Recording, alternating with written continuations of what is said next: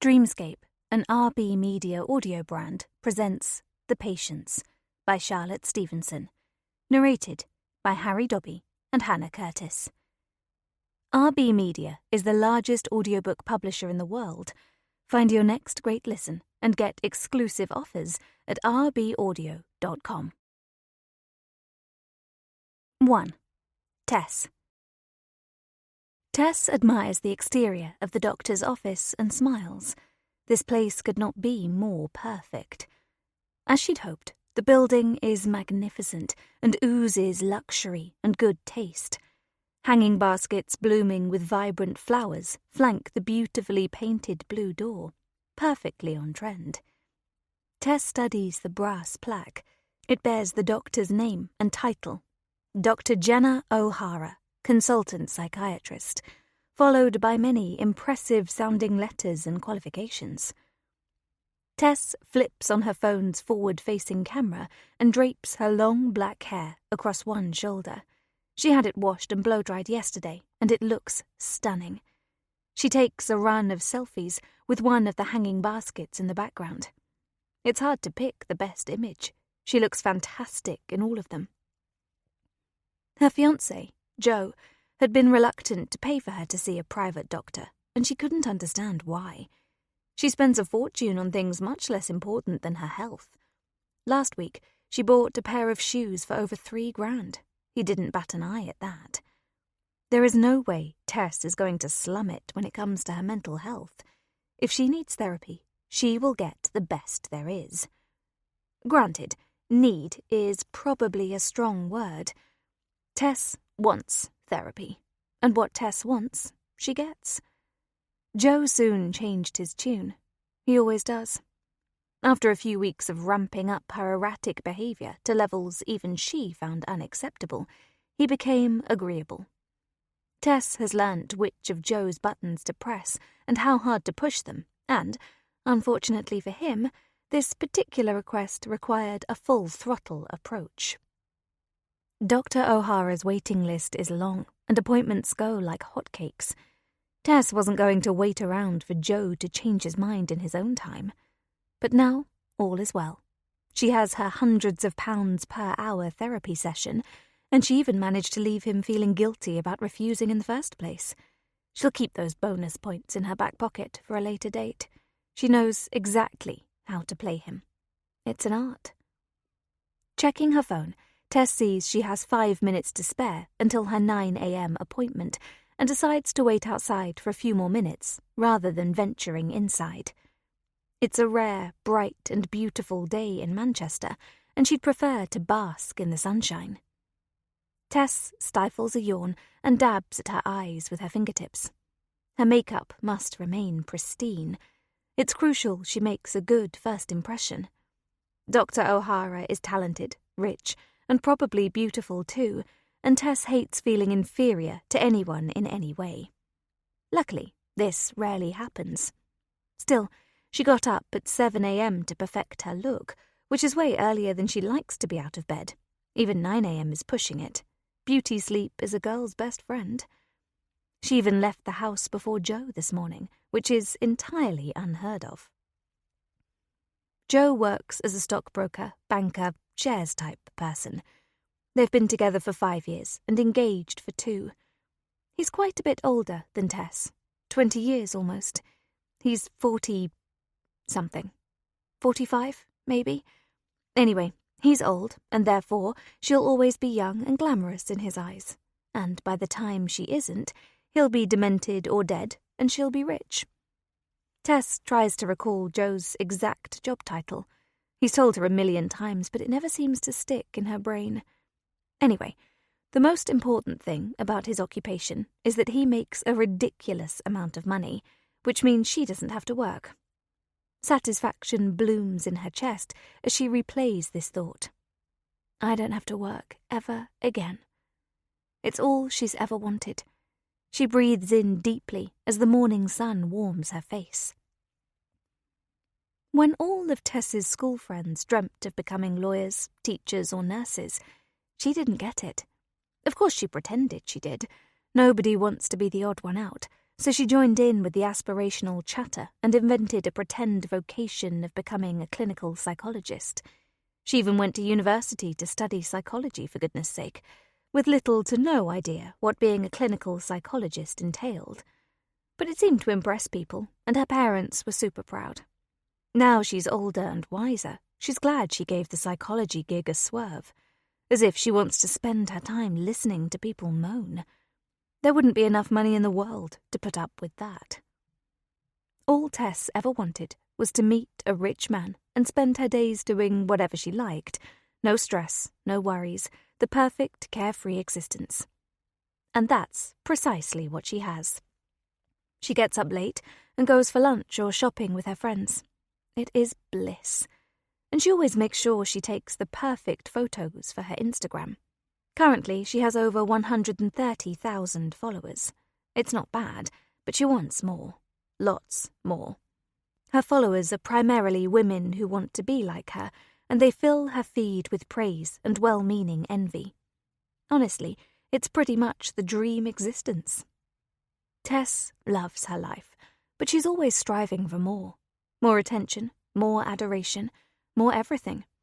The devotion and admiration from her online followers is one thing. Every time she gets a like or a gushing comment, the little pings of serotonin are lovely. But they're not enough. Not even close. The cyberlove pales in comparison to the satisfaction she gets from one-to-one attention from Joe and, to a lesser extent, her desperate band of hanger-on friends. Lately, though, Tess has been in a rut. She needs something new and fresh to bring the focus back on her.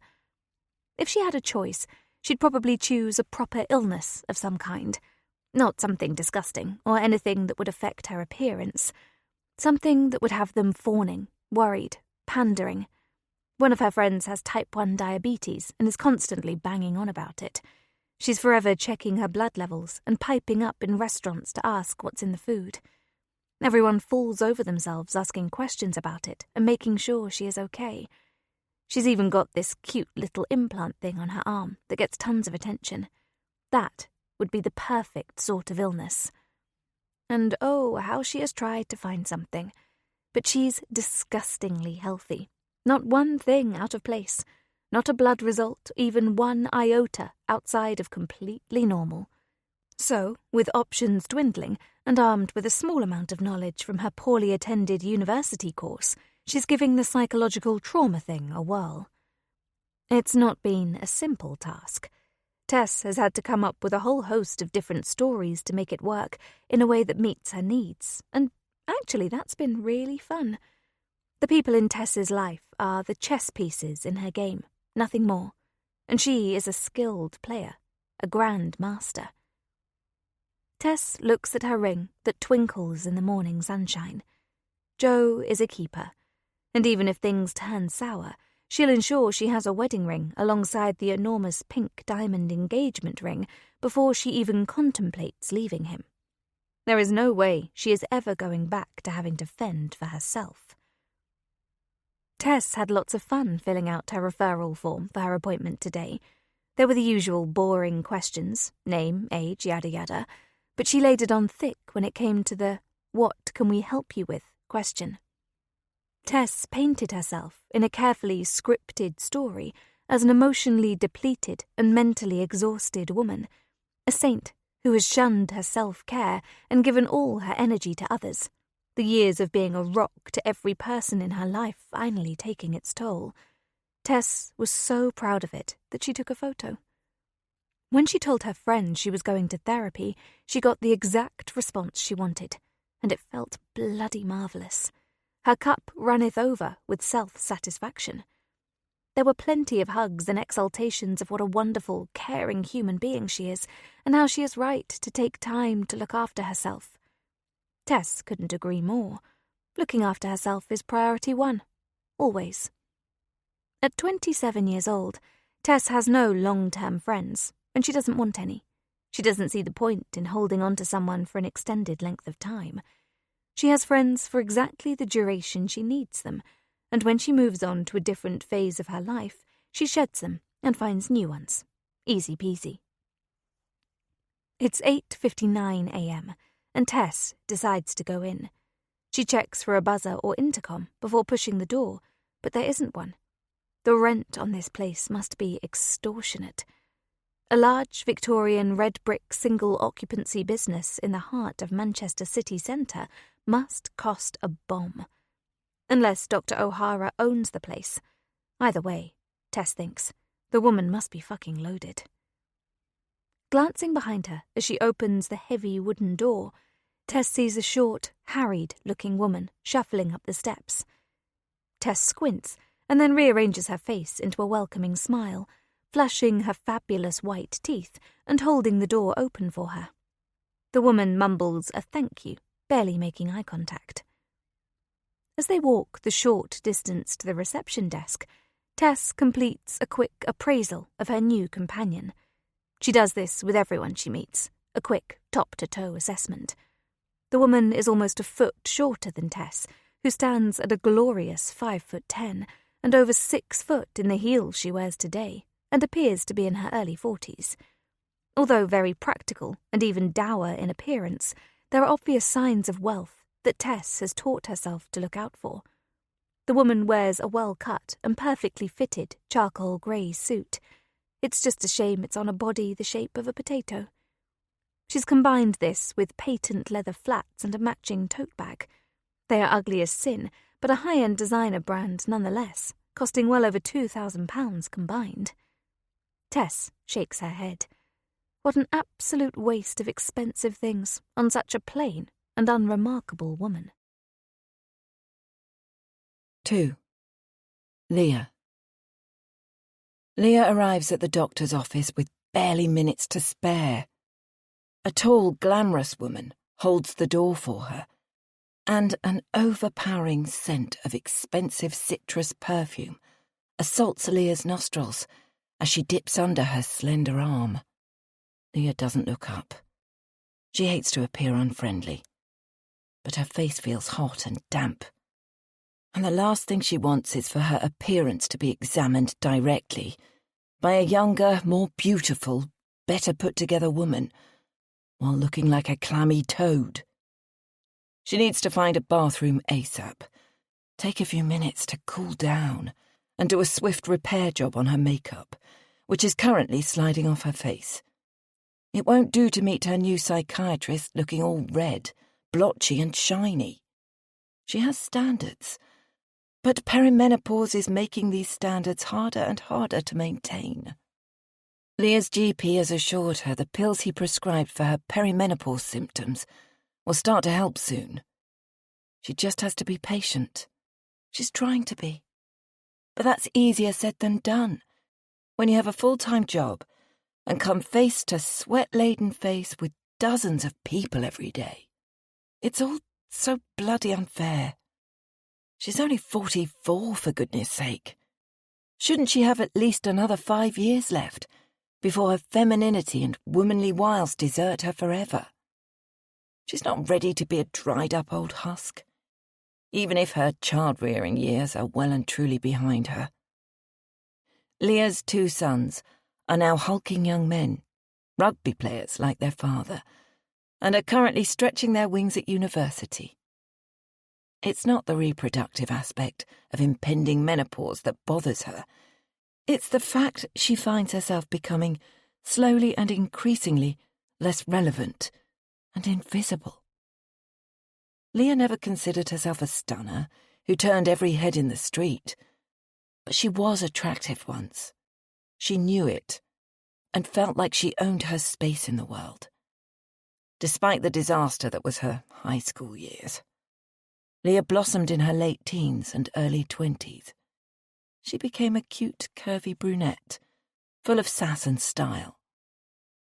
But in the last few years, she's been sinking, losing herself, fading into the background and disappearing.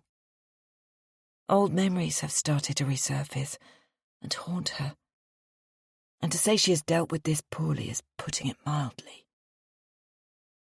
Leah shakes the thoughts away. There will be plenty of time to revisit those later. She walks beside the supermodel. taking in her surroundings. The younger woman's heels click and clack irritatingly on the black and white Victorian tiles. Leah takes a moment to inspect the flooring. The tiles are the genuine article. Not those cheap imitations or, God forbid, linoleum. Leah is beginning to think she will get along well with Dr. O'Hara. The woman clearly has taste. The bottom half of the walls are clad with stunning walnut wood panelling, and the remainder is painted with farrow and ball pigeon. She knows the expensive paint colours off by heart. They adorn many of the walls in her own house and are worth every penny, despite her husband's horror at the cost and insistence that he could buy enough paint to cover the entire street for the price of one pot of that Ponzi stuff. Leah remained insistent that some things are worth paying for. Leah nods her head in approval. This is almost exactly what she would have chosen for the space. Dr. Jenny O'Hara must have the means to afford a very expensive interior designer, a designer like Leah herself. The glamorous woman hasn't left her side on the short walk to reception, and Leah is beginning to feel a bit put out by having a constant companion. In the absence of anyone manning the desk, she presses the bell before the other woman gets the chance. Leah researched Dr. O'Hara extensively and has waited months for this appointment. She knows Dr. O'Hara is the only doctor practicing in this building and is, in fact, the sole occupant of this grand space. Her website promised privacy and high-end care, which is precisely what Leah wants. She was assured that appointments are timed to avoid any crossover of patients and that everything would be handled with the utmost discretion. So what is going on here? Leah chose Dr. O'Hara specifically to avoid situations like this. A woman emerges from the door behind the desk and smiles at them, making eye contact with Leah first. Her unwelcome companion speaks. "Good morning. I have an appointment at 9 a.m. It's Tess Lou." "Oh, good morning, Miss Lou. I do apologise, but..." Leah can't help herself and cuts off the receptionist mid-sentence. "No, I have an appointment at 9 a.m. I'm Leah Jesmond. I've had this appointment booked for months." Her voice sounds a lot more petulant and screechy than she had planned, and both women turn to look at her with something akin to pity. She feels herself shrinking, and heat rushes to her already flushed face. The silence lasts a beat longer than is comfortable, before the receptionist speaks again. "Miss Lou, Miss Jesmond, would you mind taking a seat for a moment while I get this sorted out for you?" She gestures towards two burgundy leather armchairs against the far wall.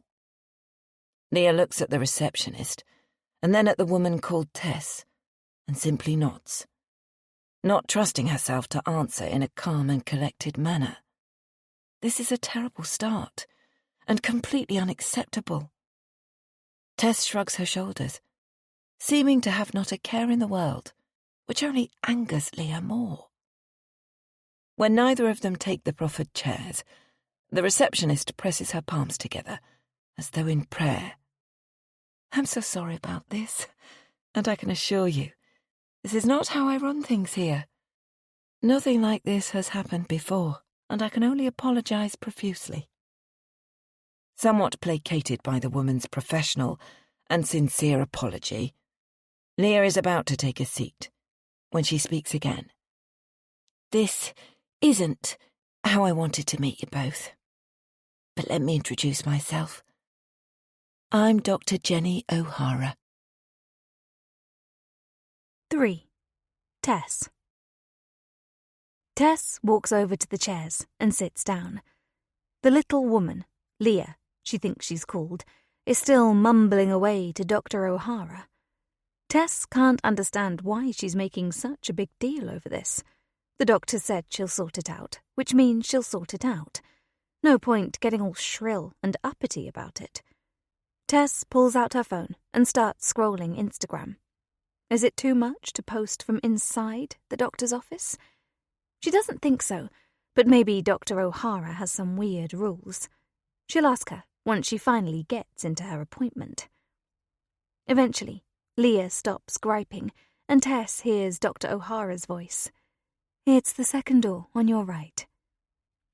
Tess watches as Leah shuffles off down the corridor like a grumpy hobbit and opens the door she was directed to. It has the letters WC in brass letters on it. Tess rolls her eyes. That woman definitely seems stressed, like way too bothered about a little delay to their appointment. But then again, this is a psychiatrist's office. Maybe Tess should try dialing up the anxiety a bit. She doesn't want to come across as too normal right away. Dr. O'Hara walks towards Tess, and she stands up to greet her. Not out of politeness, but because she enjoys towering over people. It puts her exactly where she wants to be in their mind, above them. Ms. Liu? It's Tess. Tess is fine. Dr. O'Hara smiles graciously, and Tess mirrors her. She hates being called Ms. It screams, "You're not married," something that will hopefully be rectified soon. Of course, Tess, thank you. It's so lovely to meet you, and I do apologize for the unusual circumstances this morning. Tess nods, waiting for the actual explanation of what's going on. My receptionist hasn't turned up, and I can't reach her. She's normally extremely reliable. Tess notices a flash of concern cross Dr. O'Hara's face that piques her interest. It is the exact same concerned face Tess puts on when she is expected to appear worried. It's unlikely anyone else would have picked up on what the doctor just did, but Tess is convinced the doctor is lying. That was definitely a fake face. A good one, but definitely fake. But then the doctor probably is lying to her. Most likely, her receptionist went out on a bender last night and has called in sick or something, and Dr. O'Hara is using a story that fits with the air of professionalism she wants her office to exude. Fair enough, thinks Tess. But something prickles at the nape of her neck as the doctor turns her concerned face back into an amiable smile at the flick of a switch. There's something about Dr. O'Hara, something that makes Tess think there's much more to this woman than meets the eye. Not to worry, Dr. O'Hara. So, what's happening with the appointments then? Obviously you can't see both of us at once. Tess keeps her expression neutral, wary of someone who might be able to read her emotions. Well, indeed. I have a proposal for you, Tess, and I completely understand if this doesn't work, but I spoke with Ms. Jesmond, and she can only do the 9 a.m. appointment. Tess puffs out a breath. So that's what the little busybody was doing, getting in first to snag the appointment. As you said, it's simply not possible to see both of you at your arranged time, so if you could come back, or wait here if you prefer, we could meet at 10:15. I've checked my diary, and there are no other patients expected. For some reason, Sally, my receptionist, has booked 2 consultations for 9 a.m., and then I have the rest of the morning free. It's clearly just a mistake or a glitch, but I'm so sorry it has impacted you in this way. Tess considers the offer, putting on her best thinking face. Dr. O'Hara must notice as she follows up with, "And, of course, your consultation today would be complimentary, as an apology and a show of gratitude for your flexibility." Now that gets Tess's attention, but she makes sure not to show her excitement. She wants Dr. O'Hara to feel indebted to her, to think this change is terribly inconvenient and that Tess is about to be the better person. That feels like a nice place to start their relationship. It never hurts to have someone feel like they owe you. In fact, Tess couldn't care less about having to wait. Her day is hers to do as she pleases. Plus, the money for this consultation will buy her an afternoon at the spa. As soon as Dr. O'Hara disappears, she'll make sure to book. She's been dying for one of their hot stone massages. Tess gives a resigned sigh and a small smile. "It's not ideal, but I can see you're in a very tricky situation, so yes, I'm happy to have my appointment at 10:15. Dr. O'Hara beams, and Tess likes the warm feeling it gives her inside. "Thank you so much, Tess. I can assure you this won't happen again." Tess nods. "That's good to hear." They both turn at the sound of the bathroom door opening, and Leah emerges into the corridor. Dr. O'Hara quickly turns her attention back to Tess. "Will you be leaving and coming back? Or, as I said, you're very welcome to wait." Tess speaks loud enough for Leah to hear. "I'll wait here. I can get on with some work so I don't end up being behind on things today." The doctor's face returns to an apologetic expression, and Tess drinks it in.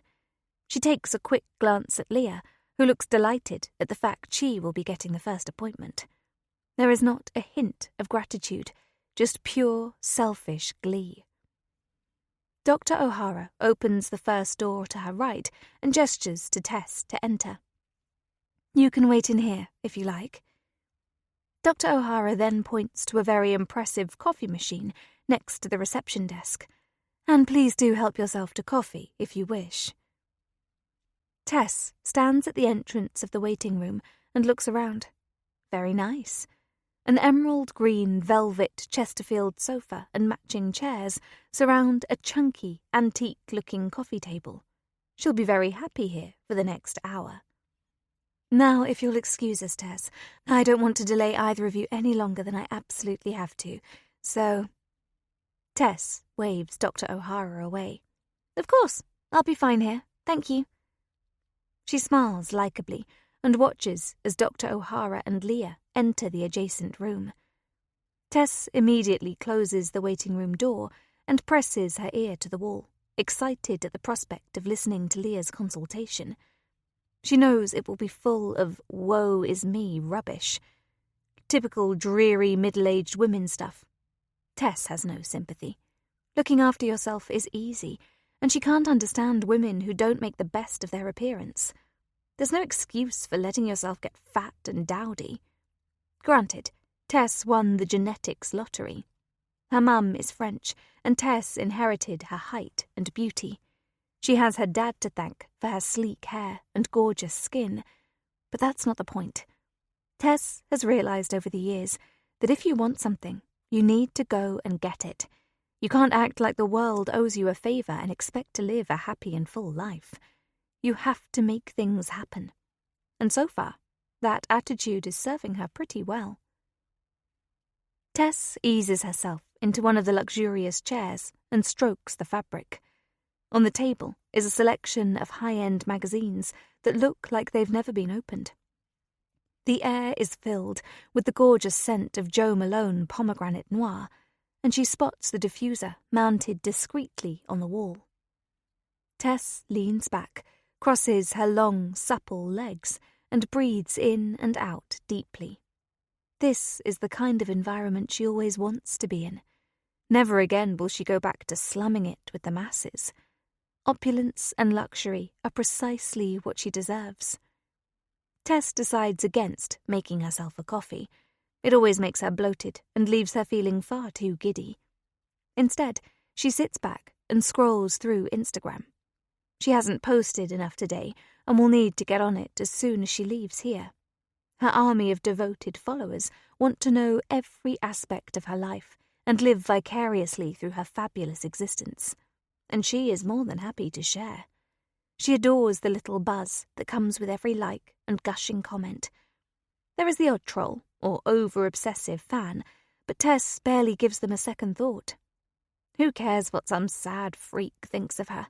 Their jealousy is understandable. Who wouldn't want to be her? 4. Leah.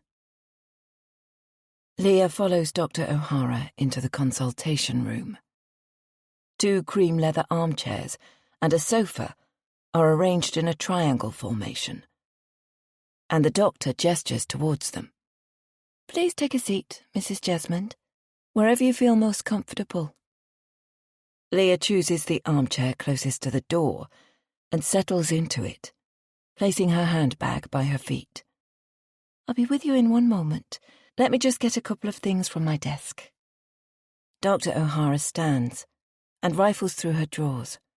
Her back is to Leah, giving her the perfect opportunity to get a proper look at her new psychiatrist. Despite her professional and somewhat straight-laced appearance, Leah loves fashion and can't help checking out people's clothes. She doesn't do it in a mean, judgy way. It's simply something that interests her. Clothing is like your second skin, and the choices you make say a lot about who you are. Leah's expensive, perfectly cut suits show her clients she has money and will deliver. Anyone with an eye for tailoring would quickly see that her suit is bespoke. Her look is purposefully classic and non-threatening, allowing her to blend into the background wherever she goes. She's learnt over the years that her clients like this approach. When at work, she is the grey woman. Dr. O'Hara appears very vibrant and youthful. Her skin is glowing and smooth, and Leah strokes her palm along her own sagging jawline, trying in vain to push it back to where it was 10 years ago. She was expecting someone a little stuffier and more academic-looking, but that's probably down to her feelings about her own appearance. Leah pushes down the pang of jealousy she feels and takes in the doctor's outfit. She's wearing a cream blouse tucked into navy slim-leg trousers with nude court shoes. Nothing wrong with that in principle, but at first glance everything she is wearing looks relatively cheap. Those shoes are high street brand and don't even appear to be leather. Leah chastises herself for being snobby. Not everyone spends silly money on clothes, and if Leah looked half as good as Dr. O'Hara, she'd probably still shop on the high street too. And the surroundings are very reassuring. In Leah's experience, money equals quality. Dr. O'Hara's reputation precedes her, and many glowing testimonies state she is one of the best psychiatrists around. Her choice of clothing is neither here nor there. With a notebook and pen in hand, Dr. O'Hara takes the remaining armchair and crosses her legs. She looks flustered, and although Leah has been irritated by the unwelcome bumps in the road since arriving, she does feel empathy for her. Dr. O'Hara has arrived at work to discover her receptionist hasn't turned up, and 2 patients have been booked in at the same time. To be fair, she's done a pretty decent job of finding a solution. Plus, when Leah started protesting that an appointment later than 9 a.m. simply wouldn't work for her, the doctor was very apologetic, offered the consultation for free, and prioritised her over Tess. All in all, it was a rather good outcome for her. Once again, please accept my apologies, Mrs. Jesmond. Leah smiles. She rather likes the doctor apologising to her. I completely understand. None of this was your fault, and you've done everything possible to be accommodating, so thank you for that. Noticeable relief spreads across the doctor's face. This woman would be a terrible poker player, Leah surmises. She wears her emotions far too openly. How would you like me to address you during our consultation? Leah quite likes being referred to as Mrs. Jesmond, but is worried about what that might say about her. Oh, do call me Leah. Very well. It's lovely to meet you, Leah. Due to this morning's unfortunate events, we're starting our consultation late. Leah looks at her watch and sees it is 9:30 a.m. My suggestion is this. If you can stay a little later, we can end our consultation at 10:15. That will give us 15 minutes less than usual, but still, I feel adequate time to have a meaningful session. Leah nods. She can definitely stay on a little longer. Her earlier insistence that she couldn't return for a later consultation was a complete lie. She has an evening appointment with a client, but otherwise, today is completely free. She only said that because she was irked. She wanted the time she had booked, and it sounded much better if she had a legitimate reason. Yes, I can make that work. Thank you, Leah. That is much appreciated. Now, what I like to do with any new client is ascertain what you hope to get out of our time together. As you know, my consultations are talking therapy focused and completely tailored to the individual. This was another thing that appealed to her. She's had enough of antidepressants and anti-anxiety drugs. She's taken far too many over the years, and they've made her not a lot better and a little fatter. It's not ideal for someone who's always struggled to stay slim. I've read your patient registration form, but I'd like to hear it from you. So if you would, tell me why you are here and what you'd like us to work on. Leah's mouth is suddenly dry, and she looks down at the wooden coffee table with a pile of marble coasters stacked neatly in the middle, and a box of tissues next to them. No water. Dr. O'Hara must sense what she's looking for, and she stands up. I'm sorry. Sally would usually set out a water jug and glasses. If you give me 2 minutes, I'll get you a drink. Leah clears her throat and swallows. Her drink would be nice, but time is ticking on, and she doesn't want to waste more of her already reduced session. No, honestly, it's fine. I'd rather just carry on if that's okay. Yes, of course. I'm sorry this morning is so disorganised. Dr. O'Hara sits back down. Again, a pronounced expression of guilt crosses her face. Maybe this is the key to her success. Her genuine and uncensored showing of emotions. Then tell me, what brought you here today? Leah takes a deep breath. It's a huge question with lots of answers, and she doesn't quite know where to start. It's like the "why do you want this job" question during an interview. There is so much to say, but finding an order in which to say it and putting it across well is another matter altogether. So she starts to talk, staring at her knees and hoping it will all come out in some sort of sensical order. Well, I've felt a bit down for a few years now, and I've no reason to, really. I've got a lovely family. My husband loves me. And I've got 2 wonderful boys. But... Dr. O'Hara leans forwards, and Leah looks up to meet her gaze, her words drifting off. Do you mind if I stop you there? Leah shakes her head, and embarrassingly, her eyes start to fill up. This is your time, Leah. You don't have to apologise for how you feel. You don't have to feel guilty about your thoughts and emotions, because you have a lovely family. This is time for you to tell me about you, about how you feel, about your experiences.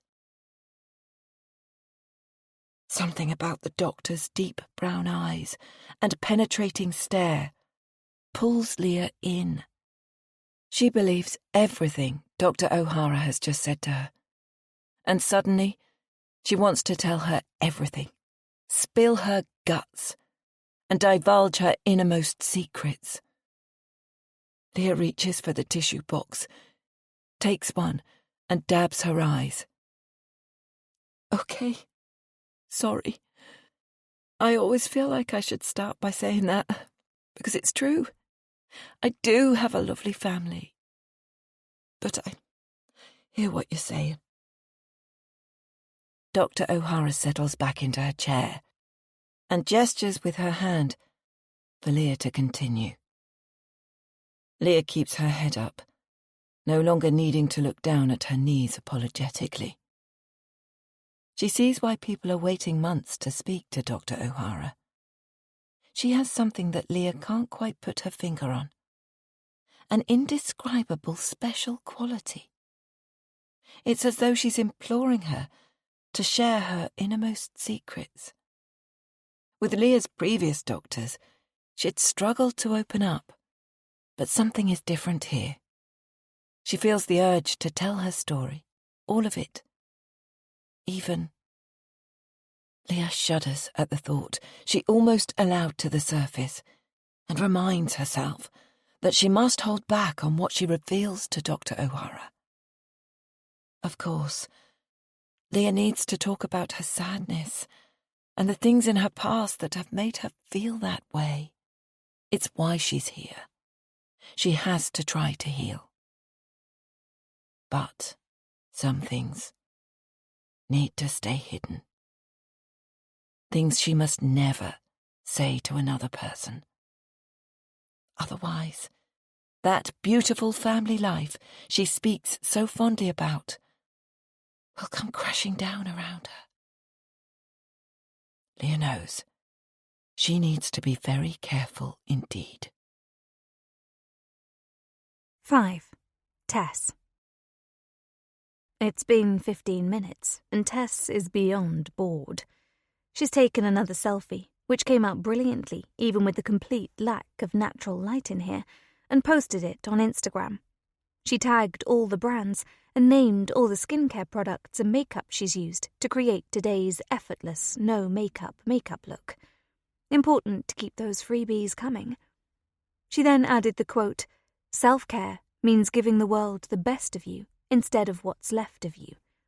She stole it off someone else's page a few weeks ago and has been waiting for the perfect opportunity to use it. Her post already has hundreds of likes and many comments. "So powerful, thank you. Self-love is the key. I love this so much." And many more similar and equally pointless comments. Yet for some reason, she's not getting the usual flow of endorphins from the outpouring of love from her followers. After today's session, she'll do an intense and meaningful post about beginning her therapy journey. Maybe she'll make a video. She could cry. Her followers would love that. If Dr. O'Hara is on board, she could even give her a shout-out, tag her in the post. Judging by the length of her waiting list, she's not short of clients, but getting more exposure never hurts. Tess has listened in at the wall a few times, but can't hear a single thing, not a peep. She doesn't actually care what boring old Leah has to say, but it's got to be more interesting than sitting here doing nothing. Social media is pretty quiet at this time of day, and what else is there to do? Tess thinks back to her encounter with Dr. O'Hara in reception. There was something odd about her. So much so that Tess almost considered scrapping her appointment altogether. When it comes to human emotions and behaviour, Tess is the most astute person she knows. She can't think of anyone who can hold a torch to her understanding of the human mind. It's a gift she has. She knows what everyone is thinking just by reading their faces and body language. Most people will say one thing and be thinking something completely different. Tess knows how to manipulate people. She can move anyone where she needs them to be, sculpt her facial expressions and create the perfect words to get people to think and feel exactly how she wants them to. She's always been able to do it and has spent years testing and perfecting her skills, honing her craft to perfection. Some people are musical prodigies and others can do complex mathematics without trying. But Tess can read people. It's her thing.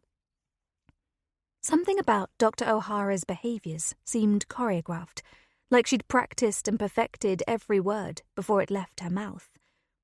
But how could that be? They've never met, and the only things the doctor knows about Tess are what she wrote on that form. Even when people are genuine, they still have background thoughts that muddy the waters. They don't realise it, but it shows all over their face and in the words they speak. When people lie, they are often conflicted or struggling to remember the content of their fabrication, and again, it shows. The truth is hidden deep in their micro-expressions and the unconscious movements of their body, and it takes real skill to control these giveaway signs. So, either Dr. O'Hara is the first completely genuine person Tess has ever met, or she is just as skilled at emotional manipulation as Tess. And Tess can't wait to find out which it is. In a perverse way, she hopes she's about to meet her match, a kindred spirit. But if Dr. O'Hara is just like Tess, her career choice feels unusual. What could she possibly be getting out of it? Tess ponders this for a moment, uncrossing and crossing her legs. Money? Maybe.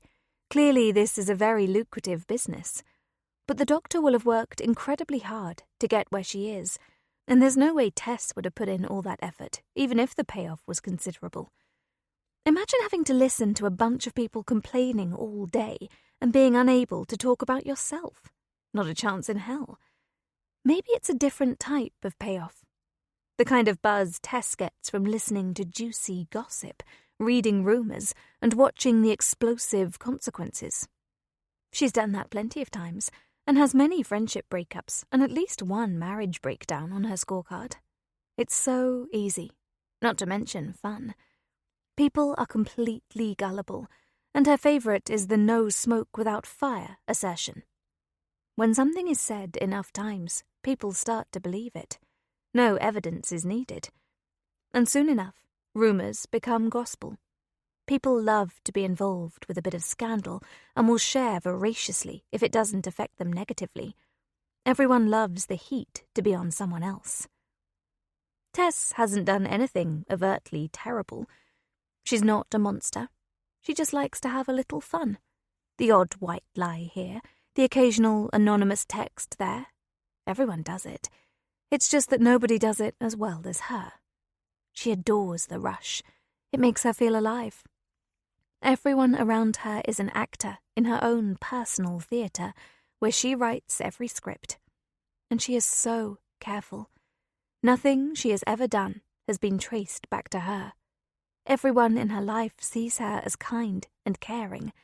She has gotten away scot-free with everything she has ever done. And she plans to keep it that way. 6. Leah. Leah gives Dr. O'Hara a pleading look. Thankfully, the doctor picks up on it straight away and speaks. Okay. I can sense that question was too open for you. I usually start that way to allow my clients to talk about the most important thing to them. To take the lead and avoid me putting my influence into the conversation and steering it in a way that will provide less benefit. Leah nods. That makes sense. But it's not my intention to overwhelm you. So, let's try something slightly different, shall we? Yes, please. Leah hates how timid her voice sounds, so she clears her throat and reasserts herself. Yes, I think that would work better for me. Dr. O'Hara beams, and Leah feels her heart flutter a little. There's something utterly captivating about this woman. She feels drawn to her, but can't quite put her finger on why. From your notes, I can see you've experienced anxiety and depression and have taken different medications. Dr. O'Hara raises her eyebrows and pauses. Yes, well, that's what they've told me at least. I'm not taking anything at the moment, though. And to be honest, I don't feel worse for it. Dr. O'Hara writes a small note in her book and then meets Leah's eyes again. And are you interested in trying other medications? Leah wrinkles her nose. No, I don't think so. Do you mind telling me why? Depression and anxiety often respond well to medication. It could be that you simply haven't found the right treatment for yourself. Leah panics a little. Is the doctor trying to palm her off, back to her GP, who'll pump her full of drugs just to get rid of her? But you don't prescribe medication, do you? That's right, I don't. But I do see people who are taking medication prescribed by other doctors. I'm just exploring your reasons and checking you're happy with your decision. She's been here a while now and hasn't revealed anything of substance. Leah takes a discreet glance at her watch. If she wants to get anything out of today, she really needs to start telling her story. Yes, I'm happy with that. I'm not averse to taking tablets per se, but the events of the past hurtle forwards to the front of her mind and make her stomach churn. Go on, Leah. I can sense you're thinking something important. Tell me about it. Tell me your thoughts. Leah licks her lips and breathes deeply. She's told parts of this story before, but to doctors who haven't shown the slightest bit of interest or care.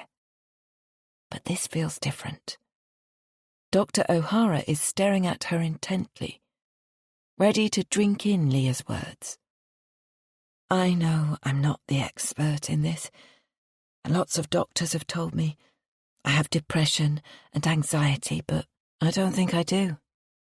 She examines the doctor's face. She looks immersed in Leah's every word. That's very important, Leah. Can you tell me why? Leah's face flushes, and she wipes her forehead with the back of her hand.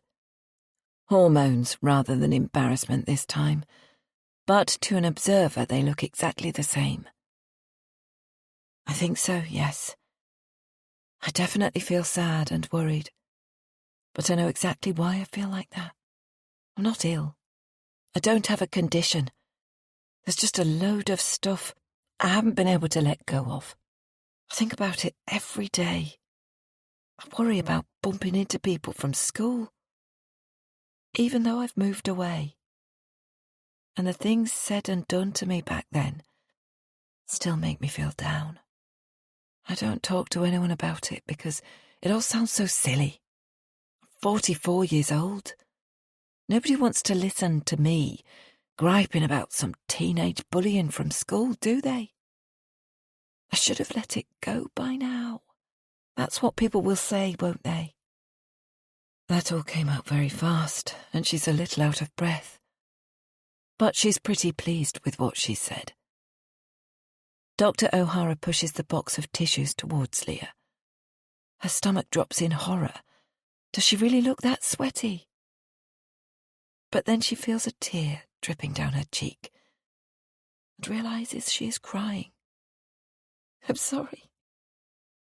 I hadn't wanted to cry today. It never makes her feel any better, and she always ends up with a blinding headache afterward. It's okay. Let your emotions come out in any way they want to. Please don't be concerned about crying. I'd like you to tell me about your experiences during your school days. But first, I want to say a couple of things, if you'll allow me. Leah dabs her cheeks and manages a small smile. Yes, please do. She balls the tissue in her hands and holds it tightly. Anything that has happened in your life is relevant to talk about, and there is no time limit. If it's affected you negatively, it matters. Your experiences are valid. They're important. Time or perceived severity by others should not be a factor. It's you and your mental health that matters. I can see you want to resolve these things and let them go. And I'm here to help you do that. Leah absorbs every word. Nobody has ever said anything like this to her before. It feels like a gift she has been waiting her whole life to receive. The tears come again, and she takes another tissue. But these are not tears of sadness or anger. These are tears of relief. Yet when she looks at Dr. O'Hara, there is an unusual smile on her face. It's a peculiar response and reminds her of the expression people make when they've won or achieved something. Leah is taken aback and finds herself staring at the therapist. Dr. O'Hara shifts in her seat and runs her fingers through her long brown hair. The atmosphere has changed, and Leah has no idea what she's done wrong. I'm sorry about my reaction there, Leah. Honestly, I just felt a sudden swell of pride for you, and I couldn't keep it in. I'm told I wear my feelings all over my face. Initially, I felt I needed to try to control it, but most clients assured me they appreciated it. It makes them feel like I'm committed to their journey with them. And I am. I loved what you just said, and I'm proud of you for saying it. I valued your reaction to my words, and it made me smile. I hope that's okay. Leah thinks about this for a second. It was definitely a weird moment, but the doctor's explanation is actually rather lovely. Is she so used to dour-faced doctors who look down at their knees or desks as she speaks, that she is perturbed by a genuine show of emotion from a professional? Most likely. Yes, that's okay. I was just thrown off, that's all. I wasn't expecting you to be smiling. Leah gives a little laugh, and Dr. O'Hara reciprocates. My approach is a little different. I don't stand back. I get involved. It's not for everyone. But if it's for you, I feel privileged to take this journey towards healing with you. A warm feeling spreads inside Leah's chest. Yes, I think it's exactly what I need. Then, let's take the first step. Tell me your story. Tell me what it is that hurts your heart so much. 7. Leah. Leah wonders where to start. Dr. O'Hara talked about reading and reviewing her notes, and the bare bones of this story must be in there somewhere. The other doctors must have documented it. They have to, don't they? Try not to overthink, Leah. And I hate to bring up the issue of time, but we only have 20 minutes left, and I'd love the chance to discuss what you tell me. Yes, I've read what my colleagues have written in your medical notes, but I'm going to ignore all of that and just listen to you. Is this woman a mind reader? Leah rubs her hands down her thighs, straightening out her trousers, and begins her story. When I was in high school, I was bullied by 2 girls. Leah pushes down the swell of anger and the bitter taste that appears in her mouth and forces herself to continue. The worst part is that they started as my friends.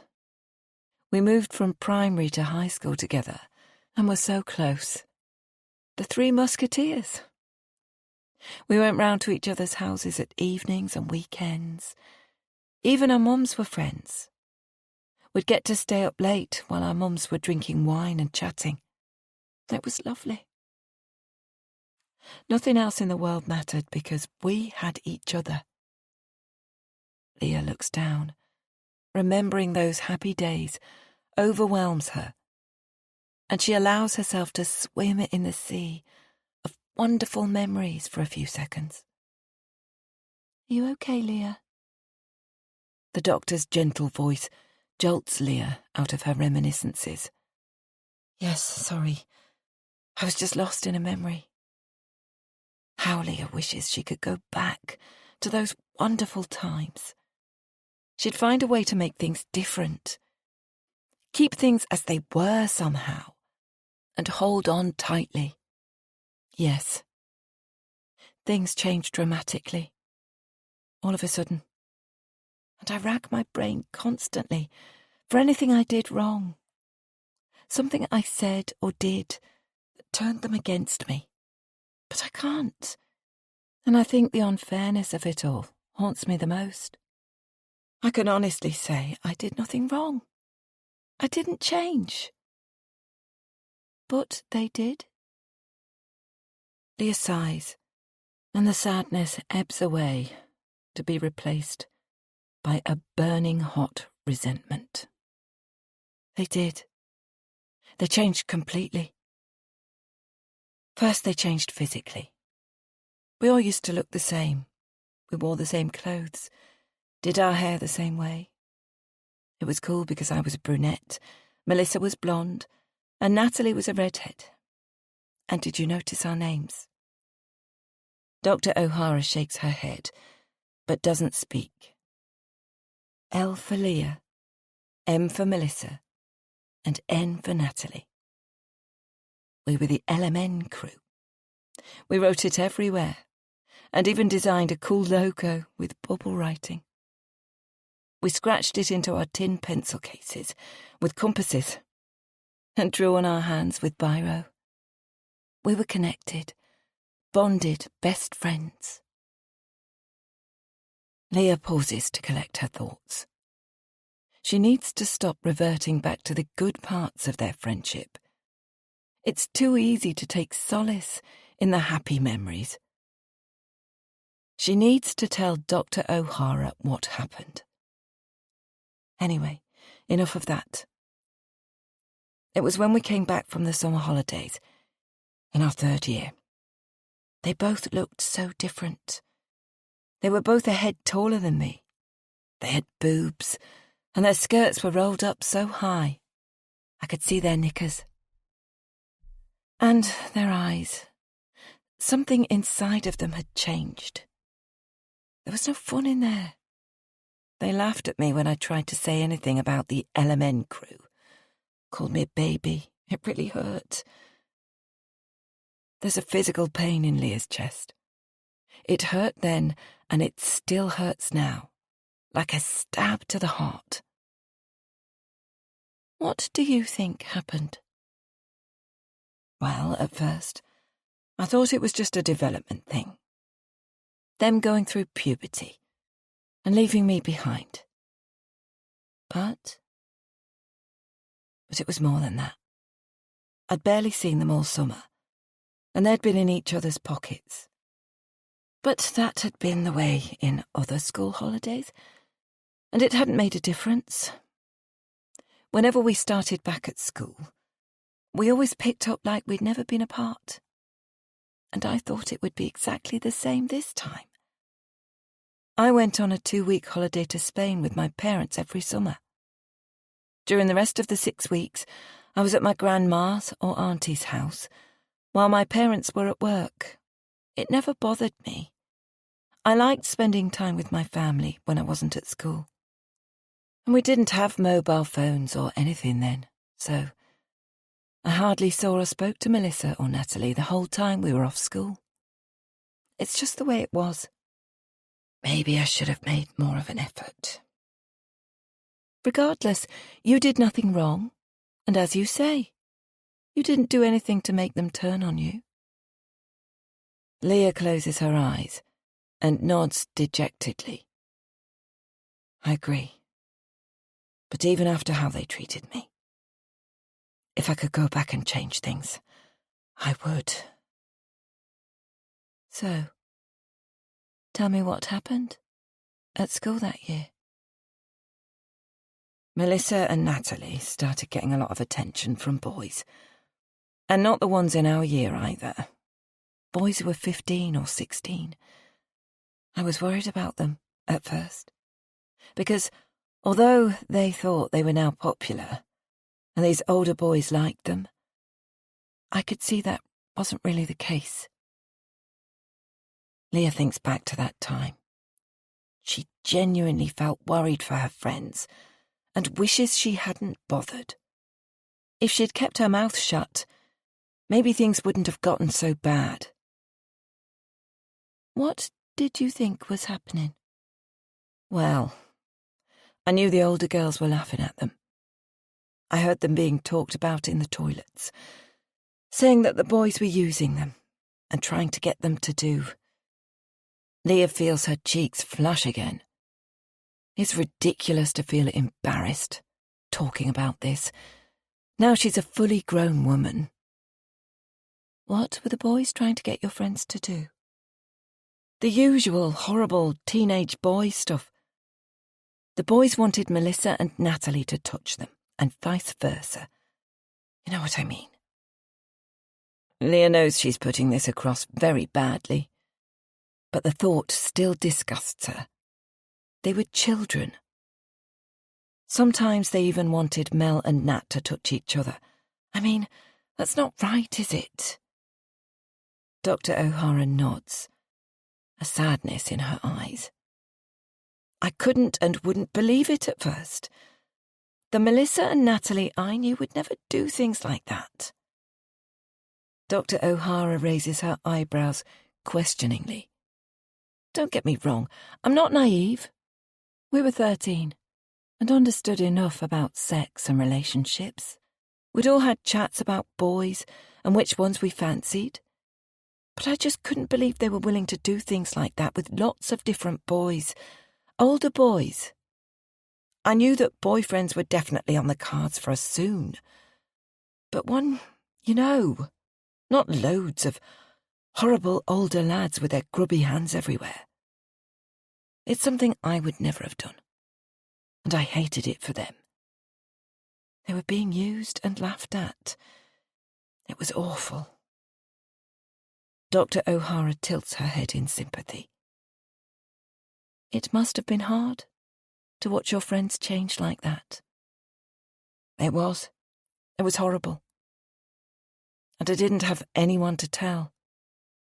If I ever needed to talk to anyone about stuff like that, I would go to Melissa and Natalie. What about your parents or a teacher? Leah shakes her head vehemently. No, definitely not. It was the 90s. Teachers at our school weren't there to confide in, like I know they are now. They taught you, and that was it. The school stepped in if there was a big fight or something like what I'm about to tell you. But otherwise, you were expected to just crack on. It was a different time. And your parents? Leah smiles, a genuine feeling of love igniting in her at the thought of her parents. Her parents are wonderful. They were then and they are now. Both her mum and dad are salt-of-the-earth types. They never moved from the village they were raised in and were perfectly happy with their lot. I don't mean this in a negative way at all. I had a lovely upbringing. My parents had me late in life, and they were proudly working class. We went to Benidorm once a year. Our food was classic British fare. Fish and chips, bangers and mash, shepherd's pie. Dr. O'Hara smiles warmly, the sides of her eyes crinkling. I know that might seem off topic, but I'm just trying to paint the picture. My home life was traditional. And a conversation about my friends, 2 girls that my parents had known since they were 5 years old, taking part in sexual acts with older boys at school, was definitely not on the table. My mum would have probably called the police, and my dad would have gone out with a baseball bat. It wouldn't have helped at all. Okay, I think I get the picture. So, what did you do? Leah inhales deeply, her lips fluttering with nervous energy as she breathes out. I tried to talk to Melissa and Natalie about it. The first week or so had been horrific. They turned off our friendship as easily as flipping a switch. It was like I didn't exist anymore. As though all our years of friendship had meant nothing. I was utterly devastated, and I can honestly say, I don't think anything has ever hit me that hard since. And my life has not been short on heartbreak. It was so extreme and sudden, and they had been a huge part of my world until then. They were suddenly hanging out in the popular crowd with the older kids. I could only watch as they started skipping lessons and smoking at the bottom of the school field. I tried to walk over and talk to them a few times, but they literally turned their backs on me. Leah stops and tries to steady her wobbly voice. The sadness she felt as her much-loved friends turned away and treated her like she didn't exist, still cutting her deeply. Even though all of this is 100% true, the humiliation of admitting this still affects her decades later and is soul-destroying. But Melissa and Natalie still walked home the same way as me. After trying unsuccessfully to walk with them the first few days back, I'd started rushing out of class and running home early to avoid them. It was too embarrassing to be knocked back every single time. So I just tried to keep out of their way. But one day I waited, tucked out of sight on the corner of the street where Melissa lived. I knew it would just be the two of them by then. All their new cronies would have been dropped off along the way. When they turned the corner and saw me, I knew I'd made a huge mistake. Leah's hands are trembling. A new wave of shame washes over her. Keep going, Leah. You're doing so well. And please try to banish any thoughts telling you this isn't valid. It is. For you, this was a hugely traumatic event, and it has affected you all these years. Now tell me, how did you know you'd made a mistake? The doctor's words pick Leah up.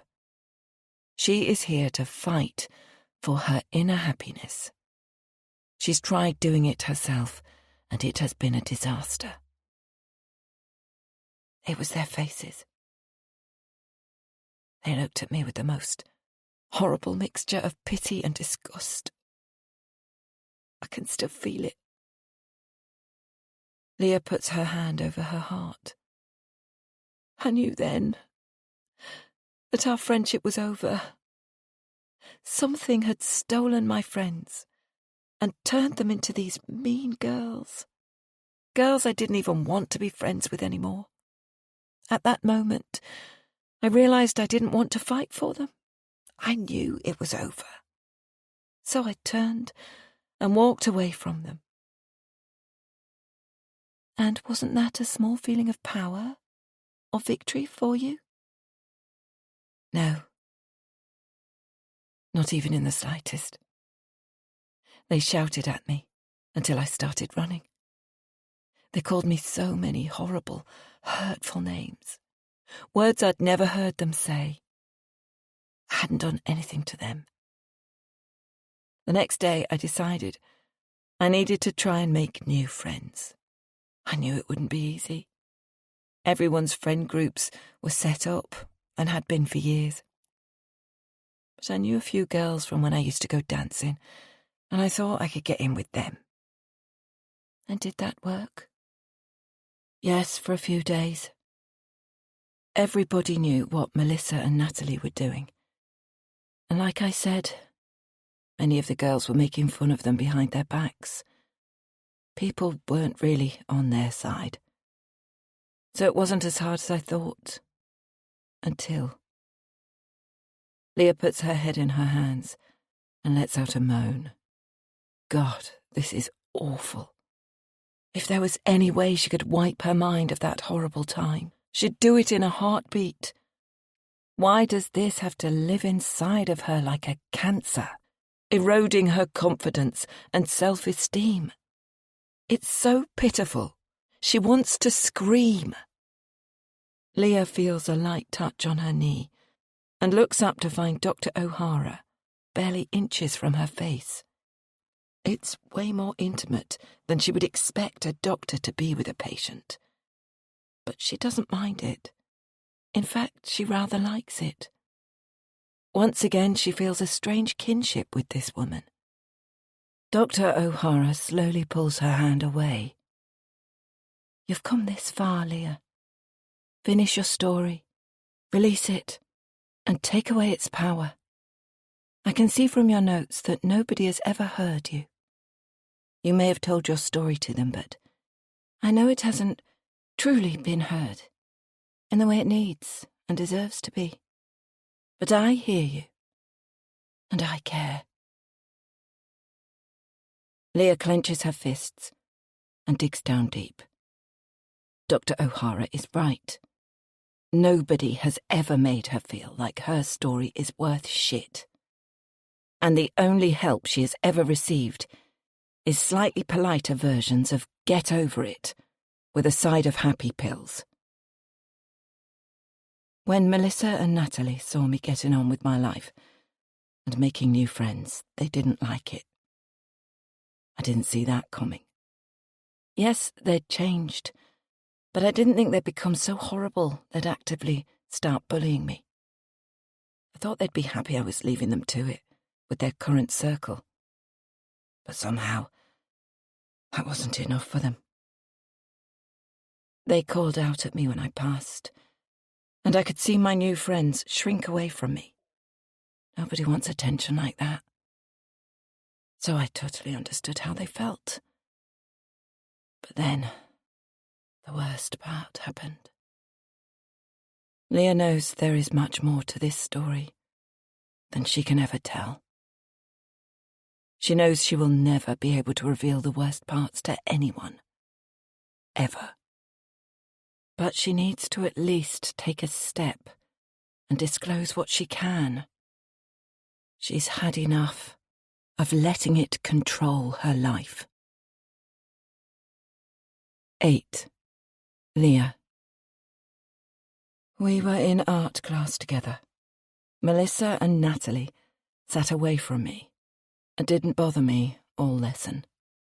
I started to feel cautiously optimistic they were getting bored. I wasn't fighting back or responding to anything they did or said. I genuinely thought they were going to leave me alone.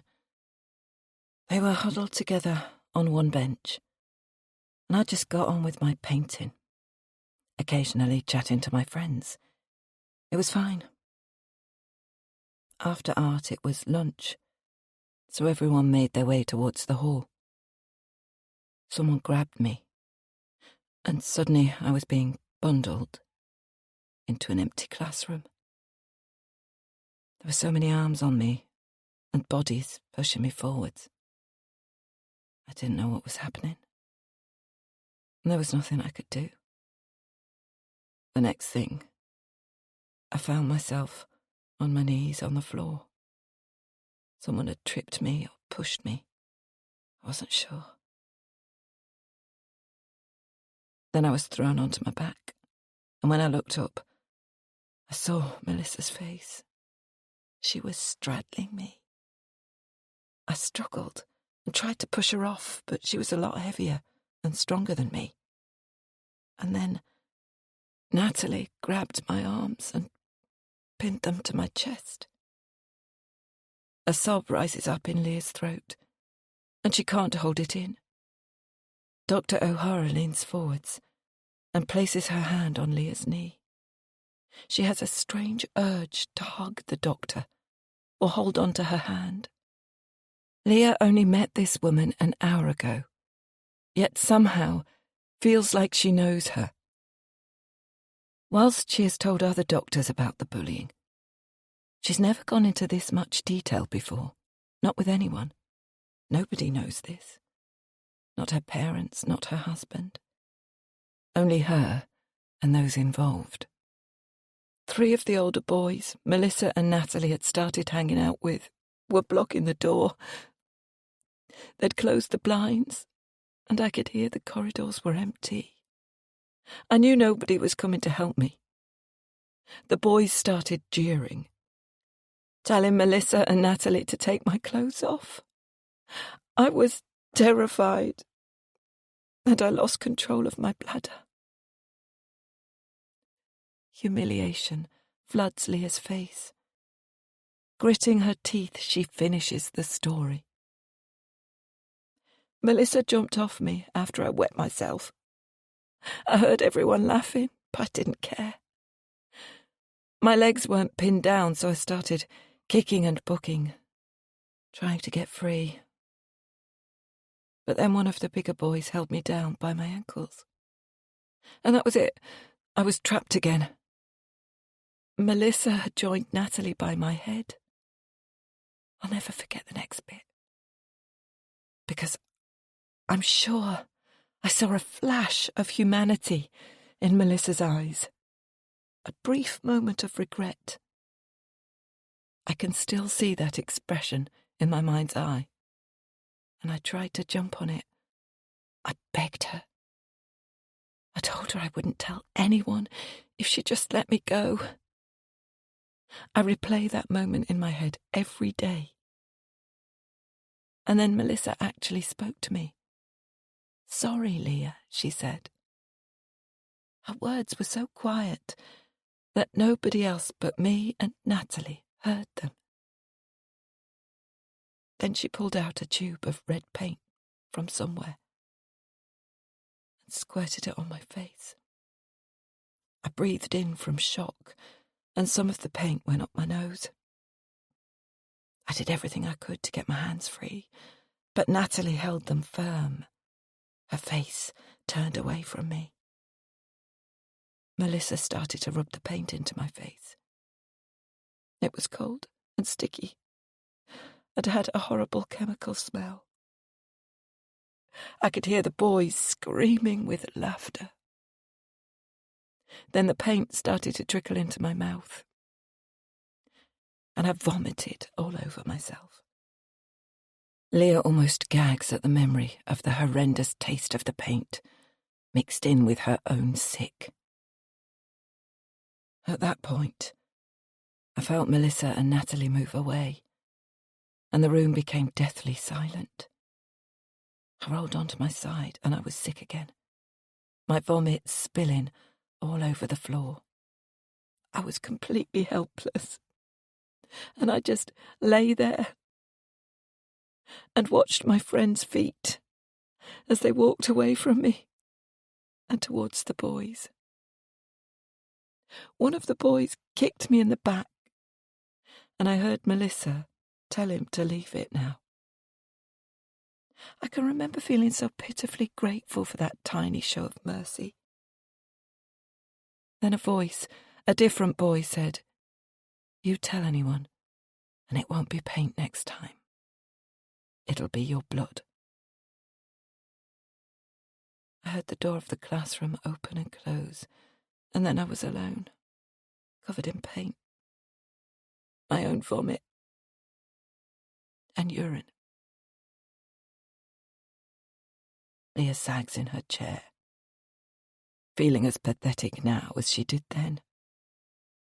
The consultation room is silent, and the story and the weight of the emotions Leah has finally set free hang in the air. She grabs a tissue and wipes her face, not caring that she is smearing her makeup everywhere.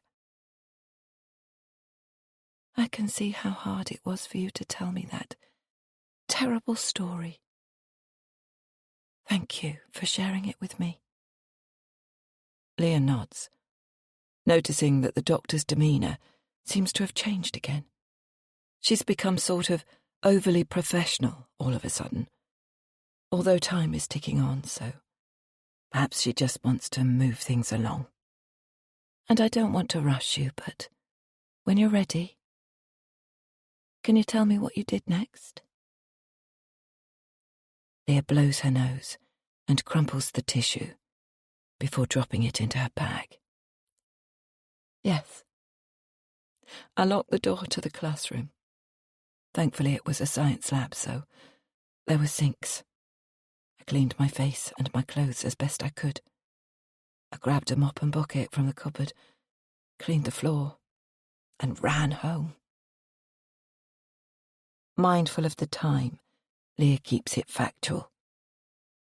She doesn't mention staring into the mirror above the sink before the clean-up commenced, watching the paint clump and drip down her face, feeling her soul crack and her mind break. My parents were at work, but there was always a key under the back doormat. My shirt couldn't be saved, and I didn't want to explain anything to my parents about. Dr. O'Hara cuts Leah off mid-sentence, her eyes wide. You didn't tell them? No, I didn't tell a soul. I threw away my shirt, put the rest of my uniform in the washing machine, and went back to school. I was a little late to class after lunch, but I made some excuse, can't remember what, and I carried on as normal. I'm so sorry I butted in there.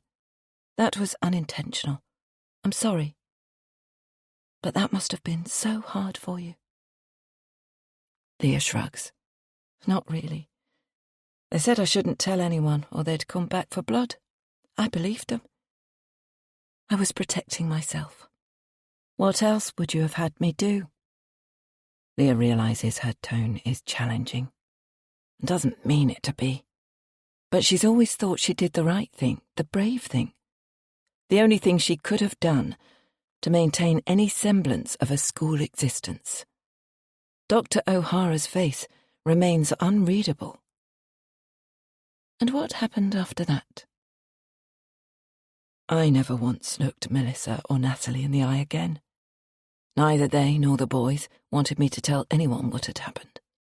And when I didn't, they left me alone. I carried on with my new group of friends. Sure, I was always looking over my shoulder and didn't socialise outside of school. But it wasn't all bad. I got good results in my exams, and I really came into my own at university. Until recently, it hadn't bothered me very much. Leah swallows. Her story has huge glaring omissions, and she is convinced they must be written all over her face. Leah looks up at the wall-mounted clock. If Dr. O'Hara is seeing Tess at 10:15 a.m., they have less than 5 minutes remaining. When Dr. O'Hara sees her checking the time, she stands up and perches on the coffee table, directly before Leah. Would you come back at 11:15? But then the doctor suddenly shakes her head. Sorry, I forgot. You said you had. The words are out of Leah's mouth before she knows it. No, it's fine. I'll come back. I'll, move things around. Leah smiles meekly, regretting her earlier lie about having a full day. Dr. O'Hara responds warmly. Thank you. I usually manage the time better in my sessions, so we can discuss things more fully. But we had less time than usual, and I didn't want to interrupt your powerful retelling of your past. Powerful. Leah likes that. But I don't want to leave things here unless we have to. I feel like you've told me so much, but we haven't had the opportunity to explore any of it together. There's so much more to say. So, if it's okay with you, could we have another hour at 11:15? Yes, another hour sounds good to me. Leah is impressed at how invested Dr. O'Hara is. She seems so eager to help and more than willing to go the extra mile. Dr. O'Hara stands and Leah joins her. You're welcome to stay in the waiting room, if you wish. Leah picks up her bag. I think I'll just use the bathroom to freshen up, then head out to grab a coffee. I'll be back just after 11, though. Dr. O'Hara doesn't respond, and a weird moment passes between them. The doctor stares at her with such intensity that Leah feels like she is about to hug or grab her. Desperate to break the tension, Leah is about to speak when, thankfully, the doctor's face breaks into a broad smile and she becomes a consummate professional again. Perfect. I'll see you then. I look forward to it. And thanks again, Leah. The doctor's words are clipped and spoken through the odd smile she still wears. Wanting to escape this weird moment, Leah turns and opens the door, holding it for Dr. O'Hara, and saying her goodbyes on her way to the bathroom without looking back. What was that? When she reaches the toilet, Leah glances over her shoulder and sees Dr. O'Hara standing in front of the door to the waiting room. The doctor is clearly lost in her own world, with no idea she is being watched. Leah is surprised at how vulnerable she looks, like a lost little girl.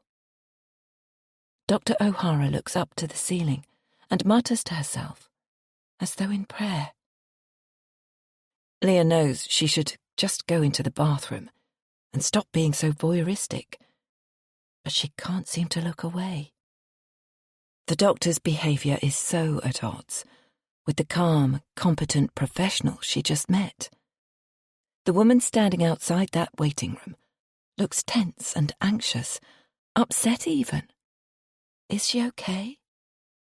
Maybe Leah shouldn't come back later. Perhaps this morning has been more stressful for Dr. O'Hara than she is letting on. Eventually, Dr. O'Hara smooths down her hair, reaches for the door handle, and enters the waiting room. Relieved, Leah escapes to the bathroom to tidy herself up and tries to rid herself of the niggling concerns she feels about what she just saw. 9. Tess. Tess gives an exaggerated sigh of relief and clambers to her feet when she hears the door to the consultation room open and voices in the corridor. Finally, it is her turn. She runs her fingers through her hair and fixes her face into the perfect smile, one that says she's been put out by waiting this long, but because she's such a nice person, she doesn't want to let it show. When Dr. O'Hara appears at the door, Tess feels a little disappointed that it doesn't have quite the desired effect. "Hello, Tess. Thank you so much for waiting. Would you like to come through?" Tess was expecting something a bit more than that. Another apology, perhaps. But never mind. She's about to get a whole load of emotional bolstering in the next hour. Add to that the outpouring of support from her online followers and the love and concern she'll receive from Joe when she gets home, and she'll be on top of the world by this evening. Her attentionometer will be off the scale. Tess follows Dr. O'Hara into the consultation room and sniffs before sitting on one of the chairs. It smells like old lady perfume and sadness in here. Dr. O'Hara takes a seat on the chair opposite and crosses her legs. Tess isn't sure what to think of the doctor, but reckons she'll have the measure of her by the end of the session. Tess definitely saw something in her earlier, something that nobody else but she would have noticed. But then, this hasn't been a usual morning for Dr. O'Hara, and people deviate from their natural behaviours when things go wrong. If Tess was a famous doctor and her stupid receptionist hadn't bothered to show up, she'd be raging. It could be as simple as that. Tess smiles and sits back, happy to let the doctor speak first. She thinks that's how these things work. She's never had therapy or counselling. Is there a difference? Or seen anyone about her mental health. This is a first for her, and she reckons she's going to love it. "Thank you for your understanding this morning. As I said, there will be no charge for your consultation today, and I'm happy that we do the full hour, if that works for you." Tess gives a self-deprecating smile and strokes her arm with her hand. It's supposed to show self-soothing, and she sees the doctor glance at what she's doing. Tess makes a show of pulling her hand away before clasping both hands in her lap. Perfect. what a great start. I can see from your appointment booking that I'm the first doctor you've seen about your mental health, and that you self-referred to me. Is that right? Tess flits her eyes around the room before looking at the doctor and then down at her hands. Yes, I've wanted to talk to someone for a while, but I didn't want to be a burden to anyone. Tess bites her lip and crosses her arms, holding her sides. It's not easy to admit you have a problem. Well, not for me anyway. Tess looks up to check how her performance has landed and sees the doctor sitting back casually, watching her curiously. The tip of her pen is in her mouth. It's not the concerned and caring response she was hoping for. Maybe Tess over-egged the nervous body language. She tries again. I'm sorry, I'm just new to this and a little nervous. The doctor nods and gives a pinched smile. She looks almost irritated, and Tess feels her hackles rise. Aren't you supposed to be asking me questions or something? Tess tries to maintain her little girl-lost veneer, but she can feel it slipping, the doctor's nonchalant reactions getting under her skin. Dr. O'Hara takes the pen out of her mouth and opens her notebook. Sure, I can ask you questions. Why have you come to see me today? What do you think you need help with? The doctor sits poised, ready to take notes. She didn't even look up when she spoke. What is going on here? Tess swallows down her incredulity. Maybe this is some sort of test. Or maybe Dr. O'Hara is just a complete bitch. Have I done something wrong? Dr. O'Hara tilts her head and raises her eyebrows comedically. Tess has just about had it with this woman, and they've barely been here 2 minutes. Who does she think she is, behaving like this? She's out of order, and Tess won't stand for it. Why do you say that, Tess? You wanted questions, and I asked you questions. 2, in fact. Was that not sufficient? What were you expecting? Tess is rarely lost for words, but stares dumbstruck at the doctor. She had imagined many ways this conversation might go and prepared various quotes and stories she could use. But this was not remotely on the cards. And for the first time in a long time, Tess doesn't know what to do or say, and horrifyingly, she wants to cry. Dr. O'Hara points her pen at Tess's face. There, that's it. That's what I was looking for. Tess remains flabbergasted. She has lost control of this situation, and it feels horribly uncomfortable. She needs to fight back, or better still, get out of here. This was a big mistake. I have no idea what you're talking about, Dr. O'Hara, but I'm not here to be spoken to like that. I expect to be treated with respect. This is completely unacceptable, and I'm leaving. Tess begins to push herself up from the sofa. She won't stay with this rude, dismissive woman another minute longer. How she's become the most sought-after therapist in the city, Tess will never know. That suits me fine. You know where the door is, and I haven't charged you for this complete waste of my time anyway. Tess stalls, her hands planted by her sides, but still seated. She watches the doctor, who is now examining her nails with absolutely no show of emotion. Tess should storm out, say her piece, and leave. But something is stopping her. She can't leave until she wins back control. The doctor's indifference is killing her, and she needs to regain the upper hand before she goes. What are you waiting for, Tess? You've done your announcement, now off you flounce. Dr. O'Hara points towards the door, but this time she meets Tess's eyes and doesn't look away. Tess stares straight back. The doctor's eyes are cold. Tess leans back and crosses her legs. No, actually, I don't think I will. The doctor mirrors her, and they sit across from one another, staring each other down. Minutes pass in silence, and apart from the odd blink, nobody moves or makes a sound. Eventually, the doctor speaks, and Tess feels a small pang of victory. I know you probably think you've won by me breaking the silence, but you haven't. I could easily sit here saying and doing nothing for the entire hour. You don't bother me one bit." The feeling of triumph dissipates quickly, but Tess maintains her steely and silent demeanour.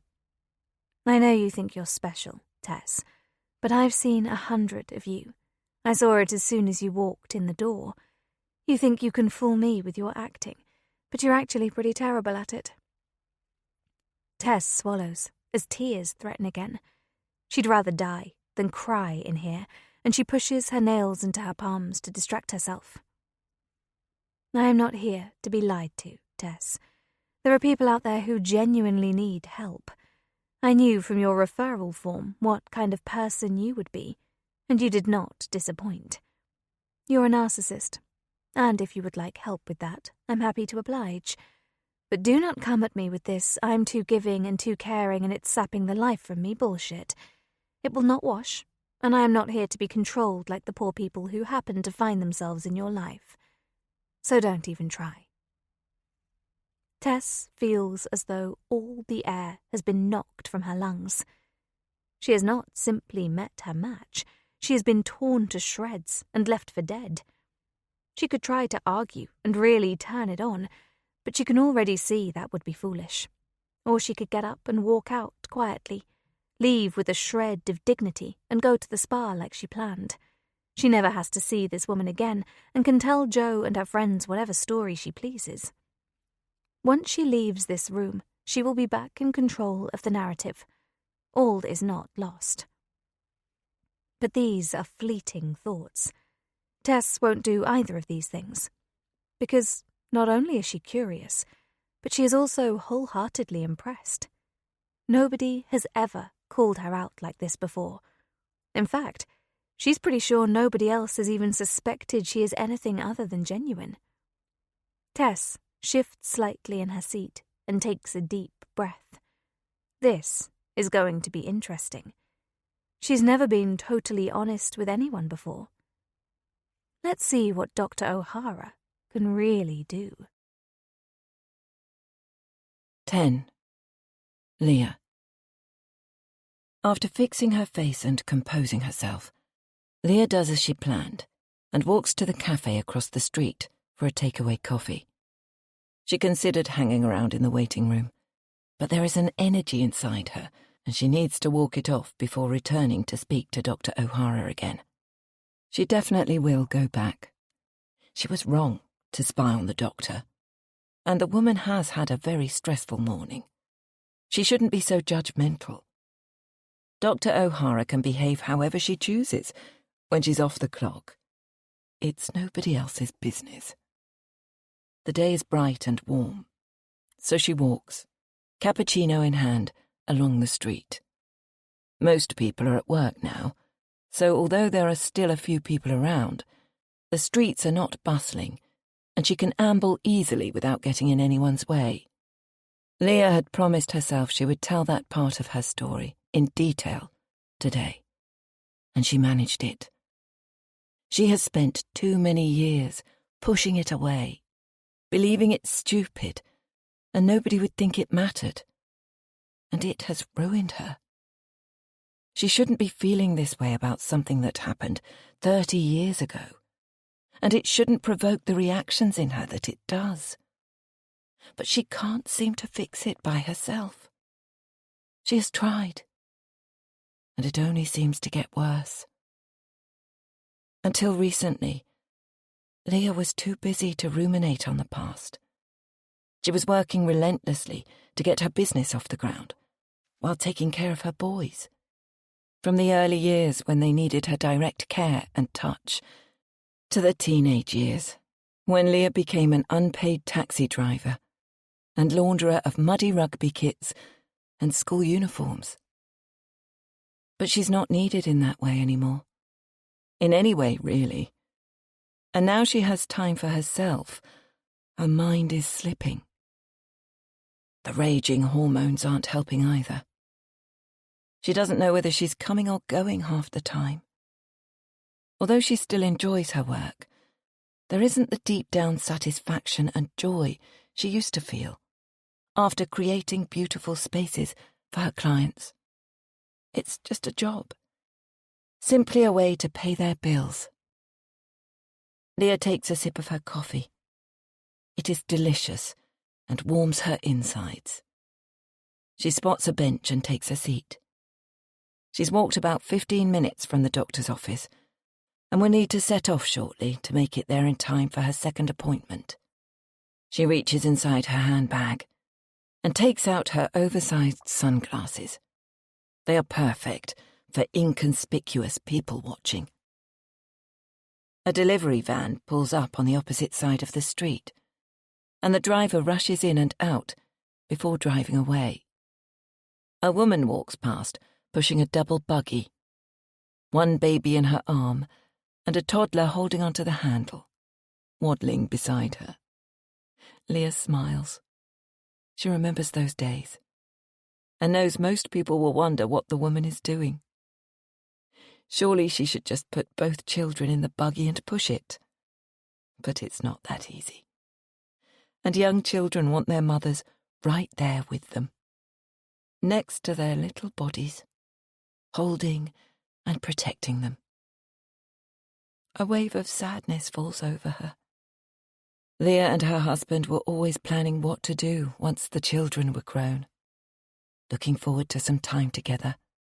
And they get to go to dinner regularly now, and occasionally the theatre. But Leah hadn't prepared herself for how devastating it would feel. Not to be needed in that raw way children need their parents. It kept her buoyant and well for many years. But she hadn't realised it until it was gone.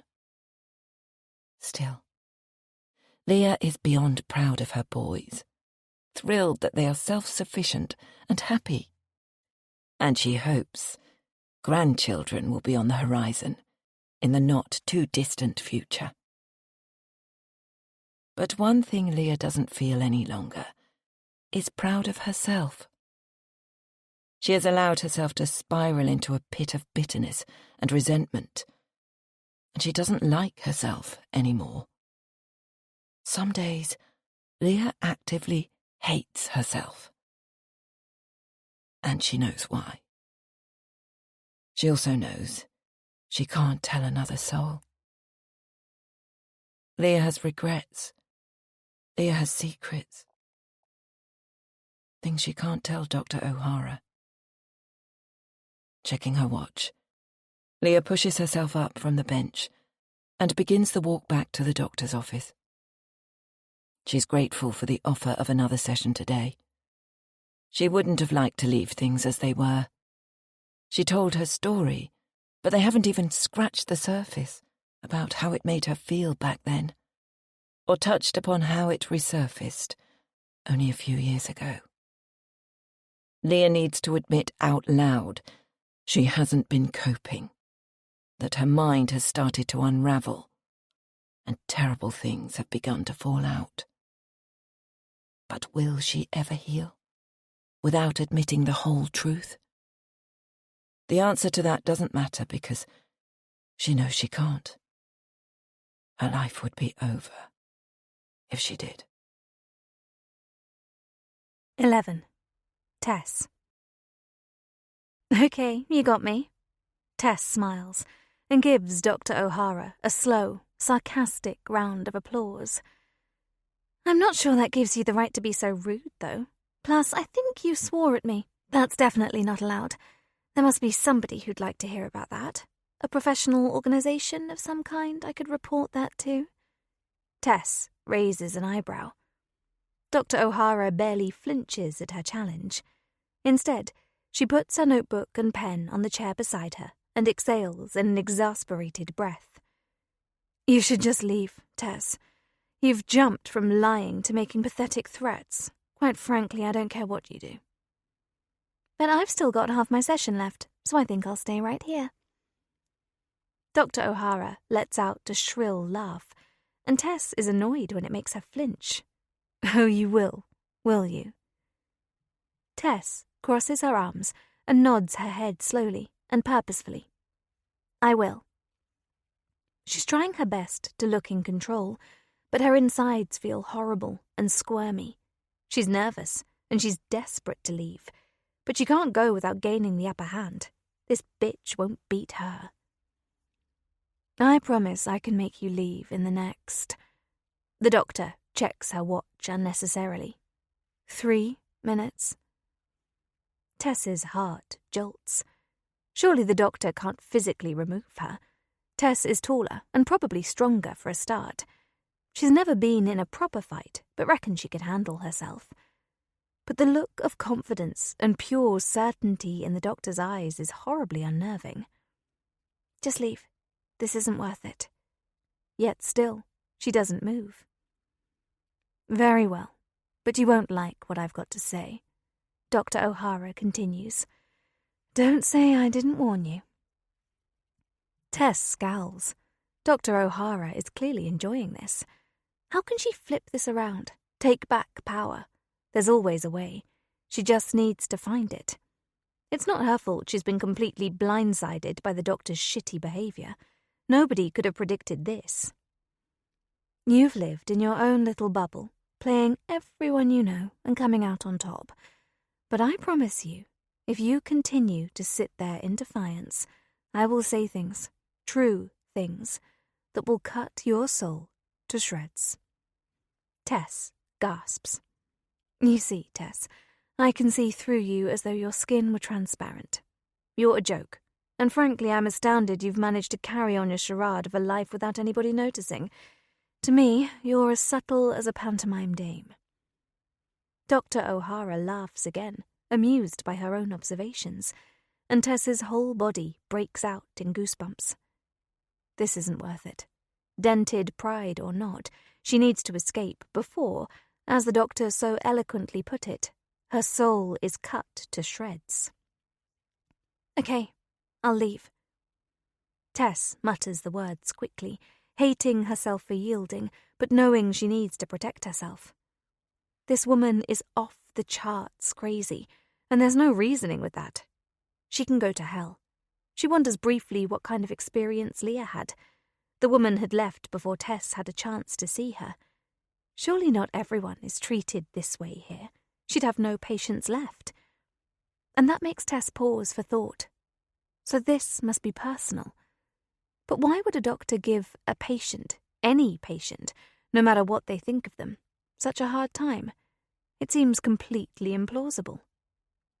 Something isn't right.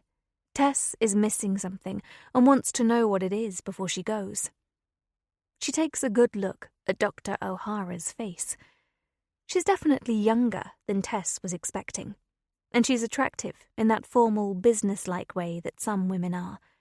Not feminine or traditionally beautiful like Tess, but alluring nonetheless. Tess racks her brain. Does she know this woman? It's certainly possible. Tess tends to forget a lot of the people she meets unless they're of benefit to her. Most people are just unremarkable and not worth remembering. Has she somehow wronged Dr. O'Hara in the past? Could she be a disgruntled follower who has taken umbrage with her?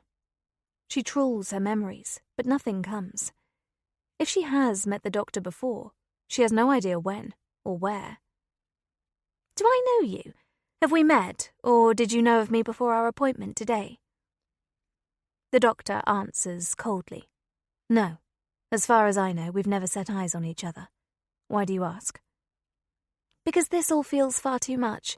You're being way too harsh, and I can't wrap my head around it.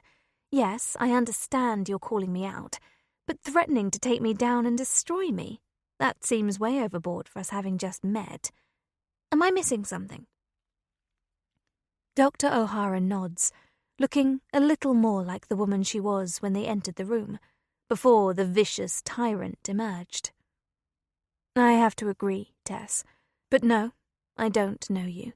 This is indeed the first time we've met, and I know nothing about you other than what I read in your referral form and what I could glean online. Online? Why would you look me up online? You put your Instagram handle on your referral form. Tess flushes. She did do that, and in hindsight it was probably inappropriate. That was a first for me, Tess. I've seen a lot of referral forms in my time, but never one with a social media link. You may as well have written, "I'm a narcissist" in capital letters. But it did get my attention, and actually made me bump you up the list. But why? You said you knew from my form that I would be a waste of time. Did you bring me here just to act like a total bitch? To get your kicks trying to tear me down? What kind of doctor are you? Tess is fizzing with anger and doesn't care if it shows. Dr. O'Hara is abusing her position, and Tess can't think of any good reason for her to do this other than spite. Dr. O'Hara picks up her pen and begins twirling it around and through her fingers. Okay, let me be frank with you. Yes, I knew you were likely to lie about your life and come begging for attention, but I was intrigued. And actually, I think we can do some good work together if you'll cut the sanctimonious bull. The doctor put her hand to her mouth. Oops, I better stop there. I don't want to offend your sensitive ears with another swear word. Tess rolls her eyes. She's not being sensitive. Doctors shouldn't be swearing at their patients. That's just a fact. But at least Dr. O'Hara has toned down the personal attack, and her last comment actually piqued Tess's interest. And what work would that be? Dr. O'Hara leans forwards. I can help you be the best version of yourself. I can show you how to get all the fuzzy, warm feelings you get from being in control and feeling superior without negatively affecting anyone in your life. I can teach you how to feel fulfilled without manipulating your partner, family, or friends. Sometimes we can't change who we are inside, Tess, but you can learn different behaviors. Tess listens intently. What the doctor is saying sounds pretty good, except for the part about changing behaviors. That sounds like hard work. Even though I've known you for a very brief time, I think I can help. You came here under false pretenses, but honestly, therapy could actually benefit you. I can guide you towards being a fairer person and stop you from inevitably hurting your loved ones. And more than that, we can make that happen and still have you feeling happier than you do now. The doctor definitely has Tess's attention now. She feels pretty happy already, but happier? Who would turn that down? I came at you hard because it was the only way to jolt you out of the prepared narrative you arrived with. You're someone who will lie to the bitter end, even with evidence to the contrary in front of you. I needed you to be shook up. I had to unnerve you so you would listen to me. You rate yourself highly and are rarely usurped, so I needed to do something to place myself higher in your regard, and I think I've succeeded. You do need therapy, Tess, but it won't look like what you're expecting. I know that will make you feel special, and I guess, in this instance, you are. The doctor is right. This is nothing like what Tess was expecting. But if she can be even more content with life than she is now, what is there to lose? So, Tess lays all her cards on the table. In for a penny, in for a pound. It sounds like Dr. O'Hara knows exactly who Tess is, so there seems little point in holding back. Okay, I'm in. Full disclosure, I'm definitely my number one priority, and I never give anyone more than I need to. I know exactly what I want and usually how to get it. I'm not particularly bothered about how that affects other people. Oh, and I'll do pretty much anything to get what I want, as long as it doesn't come back to bite me. That bit's really important. Tess holds out her hands. There you go. I've never said that to anyone, but it seems like you knew it already, and I know you can't tell anyone. Confidentiality or something, right? Tess knows what she's just said makes her sound inherently unlikable and selfish, but Dr. O'Hara has finally dropped the cold, callous attitude and appears much warmer. Indeed, everything you told me remains in this room. Can I ask you something, though? Of course. I'm an open book, apparently. Who'd have thought it? Dr. O'Hara raises an eyebrow. You said you'd do almost anything to get what you want. Where do you draw the line? Tess tilts her head and thinks for a moment. It's a fascinating question, and not one she's ever thought about in depth. Where are her limits? Nothing has ever pushed her to find out. That's an excellent question, and I'm not totally sure. Being the most important person in my life has always felt natural. I don't understand why more people don't feel that way. Tess taps a well-manicured finger against her lip, trying to find a better answer. I'll think about that for the next time. But the best I can do just now is that I've never done anything criminal, like illegal or anything, and I don't think I would, not unless I had to. Dr. O'Hara's eyes gleam with fascination, which gives Tess a thrill. And why would you have to? No, I mean, if someone threatened me or my... Tess drifts off before finishing her sentence. She hates any show of vulnerability unless she's faking it. Dr. O'Hara doesn't miss a beat. Or your... Come on, Tess. It's hardly a bad thing to have people in your life you want to protect. Your fiancé, perhaps? Tess screws up her face without meaning to, and the doctor smirks. So not your fiancé, then?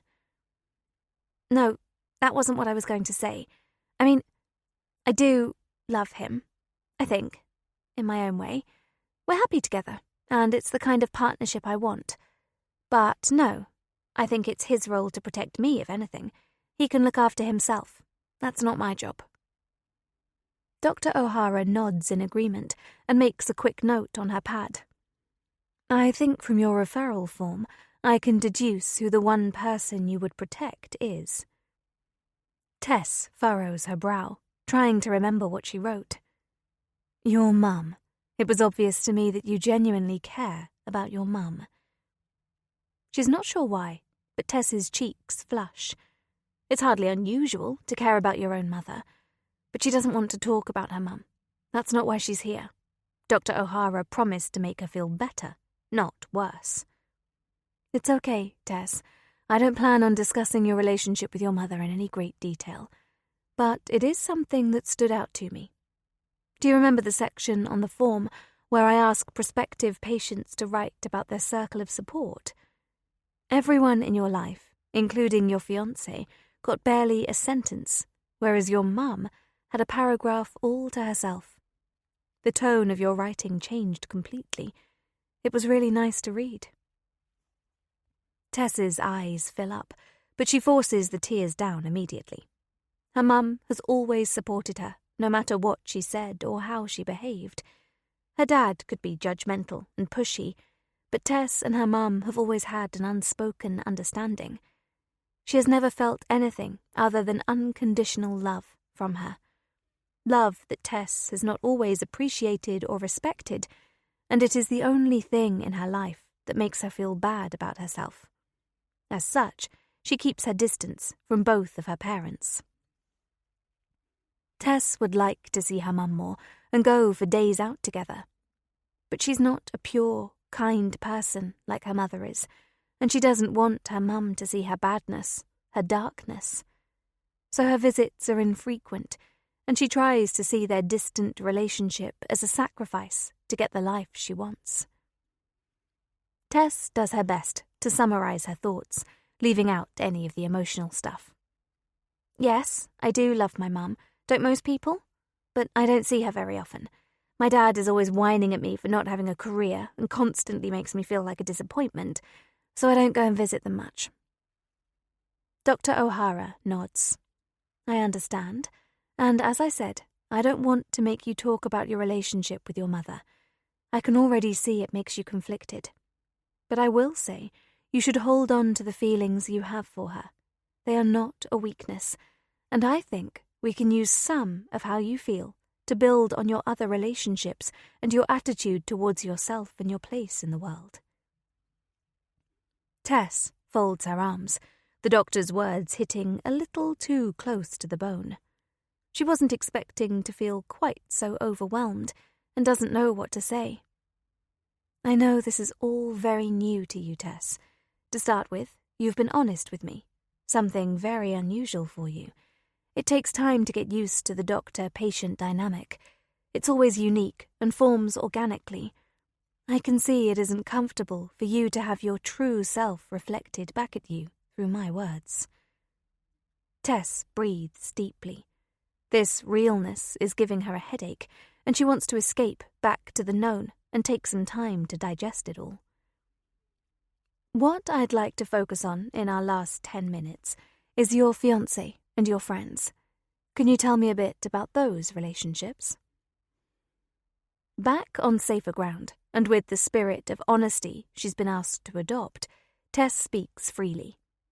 I don't really have friends. I meet up with a few girls sometimes, but only because we go to places I want. I like going to nice restaurants or the spa, and prefer not to always go on my own. But I don't like any of them, and it wouldn't matter to me if they were a different group of people.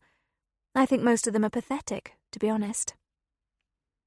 Tess sees the muscles in Dr. O'Hara's cheeks twitching. What she is saying is making the doctor uncomfortable. So she ramps it up. It would be nice to get back on an even keel after she was made to feel all emotional about her mum. Tess is not weak, and just because the doctor is able to psychoanalyze her doesn't mean she's going to become all soft and gooey. She has earned her happiness. Will she be willing to make a few tweaks the doctor suggests to make herself even happier? Of course, it would be foolish not to, but Dr. O'Hara should not underestimate her. And Joe, my fiancé, I've completely landed on my feet with him. He is smitten, and I can wind him around my finger any way I please.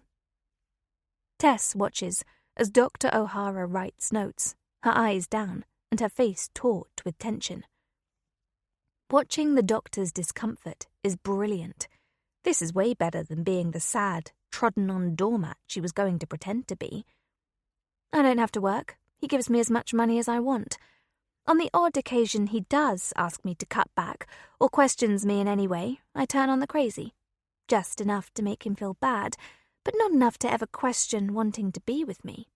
I've drawn the line beautifully. It's an art.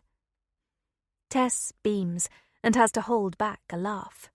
She can see the doctor simmering. What a sight to behold.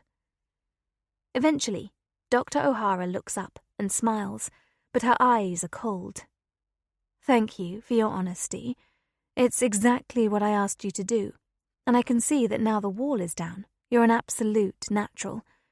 I think there's lots to work with here, and I think you're going to surprise yourself with what you can achieve. Tess soaks in the words as the doctor speaks through clenched teeth. I can also see that you're trying to provoke me, and I must admit, I do find a lot of what you are saying distasteful. But I won't bite or become challenging again because you are being truthful, and I'm here to help you. That takes the wind out of Tess's sails a little, but not enough for her to stop. That's good to hear. I hated how you acted before, but I can see why you did it, and you're right, I do think more of you now. Then, Tess remembers how she felt when she first met Dr. O'Hara. You know, I thought I saw something in you when we first met. Your reactions reminded me of mine. Beautifully telegraphed and very convincing, but somehow not believable. Tess watches with interest as the doctor mulls this over. That's my job. I was stressed this morning, but wanted to come across as professional. I was angry and upset at my receptionist. I didn't want my irritation to leach into my interactions with you and Leah. What you saw was simply me doing my job to the best of my ability. Tess smirks and wags a finger. I'm not so sure. There's definitely something about you. There's a flicker of fire in the doctor's eyes before she softens her face again and speaks gently. And what would that something be, Tess? Tess leans forward and stares directly into Dr. O'Hara's eyes for several seconds. You know what? I don't know.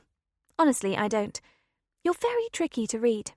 I tried to look for it then, seeing if I could find it in your eyes, but I can't work it out. I know I'm not making much sense, but there is something. Definitely something. Dr. O'Hara gives Tess a thin smile. As I said, our relationship is developing, and it will take a while to settle and find its natural cadence. But do you mind if I ask you one more thing before we close our session today? Tess doesn't believe this explanation one bit, but decides to leave it alone for now. She'll work out what the doctor's deal is. It'll come to her later. It's this weird environment throwing her off. Sure, fire away.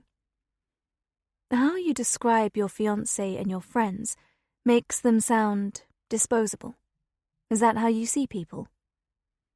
Tess answers without a second thought. Yes, absolutely. What if I were to challenge that assertion and say that everyone is equally as important as you? You are just one of over 8 billion people in this world, and nothing makes your wants or needs more important than anyone else's. Tess stifles a laugh. That's preposterous. Really? How so? Because I'm me and this is my world? The doctor puffs out a breath and furrows her brow. Okay, I'd say that's verging on God-complex territory. Tess can't believe she has to spell this out. No, you misunderstand me completely. I only have this one life. I'm not living anybody else's. So how can you say I need to treat everyone the same as I treat myself? That's just nonsense. Everyone I meet is a player in my life. That's just how it works. I can't be in their shoes. You could try. That's called empathy. It's something lots of people practice on a daily basis. I know I do. Tess rolls her eyes, frustration rising.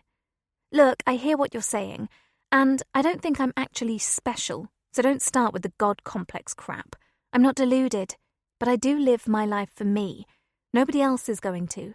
And yes, most people are disposable, and I think I'm just as disposable to lots of people too. And rightly so, I'm not going to cry about it. That's just how the world works. I keep people in my life who I want there, and only if it serves me to do so. I can't see how that's a bad thing at all. Tess knows this all makes perfect sense, and if Dr. O'Hara thinks she's going to get Tess running around after other people's needs all day, she's got another think coming. A lot of what you said there is true, Tess, and I actually rather like how you explained it. Tess does a little happy dance inside. Finally, the woman is actually listening to her. We are all on a spectrum of behaviour, and I'm trying to establish where you fall. I think it's very interesting how you describe yourself and your place in the lives of others, and I'd like to come back to that the next time we speak. But for now, we're out of time. Tess finds herself feeling a little disappointed. She was just getting into the swing of things, and now their session's over, just as she was bringing Dr. O'Hara around to her way of thinking. Sure, I think I like this. It's nice to say things exactly as they are. Quite refreshing, actually, so I'd be happy to come back again. It's definitely been a different experience than I expected, but that's not such a bad thing. Dr. O'Hara smiles and gathers her book and pen before standing and extending her hand. Tess stands up too, and they shake hands. I've got some reading material I'd like to give you before you leave, if that's okay. Like homework? Dr. O'Hara chuckles. No, nothing like that. Just some things I think might help you. You can bring them back or throw them away if they aren't for you. No pressure. Okay, fine with me. Dr. O'Hara opens the door. Would you go back to the waiting room while I dig them out for you? I won't be more than a few minutes. That's fine. Tess watches as the doctor enters the small office behind the reception desk. She feels quite uplifted. She would have tried therapy years ago if she'd known it would have this effect. When Tess opens the waiting room door, she is surprised and somewhat disappointed to see Leah plonked in one of the chairs. Why is she still here, and why are her eyes so wide? Tess doesn't want to make small talk with this woman. She knows it will only bring down her buoyant mood. So she proffers a polite smile, but but no other greeting, before sitting and turning her head away. Hopefully, this is a clear sign that conversation is not on the table. Tess takes out her phone and starts scrolling. 12. Leah. When Leah returns to the doctor's office, all is quiet. The door to the consultation room is closed, and she supposes Tess must still be in her session. She feels conspicuous waiting out here, and doesn't want to be accused of listening in. Plus, she'd rather not see Tess again. Young, beautiful women always have a negative effect on her. She shouldn't be so superficial, but she can't deny the pang of jealousy that hits her every time. She pats her forehead, relieved to find it is relatively dry. Would she be overstepping the mark to go straight to the waiting room? Maybe, but she can blame the absence of a receptionist if Dr. O'Hara seems at all put out by her taking the liberty. She opens the door to the waiting room and peers inside, breathing a sigh of relief when she sees it is empty. She has barely sat down when she hears murmuring and the click-clacking of heels on the tiles outside, and she freezes. She has no idea why. She needs to stop being so apologetic for her mere presence. Who cares if they hear her? She's supposed to be here. Leah finds herself staring wide-eyed as the door opens and Tess walks in, looking about as pleased to see Leah as Leah is to see her. Mercifully, after a perfunctory twist of her face that Leah supposes must be an attempt at a smile, Tess pays her no further heed and drops gracefully into the seat beside her before taking out her phone. Leah wonders if she should go and look for the doctor. She doesn't want to pester her, but she might not know Leah's in here. And why has Tess returned? Perhaps she was offered another consultation too. She risks a glance at her and finds her still absorbed in her phone, a self-satisfied smile on her perfect face. Leah sighs. The noise way louder than she intended and embarrassingly noticeable in the quiet room. Tess visibly stiffens and twists herself farther away from Leah. Don't worry, I don't want to talk to you either.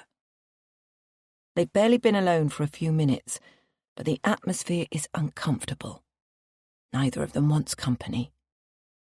Leah waits it out for a few more minutes before deciding to make her way back to reception. There's no point sitting here feeling uncomfortable when she doesn't have to. But before she can move, the door to the waiting room swings open with such force that it clatters off the wall.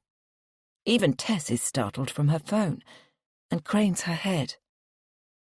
Leah blinks, confusion and terror rising within her. She can't comprehend what she is seeing. Leah opens her mouth and begins to scream. 13. Tess. 6 minutes she's been sitting here with Leah, and it feels like 106.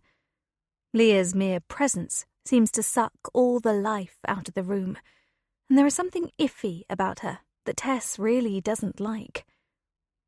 3 minutes ago, she sighed loudly, a hideous gust of air that set Tess's teeth on edge. If that was an attempt at a conversation starter, she can think again. Tess has no desire to give that woman 1 second of her time, and is pissed off she finds herself stuck with her again. 7 minutes now. That's at least 6 minutes longer than it should take Dr. O'Hara to bring her whatever reading stuff she wants her to take home. This is such a waste of her time. If it gets to 8 minutes, she's going. 8 minutes is far too long to wait. What is Leah even doing here? Just hanging around like a bad smell. Her consultation ended ages ago. She'd better not jump in and try to speak to Dr. O'Hara first like she did earlier. The spa and an afternoon of relaxation and pampering await. Finally, Tess hears the door swoosh open, followed by a loud bang. She turns, ready and raring to complain about how long she's had to wait. But then she stops and takes in the sight before her. She can't quite believe what she's looking at. Tess is not easily frightened. It takes a lot to unnerve her. But what she sees now has her heart hammering in her chest. She hears Leah shriek beside her, but doesn't pay her any heed. Tess doesn't take her eyes away from Dr. O'Hara.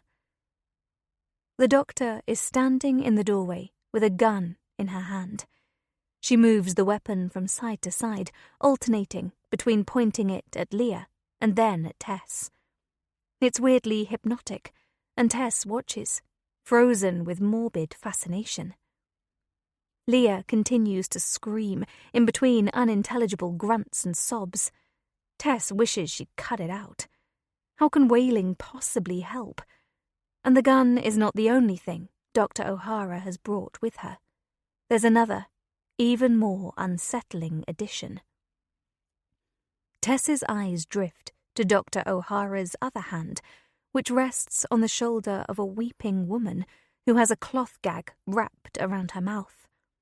The woman is tied to a desk chair with wheels. Her blotchy, tear-stained face is etched with anguish, and she bucks against her restraints to no great effect.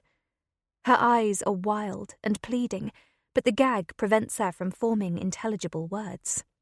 She moans pitifully. It is an extraordinarily disturbing sight. Tess examines the woman in the chair. In her distressed state, and with her face partially covered, it is tricky to assess her accurately. She is considerably older than Dr. O'Hara, perhaps pushing 50. Her mousy brown shoulder-length hair is sticking out at all angles. Black mascara streaks her cheeks. Tess doesn't know this woman, but there must be a reason why the doctor has tied her up and pushed her into the room like some sort of horrific exhibit. Why that might be, Tess has no idea, but she's sure they're about to find out. Dr. O'Hara looks relatively calm and certainly determined. Whatever is going on here is not spur of the moment. Tess has never been one to overreact, and she doesn't now. In fact, by most people's standards, she is seriously underreacting. But neither she nor Leah have any room for maneuver here. They have a gun pointed at them. Only a fool would try to leave now.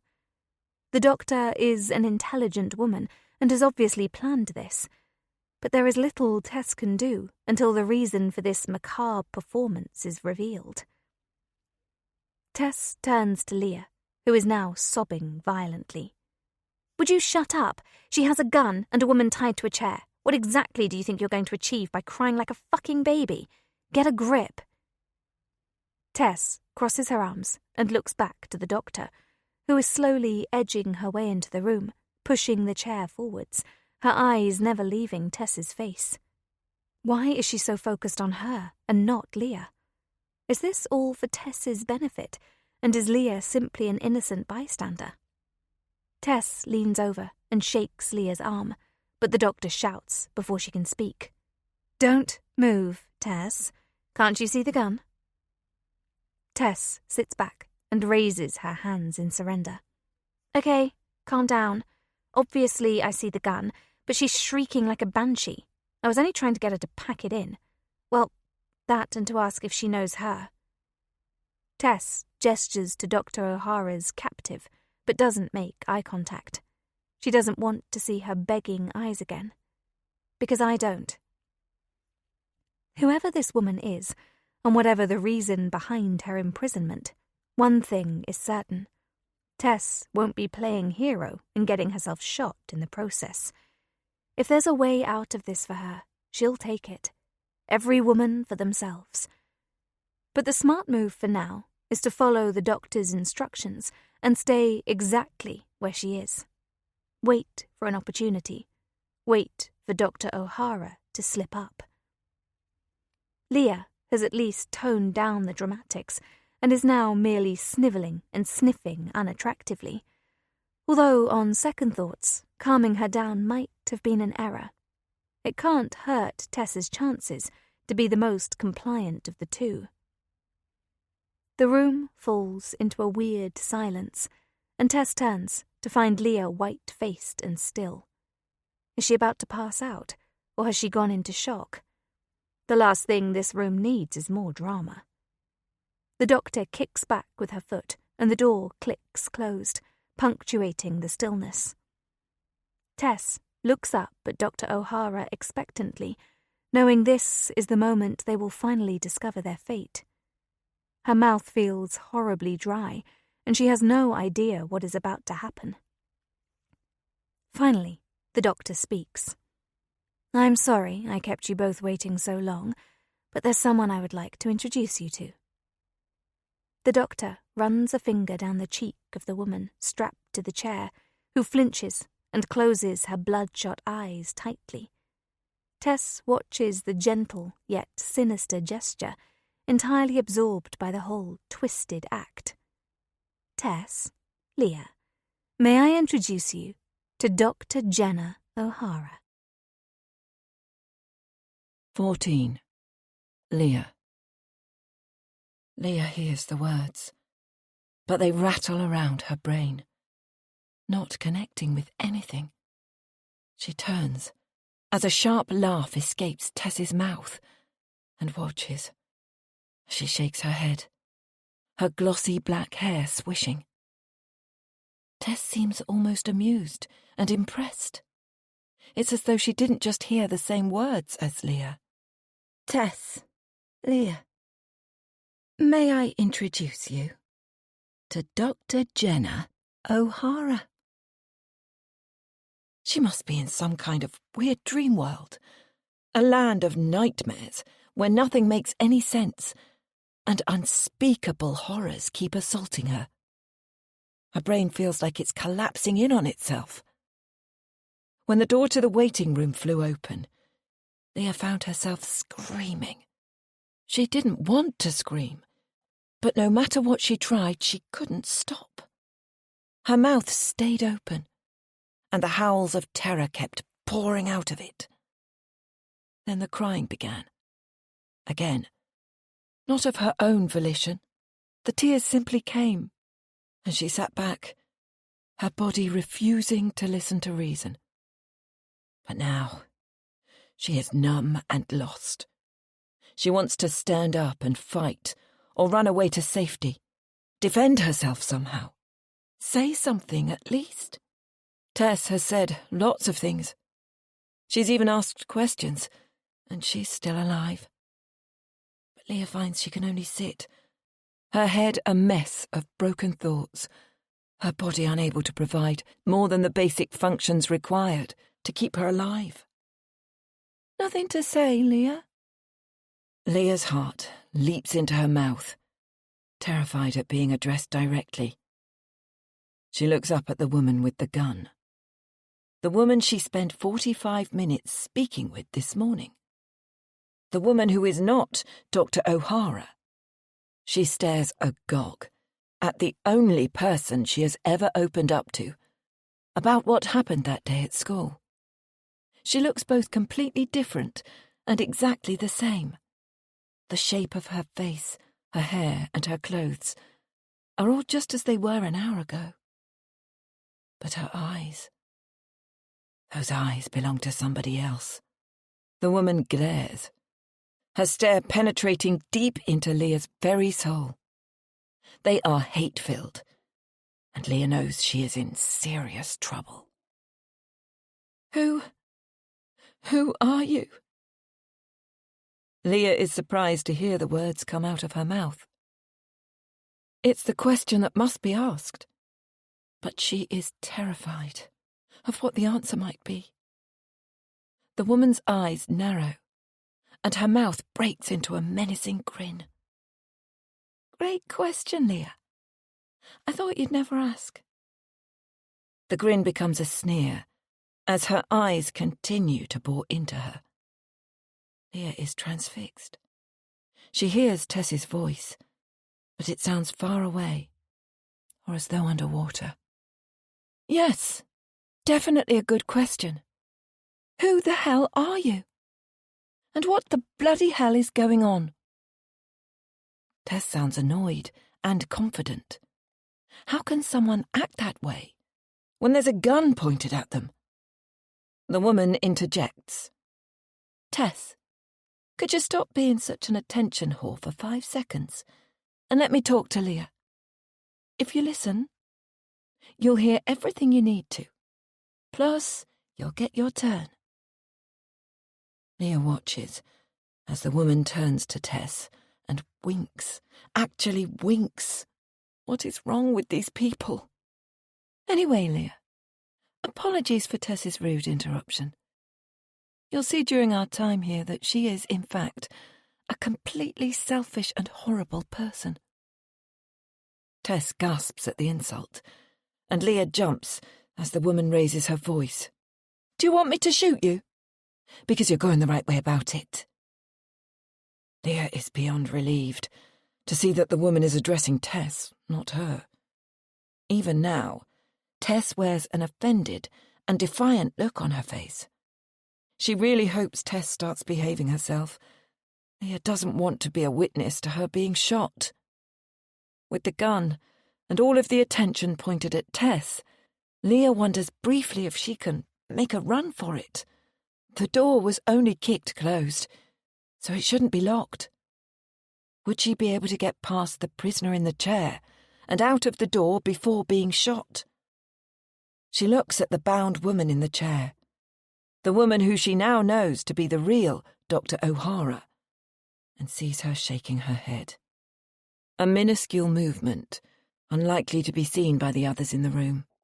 Leah feels her heart sink to her boots, but heeds the warning. There is enough space for her to maneuver past the chair to the door, but there's no way she would make it. She'd be dead before she even took a step.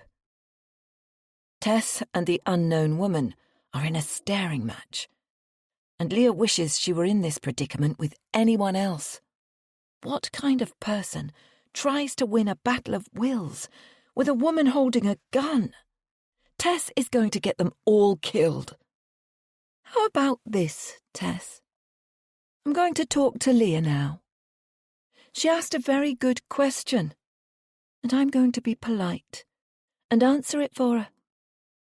If you make so much as a peep, if you breathe even slightly louder than you need to, or move a single muscle while Leah and I are talking, I'm going to shoot you in the ankle. How does that sound?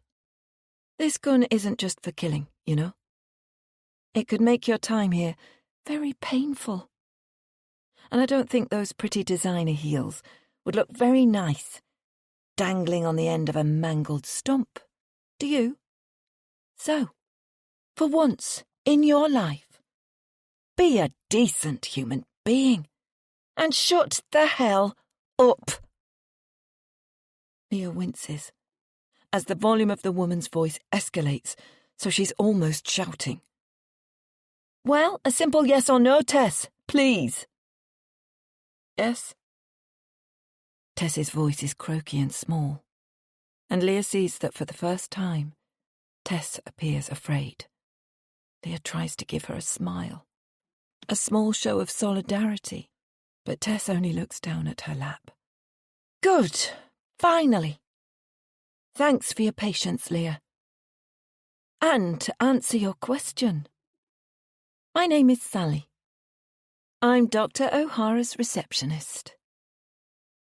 Leah looks first at Sally, and then at Dr. O'Hara, who gives a barely perceptible nod before breaking eye contact and falling still. Leah doesn't know what to say. Sally may have answered the question, but it doesn't really tell her anything. All Leah has is a name she doesn't recognise. What could Dr. O'Hara's receptionist want with Leah and Tess? Why has she tied the doctor up and imprisoned them all in here together? And what is she planning to do to them? 15. Tess. Tess is taking things seriously now. She does not want to be shot in the ankle, or anywhere else for that matter. It was almost impossible not to react when the gun-wielding woman identified herself as the elusive receptionist. But she did as asked and remained quiet and motionless, regulating her breathing. Tess does not like to be controlled, but let's face it, if there were ever a situation to break from the norm, this is it. Tess wants to walk out of here with her life and all of her limbs intact. The odds are stacked heavily against her, and she needs to start playing this a bit more shrewdly. To fight against her natural instincts. She has to be obedient. She needs to be quiet and listen. Being passive and compliant doesn't come easily to Tess, but if she wants to remain in one piece, that's what needs to happen. Tess looks over at Dr. O'Hara. It'll take her a while to get used to this new development. So Dr. O'Hara has been tied up all this time, and the woman she spoke to this morning, the woman who gave her hell, was actually Sally. Tess can't quite believe it. Sally did a brilliant job. Tess knew there was something off about her, but never in a million years could she have pictured this. The real Dr. O'Hara is no longer struggling or crying. She is slumped in the chair, her eyes downcast. Tess wonders how long the doctor has been strapped to the chair. Did Sally seize her this morning? Probably. Despite her messy hair and makeup-streaked face, Dr. O'Hara appears smartly dressed and well kept. Socks adorn the doctor's feet, making her look somewhat childlike, and her tailored trousers and cashmere jumper are clean. If she'd been held captive for any length of time, she'd look dishevelled and dirty. Plus, she'd likely have needed to use the bathroom, and there's no evidence of urine on her clothes. Tess wrinkles her nose at the thought before forcing her features back into a compliant, blank expression. What did Sally mean by, "You'll get your turn"? Turn to speak? Turn to get a bullet in the head? Whatever it is, she doesn't want her turn, unless it's her turn to leave. Tess tries to drown out the room and think clearly. Sally obviously wants to speak to Leah first. Does that mean Leah is the main reason behind them being held captive? Leah and Sally must know each other or have a connection. Or is this all about the doctor? Tess checks Dr. O'Hara's behaviour once more. She is still sitting quietly and not fighting. The gag covering her mouth looks like a white cloth handkerchief, the kind her dad would use. It seems to be tied pretty tight, but Tess reckons she could speak if she really tried. Although perhaps she's been threatened with the same ankle mutilation as Tess if she does so. Dr. O'Hara's hands are tied behind her back, and her legs are bound separately to the central column of the chair with a thin black and white rope. It appears sturdy, and the knots look decent enough. Although what Tess knows about knots could be written on the back of a postage stamp. But these are all further signs that this was a planned event. It doesn't look like the kind of rope you'd have lying around a doctor's office. Sally must have brought it with her. A thought suddenly occurs to Tess, something that seems obvious, but in amongst all the drama, she hadn't yet had the time to consider. Leah and Tess both having their appointment at 9 a.m. was not a mistake. Sally wanted them to arrive together. Tess is relatively sure she doesn't know Leah, and Leah gave no indication they'd ever met, unless you count her being all weird and sweaty when she arrived. If Sally wanted them together like this, she could easily have done it first thing this morning.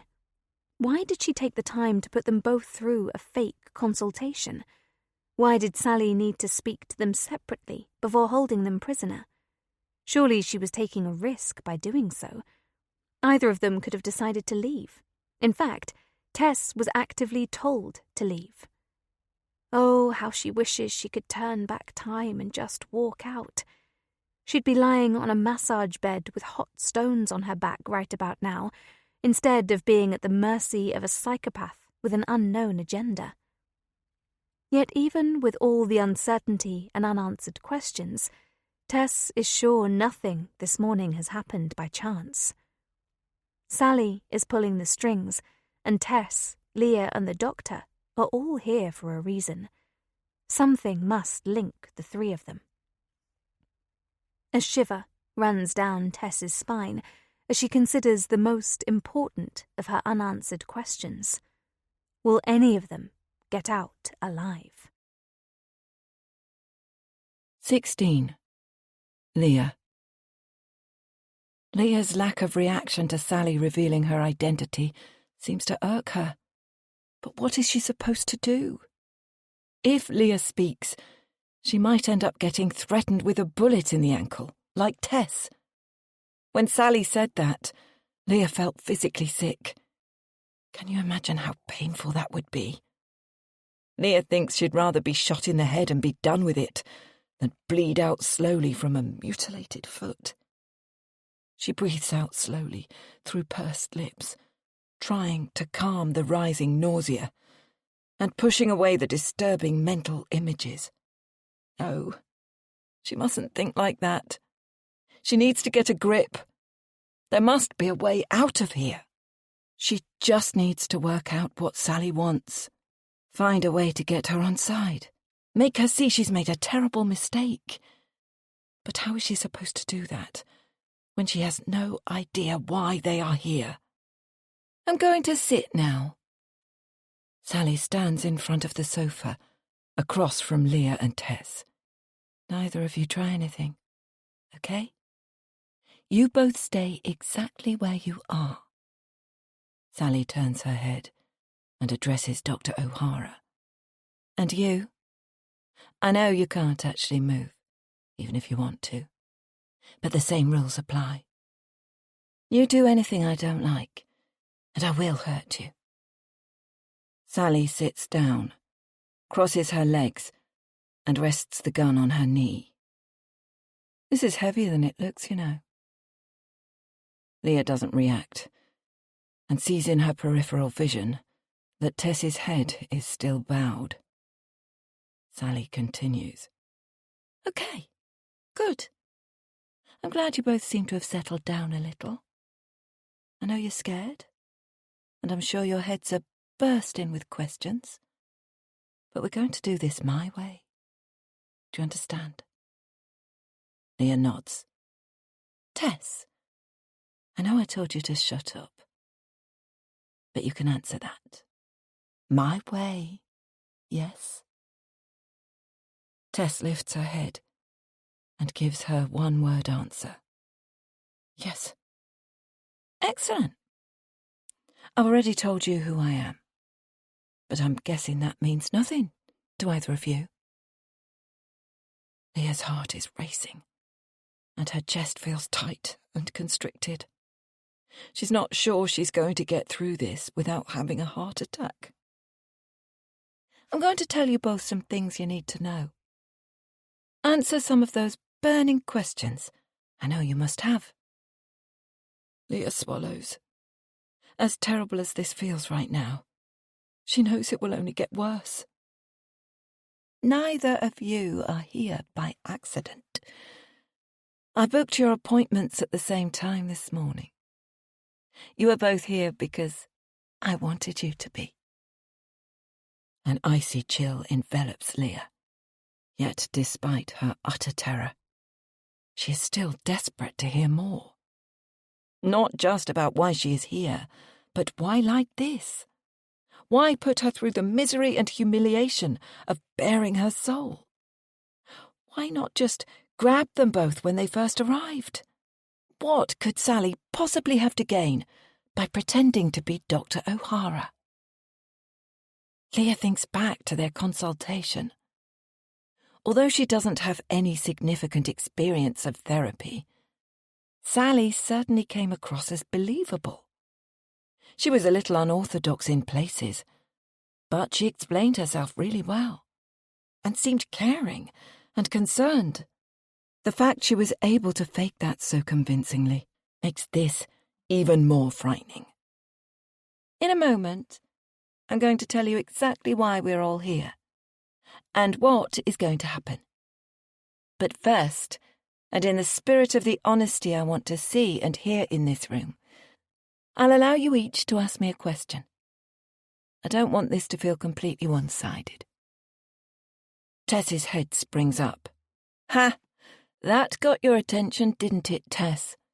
But pop that pretty head of yours back down for just a moment, because Leah is going to go first. Sally adjusts her position slightly, before tilting her head slowly towards her right shoulder, and then her left. Painful clicking and crunching noises emerge as she does so. Now, think carefully, Leah. You only get one question. Use it wisely.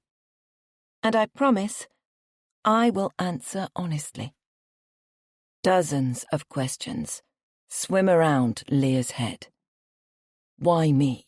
What have I done? Do you know me? Do I know you? Why would you pretend to be Dr. O'Hara? Why today? Why here? Why? Without meaning to, her final thought comes out of her mouth. Why? She knows her voice sounds pathetic, and the pitying look on Sally's face only makes her feel more wretched. I'm going to need a little more than that, Leah. Leah feels as though she might fall apart, her fear, confusion, and anger all bubbling and mixing together. Any semblance of self-control is slipping through her fingers. She doesn't want to ask a question. She wants to scream and cry, and pull out her hair. To charge at Sally and wrestle the gun off her. This can't be happening. How can any of this possibly be happening? But she can't just sit here like a lump of clay, dooming herself to whatever Sally has in store for her. So she does her best to pull herself together and tries to form her thoughts into a question. Why? Why have you trapped me in here? Why do you have a gun pointed at me, and why did you pretend to be a doctor and listen to me pour my heart out? Not only that, but then invite me back, pretending you want to help me further, only to do this. And what even is this? Why? That's my question. Why? Fucking why? Leah feels out of breath and light-headed. That was a lot of questions. And Sally will probably punish her for her disobedience. Leah stiffens, expecting a bullet. For everything to go black, or for the explosion of pain in some part of her body. But it doesn't come. There is only silence, and the sound of her own breathing. Then she waits for Sally to start shouting, threatening, and berating her. But that doesn't come either. When Leah looks up, panting and barely holding it together, she sees an amused smile on Sally's face. She feels a rush of anger, and it takes everything she has not to lunge out of her seat. That was quite a performance. You should probably have applied an extra HRT patch this morning, Leah. Wow. Leah grimaces, humiliation burning at her cheeks. Plus, you've broken the rules and asked more than one question. But I'm feeling generous, so rather than ignore you completely, which I think I'm completely entitled to do, I'll pick something out of that garbled mess of words you just threw at me. A sense of hopelessness falls over Leah. There is no way to win this game. Let's go with, why would I pretend to be the doctor? Shall we? I'm sure Tess would like to know that too. Plus, it's one of my favourite parts. So, listen up, ladies. 17. Tess. She never thought she'd say this, but Tess is quite impressed with Leah. Granted, she totally lost her shit and looked like a crazy woman doing it, but at least she said something. Sally's comment about HRT was so cutting and absolutely brilliant. It's the kind of thing Tess would have said if she wasn't keeping silent to protect her limbs. Plus, she's now going to get the answer to her question without even having to ask it. She'll pick her follow-up question depending on what Sally says next. This whole situation is weird and unfathomable, but Tess is at a loss as to why Sally would pretend to be Dr. O'Hara. Tess and Leah were both here at 9 a.m. She could have just ushered them into this room and immediately cracked on with her madness. There are so many options for private therapy here in Manchester, and you could have chosen any of them. That's undoubtedly true. So why did you pick this one? Why Dr. O'Hara? Sally looks at Tess. Think back, Tess, and be honest. We've already seen what response you get from me when you try to lie, haven't we? Tess crosses her arms. It was fine being honest when she thought she was speaking confidentially to a doctor, but she doesn't want any of the aggro she got from lying earlier, especially not now her interrogator is armed with a deadly weapon. So she decides to tell the truth. I don't know. I wanted somewhere that looked nice, luxurious, top end. I wasn't interested in the actual therapy, so it didn't look very hard. I just picked this one because I saw it on Instagram. It looked plush and the kind of place I could blog about, so I went with it. Leah gives Tess a look of incredulity. Oh, piss off, Leah. Not everyone is a sad old cow like you. Do you want congratulations for needing therapy rather than wanting to try it out? Well done, you. Leah turns her head quickly away. Yeah, keep your opinions to yourself. Tess worries she has overstepped the mark and is about to be threatened with another maiming, but Sally's eyes are now wholly focused on Leah. And you, Leah, your face suggests you're judging Tess for choosing her therapy from an advert on social media. So why don't you share with the class how you learnt about Dr. O'Hara's services? Sally's eyes glint and a smirk appears on her face. And don't be lying either, Leah. Tess will tell you I don't take too kindly to that. Tess watches as Leah clears her throat, her cheeks flushed red. Facebook? Tess can't help herself. She snorts and is about to ridicule Leah when Sally's stern glare stops her in her tracks. Still, Tess basks in her smugness. Facebook is just Instagram for old people. Leah is no better than her. In fact, she's worse. She clearly needs therapy and booked herself in based on a Facebook ad. Hilarious. It took a little while to find you both, but social media advertising is surprisingly effective at targeting people, Sally says. Tess is surprised when Leah pipes up to defend herself. I did a lot of research, I didn't just see the Facebook advert and immediately book an appointment. I looked Dr. O'Hara up and studied her extensively. I did my research. I asked around. And that's very admirable, Leah. Yet still, here you are, exactly where I wanted you. Anyway, I digress. But I wanted you both to understand how relatively simple it was to lure you here. I had backup plans in case the online approach didn't work. Leaflets, word of mouth. I'd have knocked on your doors if necessary, but thankfully it didn't come to that. As Tess takes in Sally's explanation, she feels increasingly uneasy. Until now, she thought there could be a chance this wasn't personal. But hearing the lengths Sally was prepared to go to, there is simply no way it isn't. Sally has coordinated everything so that Tess, Leah, and Dr. O'Hara would be here at her mercy this morning, and she is beginning to fear none of them will get out alive. To answer your question, I pretended to be Dr. O'Hara because I needed to see you both with my own eyes, to hear your stories and see if the things I thought about you were true. And I have to say, neither of you disappointed. The blood chills in Tess's veins, and she sees a similar look of terror on Leah's face. This is not good news. Not good at all. What could she have done to land herself here? She genuinely has no clue. Plus, what did Sally mean by, to see if the things I thought about you were true. Admittedly, she pissed off Sally at the start of the consultation by putting on a front, but they got past that, and Tess even showed a brief glimpse of her softer side when Sally brought up her mum.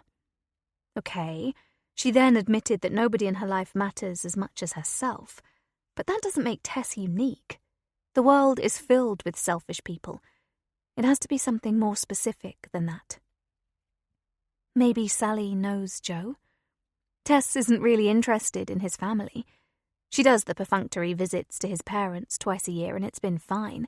She plays nice and they seem to like her.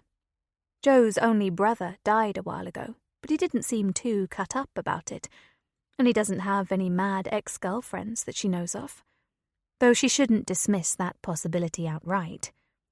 Sally could be a jilted ex hell-bent on revenge. But then why are Dr. O'Hara and Leah here? As far as Tess is aware, there is no connection between the three of them. Nothing that could require this woman to seek out a joint punishment. And that's why Sally holds all the power. She knows everything, and they know nothing. Of course, there must be a connection, and Tess is dying to find out what it is. She could exploit it if she knew. But as things stand, she has no hand to play. Sally tilts her head and shouts over her shoulder to Dr. O'Hara. "Are you listening back there? You're going to want to hear this." The doctor moans, the drool-soaked rag covering her mouth, releasing slimy liquid onto the poor woman's chin. Tess really doesn't want to end up tied and gagged like that. It would put severe constraints on her already limited escape options. And Doc, it was so easy to be you. I actually can't believe you get paid the amount you do for rolling out the same old tired sayings over and over again. Of course, none of your hapless patients know that, do they? And I have to give it to you. You've definitely got a knack for making people feel special. Tess is intrigued. As soon as she met Sally, she sensed something cunning, and she's eager to hear how she pulled pretending to be a psychiatrist off. It's unbelievable what you get access to as a receptionist/personal assistant/general dog's body. All those consultation recordings and dictations I listened to and the letters I typed. Every single one had little nugget or two that I stored away. I practiced replicating your voice, getting the timbre and cadence just right. I memorized phrases. I learnt how to get people to air their dirty laundry, how to behave when someone gets emotional. That would be you, Leah, and how to deal with people you might find unpleasant, the liars. Tess, that's you, if you hadn't guessed. I had a plethora of phrases and methods all stored up here. Sally points to her temple with her free hand. I perfected it all. If I didn't have to do this today, I think I could make a decent career as a therapist. Sally chuckles before the shutter of darkness falls back down on her face. Sally's self-congratulations are pissing Tess off, and she can't help herself. If you didn't have to do what? What exactly are you doing? Sally raises an eyebrow and points the gun directly at Tess's face. Is that your question, Tess? I haven't quite finished with Leah's yet. No, I have a different question. I want to know if you're going to shoot us or if this is something else. Well, tough shit. You should have thought of that before you opened your big mouth. Quite frankly, I'm surprised at you. I think it's a rare occurrence for you to say something superfluous and imprudent. But then, we are in unfamiliar waters. Tess chokes back a biting retort. Sally's flowery language and mocking tone are beyond irritating. Superfluous. Imprudent. Fuck off. But Sally is right. Tess shouldn't have framed that as a question. That was stupid. As I said, I needed to speak with each of you, alone. I needed to meet with you to ensure this was the correct course of action. And now I know it is. I can proceed as planned. Leah sniffs, and she has her head in her hands. She's lost it again. Tess wonders what Leah revealed or discussed in her session. Her reaction to what Sally just said could be good news for Tess. Maybe Leah has done something terrible. To survive this, Tess needs the heat to be on either Leah or Dr. O'Hara, and she suspects there is much more to Leah than meets the eye. 18. Leah. Leah has been clinging on to her sanity by the skin of her teeth, and Sally's assertion that she's going to proceed as planned tips her over the edge. The tears come, and her despair and despondency hit her like a freight train. This is all so indescribably horrific, far too much for any person to withstand. Sally starts to answer Tess's question, and Leah knows she needs to listen. But all she wants to do is curl up and cry. So, to your question, Tess. A rubbish question, to be honest, as I've already answered most of it. But what I will say is this. This is going to be a space where we will right some wrongs. This room is going to be a place of honesty. Truths are going to be told, and secrets will be revealed. The hairs stand up on the back of Leah's neck. You see, lies and secrets fester inside you and begin to rot your very being. Leah feels as though her throat is about to close. She can't breathe. Sally won't even need to shoot her. She's going to die right here, from terror. Sally looks at her. Is that how you feel, Leah? Are your secrets rotting away inside you, turning your flesh black, black like your heart? Leah can't hold on any longer. She knows there is air in the room, but she can't get it into her lungs. The room starts to close in on her, and shadows dance before her eyes. Before she succumbs and passes out into the darkness, she hears Sally one final time. You're going to reveal all your secrets, Leah. Just you wait. A slap across Leah's cheek jolts her into consciousness. Tess's out-of-focus face is in front of her, and Sally is still sitting exactly where she was before Leah blacked out. Sorry, I slapped you. She made me. Leah looks around the room. Her cheek is stinging, but weirdly she feels somewhat better, as though she's had a reset, although everything is still just as horrific as it was before she passed out. Dr. O'Hara remains bound to the chair, and there's still a gun pointed at her. But her most debilitating fears have left her. Sally looks furious and barks instructions at Leah. Can you sit back up? I'd have loved to slap you myself, but then that would give Miss World over here a chance to get the gun off me. So I had her do it. Tess seems pleased with the Miss World remark. I couldn't breathe. I didn't mean to. Sally cuts Leah off. You need to breathe. It's easy. You've been doing it since the day you were born.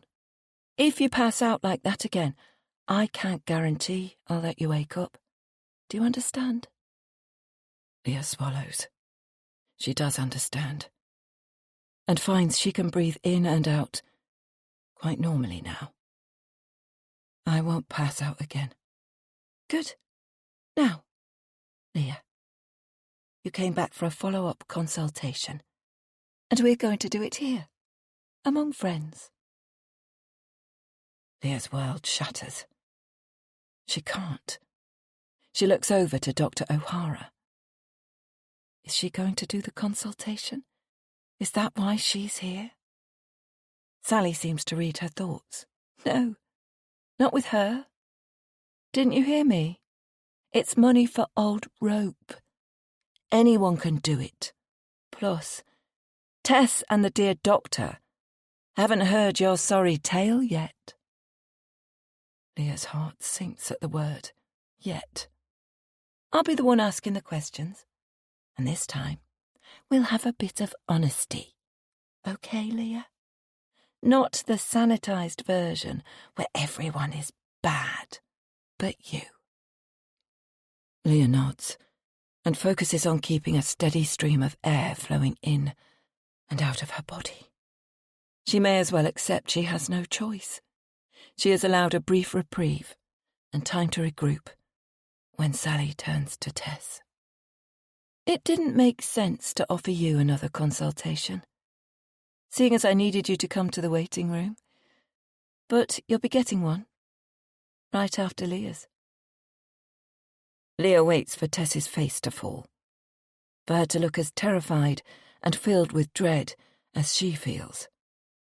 Tess must have dark secrets too. But instead, she just shrugs her shoulders and nods perfunctorily. Okay, I've got nothing to hide. Anything I said to you earlier, I'd happily say in front of these two.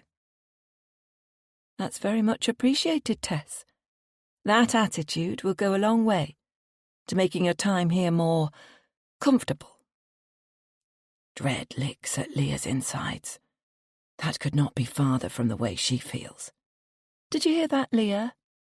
Tess may be a selfish bitch, but at least she's going to be honest. I hate to say it, but you could learn a thing or two from her. Leah holds back tears. I'll tell you anything.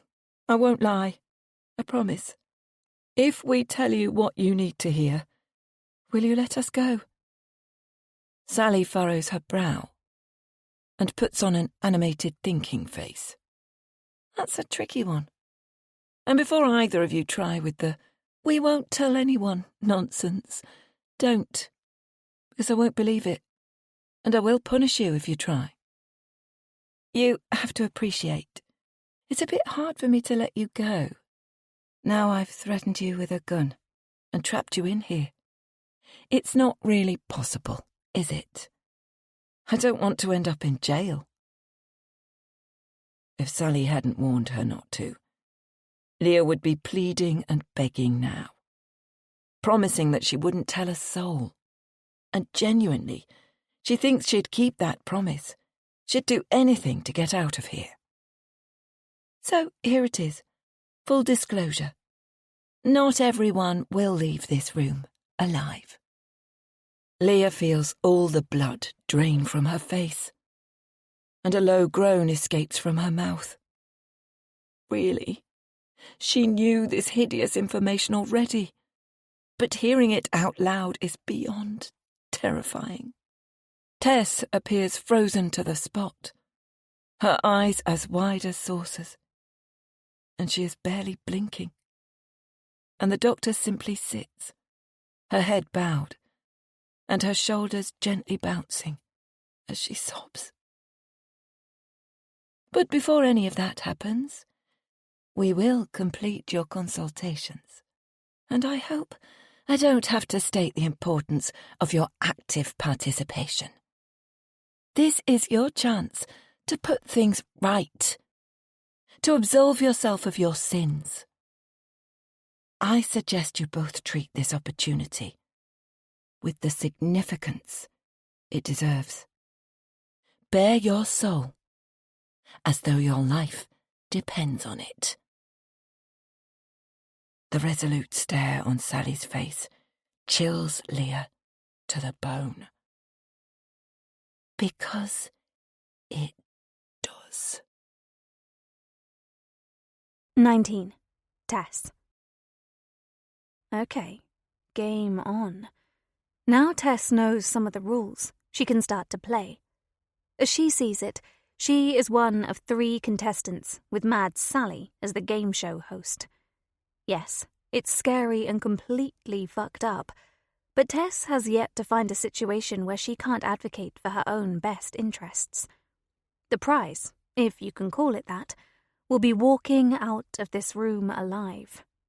The stakes are high, and there is no choice but to play. At least one of them is going to end up dead, and she needs to make sure it's not going to be her. Why she, Leah, and Dr. O'Hara are here doesn't matter anymore. This is a battle of wills, a fight to the death, and Tess knows she can make it out alive. All she needs to do is be better than her opponents. It's survival of the fittest, a way of life that Tess is familiar with and accomplished at. If she could save everyone in here, she would. Probably.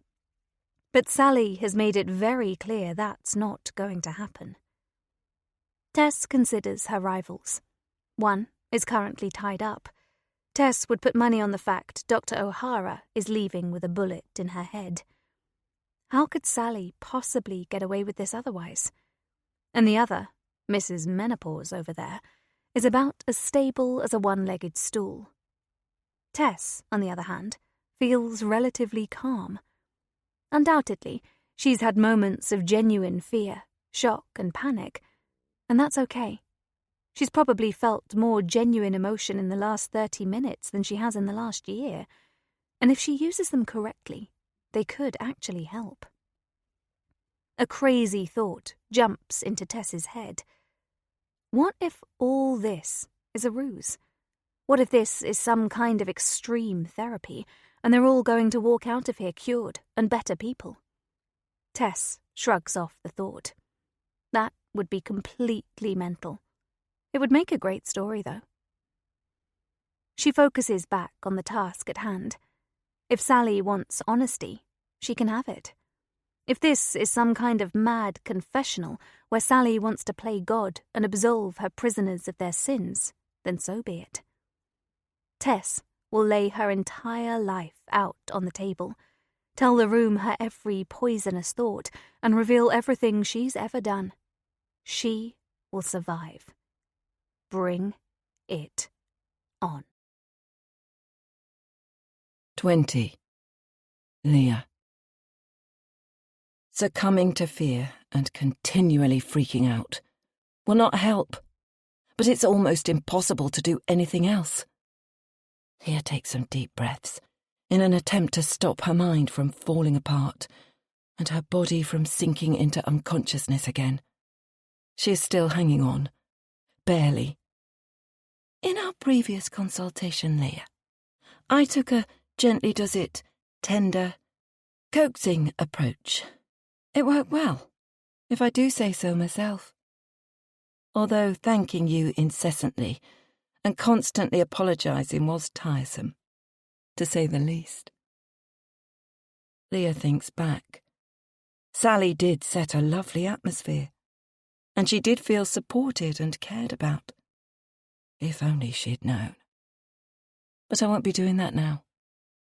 I ask you a question, you answer it, fully and promptly. Got it?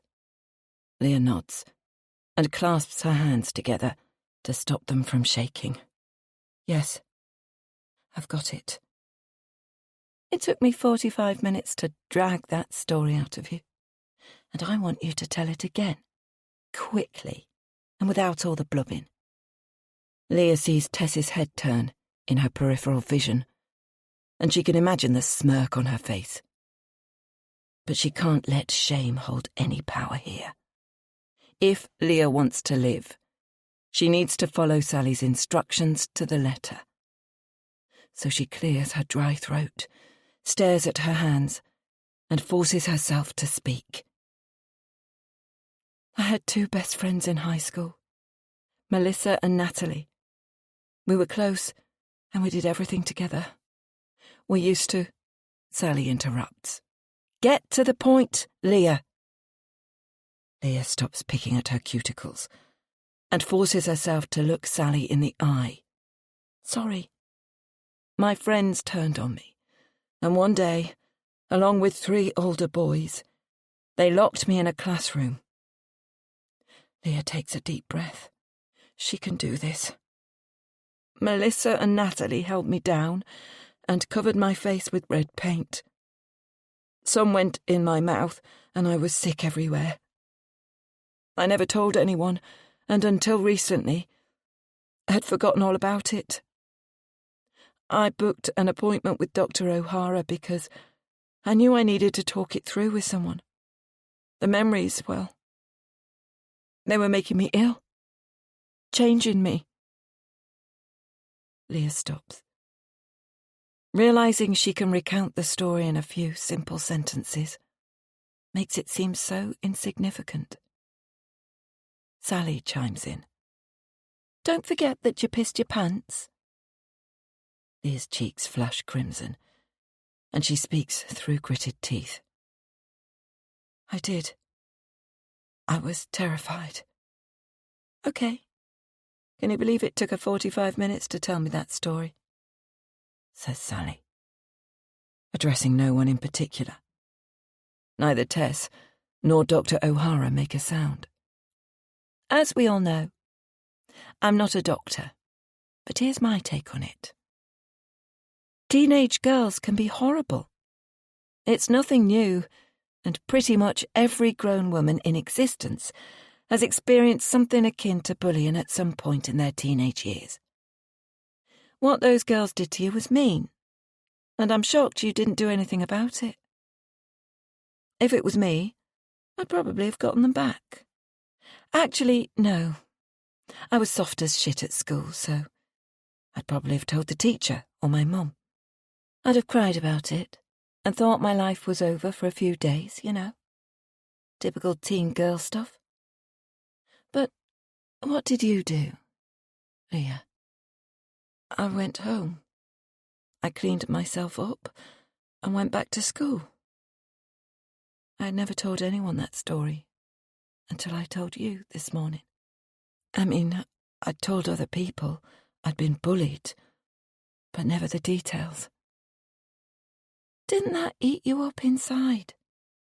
Didn't you want revenge? Leah feels the blood drain from her face. I'm not sure. I kind of went on autopilot. I'm not sure why I didn't tell anyone that first day, but then it got harder and harder to say anything. I made some new friends. I was sort of okay. Melissa and Natalie left me alone. And then I just got on with my life and left it behind. Until? Sally's eyes are darker now and filled with danger. Leah's pulse quickens. Until it started bothering me again. I think I blocked it out for too long, but it affected me more than I realised. I started thinking about it again, and it was making me feel weird inside. So I thought I should probably try talking about it. That's why I came to see you. Well, not you, I mean, Dr. O'Hara. Leah's voice drifts off. She's stammering, and her words are garbled. She knows where this conversation is heading, but isn't ready to admit it to herself. Sally leans forwards and moves the gun, so she's now holding it in both hands. She points it squarely at Leah's chest. Leah can't risk looking in Tess's direction, but with all of Sally's focus directly on Leah, this could be an opportunity for Tess to attack. She wills Tess to do something, but everyone remains exactly where they are. That story is missing a few things, isn't it, Leah? Leah squirms in her chair and wipes her sweaty palms on her trousers. Sally can't possibly know, can she? Well, you did say to be brief. I mean prompt. Did you say prompt? Leah's aware she's rambling, but she can't think straight.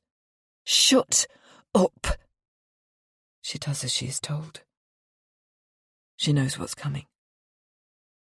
From the moment Leah found herself trapped in this awful room, this is the thing she's been most afraid of. That Sally knows what she did. She can't work out how, but it's becoming increasingly apparent that she does. Leah has lived in constant fear of being discovered. Yet nothing has happened. She keeps waking up each morning and living her life. The world keeps turning. She knows she's going to have to admit her sins. They've been warned. That lies mean punishment. That her life depends on her being honest.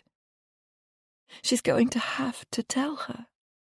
Which means that even if by some miracle she gets to leave this hell alive, her life will never be the same. It won't be worth living anyway. So Leah sits in silence, as though in front of a firing squad. After an excruciating wait, Sally finally speaks. Tell me, what's missing from that story, Leah? Tell us all how you got your revenge. 21. Tess. Oh my God, this is getting wild. Sally forced Leah to keep her story brief, but Tess would have loved to hear all the details of Leah's bitchy friend's attack on her. It was like something from that film Carrie, with all the pig's blood. Tess can't wait to hear what happened next. She sits on her hands and presses her lips closed. She needs to keep the attention off herself. Stay still and quiet. Be boring. Keep playing the game, Tess. You're winning. Maybe Leah went all mad psycho bitch when she got back to school, locked all her friends inside and set the place on fire. Though that's probably a bit wild for Leah. She probably just sent a letter, got them expelled. Anyway, it's more than obvious that Sally and Leah know each other somehow, and Sally knows Leah's done something terrible. It's just a waiting game now. 2 hours tops, and Tess is sure she'll be out of here. An idea is starting to form at the back of her mind, little flickers of inspiration. She thinks again to her earlier consultation and what Sally said afterwards, to see if the things I thought about you were true. Tess thinks she gets it now. She reckons she's starting to understand why she's here. And if she's right, she is more than happy to go along for the ride. 22. Leah. All of the fight has left Leah's body. It's confession time. You know, don't you? Sally's face is stone cold. I do. A loud sob escapes Leah's mouth. Don't start that, or I'll do something that will really make you cry. Leah's hands fly to her mouth. She tries frantically to push back in the sounds of desperation that are trying to escape. How? How do you know? Who are you? The muscles are twitching in Sally's jaw, and there's a look of pure anger and disgust on her face. What makes you think you have the right to ask me questions? I will say this once, and if you don't start talking, I will start shooting. Tell me what you did. This is it. Leah's life as she knows it is over. 23. Leah. 1 year earlier. Leah looks at the pile of antidepressants she has laid out on her bed. All different names she can barely pronounce. Not one of these supposedly happy pills has brought her anything close to happiness. Instead, they've brought her headaches, mood swings, and a few extra pounds in weight. All things she's trying to avoid by taking the bloody things. So that's it. She's not taking them anymore, and won't be accepting any future prescriptions. Despite her doctor's protestations that finding the right treatment is trial and error, and that they will help not only with her depression and anxiety, but with her perimenopausal symptoms too. Leah is done. She's had it with being a guinea pig. More importantly, she's not depressed, and the doctors won't listen. She agrees she's a little anxious, perhaps, but no more than she considers usual. Life is anxiety-provoking. She doesn't need to be dulled. She doesn't want to end up a lump with no emotions at all. It's getting harder and harder to keep up appearances with Jeff.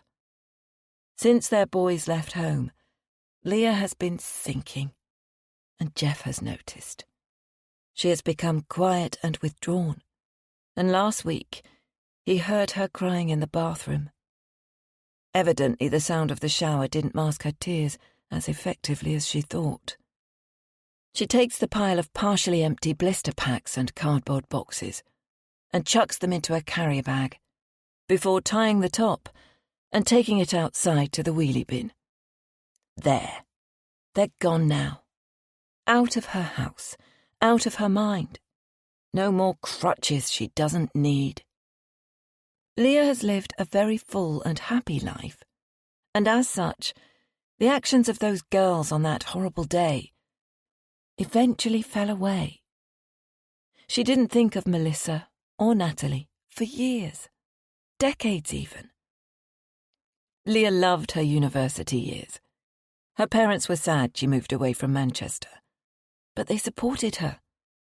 Getting away was what she needed. She loved where she grew up, and a part of her hoped she could return someday. But she needed to spread her wings, to know that when she walked down the street, there was no chance she would bump into Melissa or Natalie. So Leah headed north of the border to Edinburgh, and that was where she found herself. At university, she was surrounded by people just like her, people passionate about art and design. She worked hard and partied even harder. Her days were filled with learning and inspiration, and her nights were packed full of laughter and love. Leah blossomed and grew into the person she always knew she could be. No more hiding, no more shame. Her university friends understood her, and she them. She felt loved and accepted, utterly at home. She'd spend hours in her room sketching out beautiful homes and imagining what life would be like once she could do this for a living.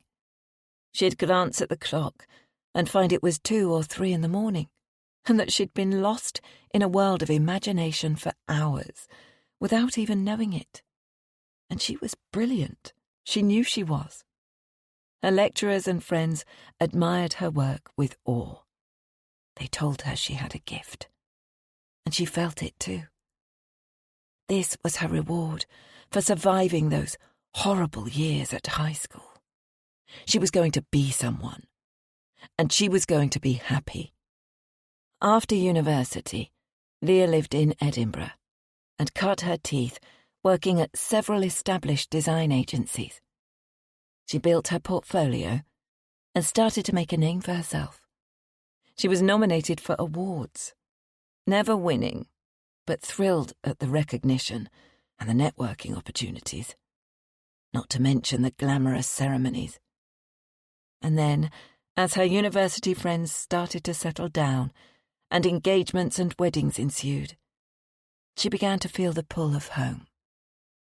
She'd had a few boyfriends and a lot of fun, but nobody had stolen her heart.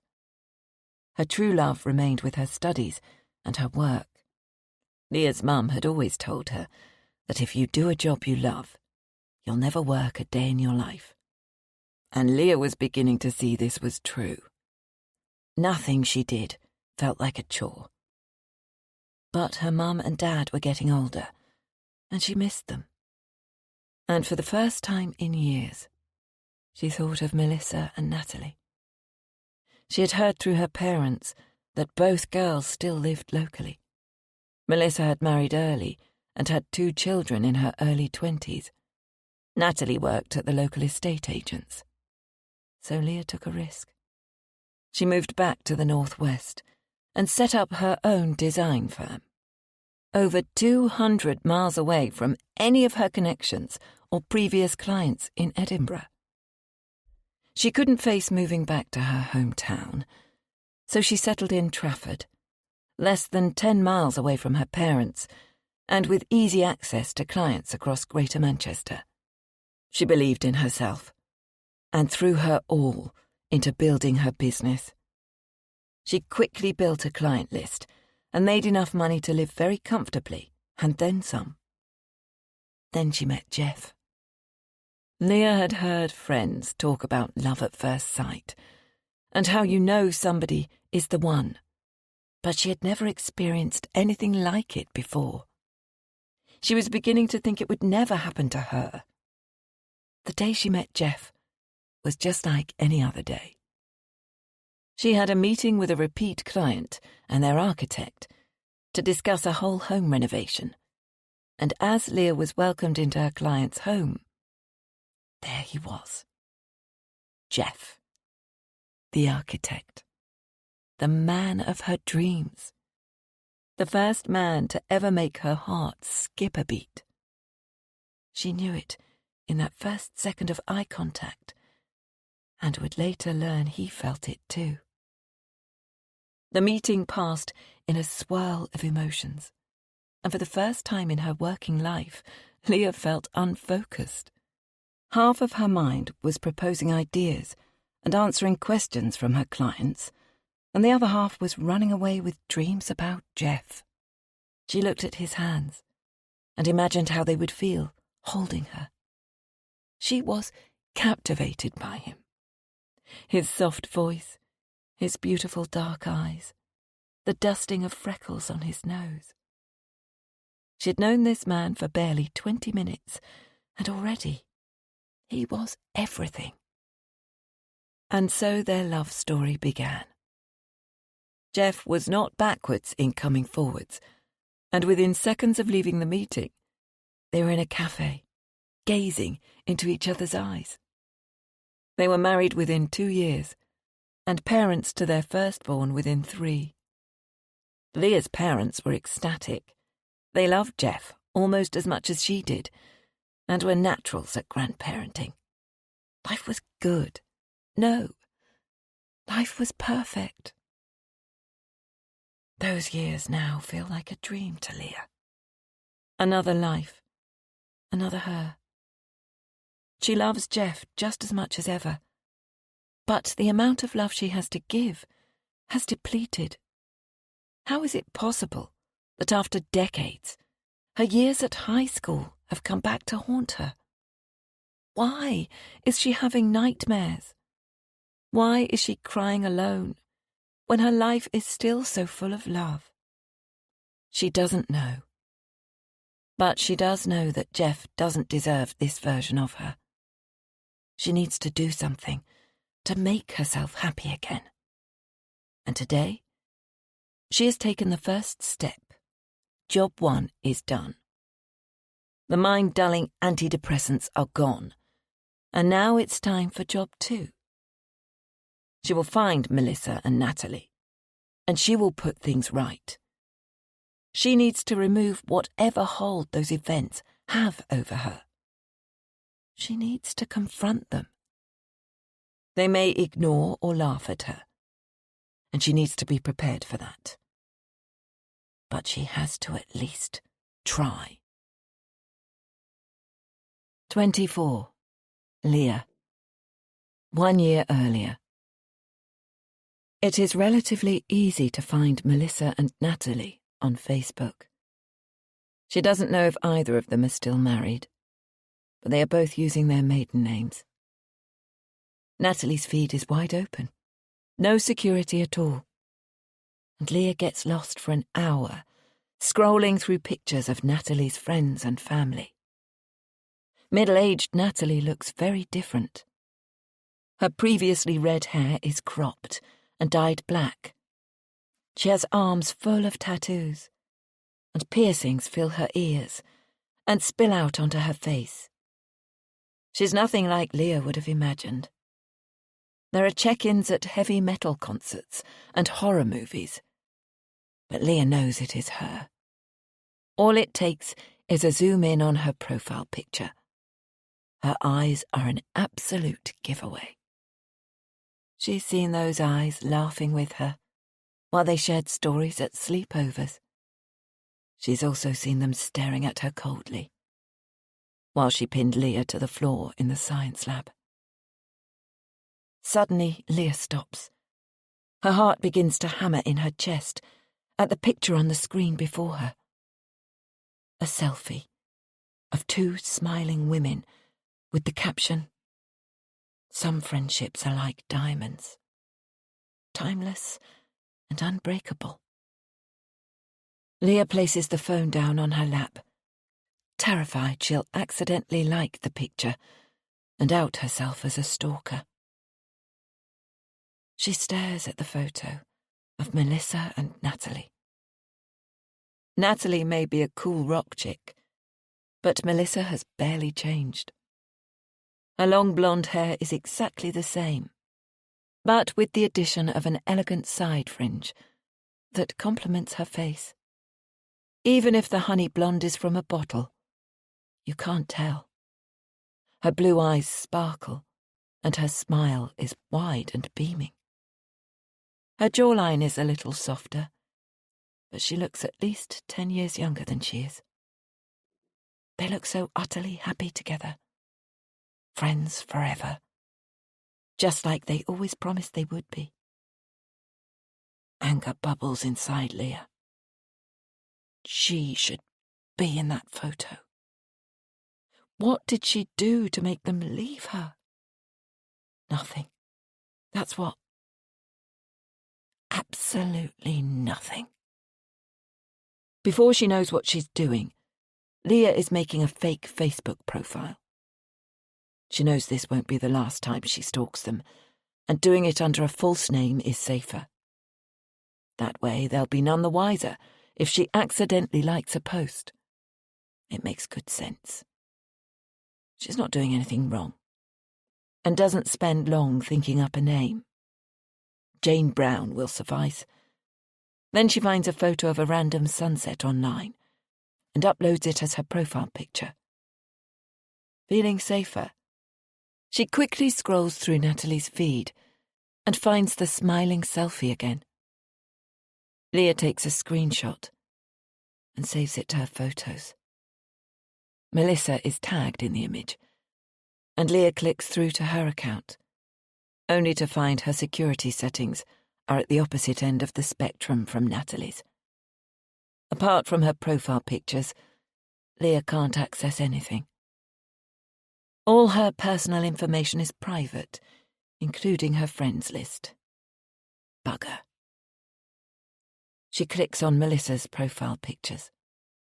The current one is of her wearing a swimsuit and sarong on a beach, a straw hat dangling elegantly from one of her hands. Her back is to the camera, and her long blonde hair cascades down her back. Leah scoffs and sticks 2 fingers up at her phone screen, which, although childish, makes her feel a little pang of satisfaction. Leah looks at the date and sees the photo was taken this year. Ugh. How can Melissa look so thin and young? They're the same age and have both had children. Yet Leah puts on 3 pounds if she even looks at a bowl of pasta. The second and final picture is clearly older and is of Melissa dressed as Daphne from Scooby-Doo. The image is grainy and looks like it's been cropped from a bigger group photo. Melissa looks disgustingly adorable and happy. Leah holds the phone so her nose almost touches the screen and sneers, "Stupid cow." Again, childish, but once more, a slight flutter of pleasure stirs inside her. She clicks back over to Natalie's profile. Judging by how much she posts, there will be hours and hours of material to pore over, and likely some more best friends forever pics to discover. Uneasy feelings begin to churn inside Leah. and something urges her to stop. What good can possibly come from this? You're only torturing yourself. Leave it alone. Move on. Find another way.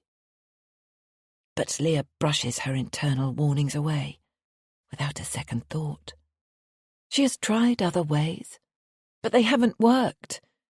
This is the first time she has felt better about this situation since it started climbing back into her thoughts a few years ago.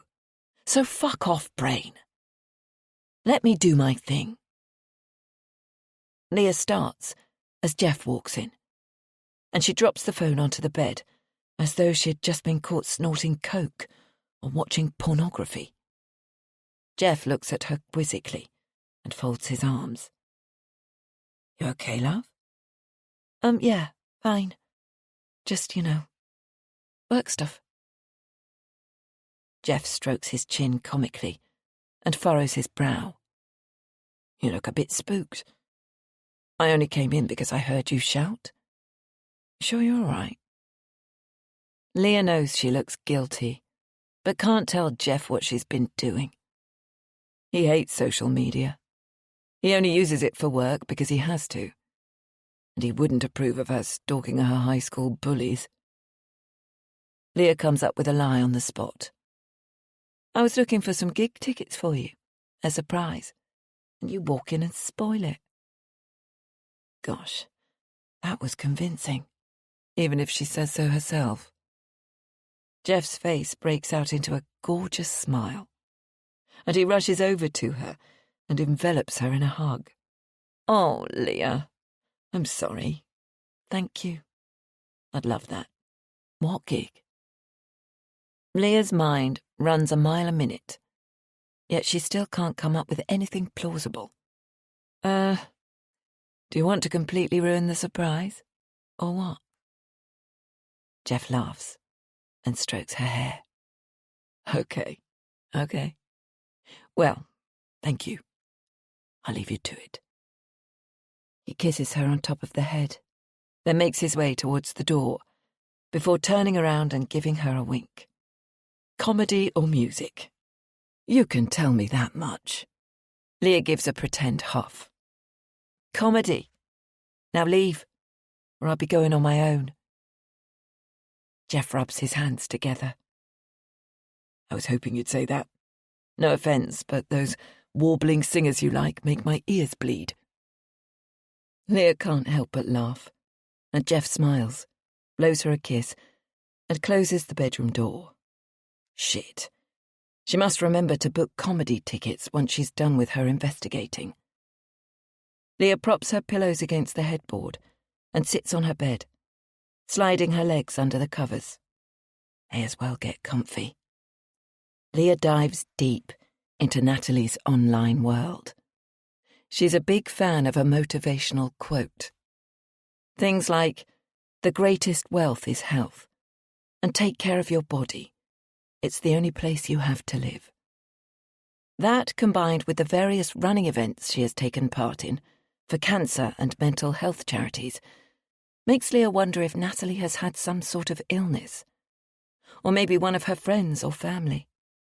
It's not clear, even from the various gushing comments underneath her posts. She looks well enough. A little fatter than she used to be, but who isn't? Melissa. That's who. Eventually, Leah finds what she's looking for.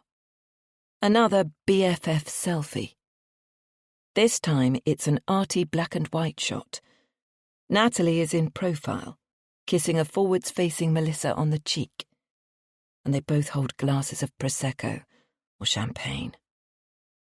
Leah checks the date and sees Natalie had posted this on Melissa's birthday. The message accompanying the photo fills Leah with sadness and anger.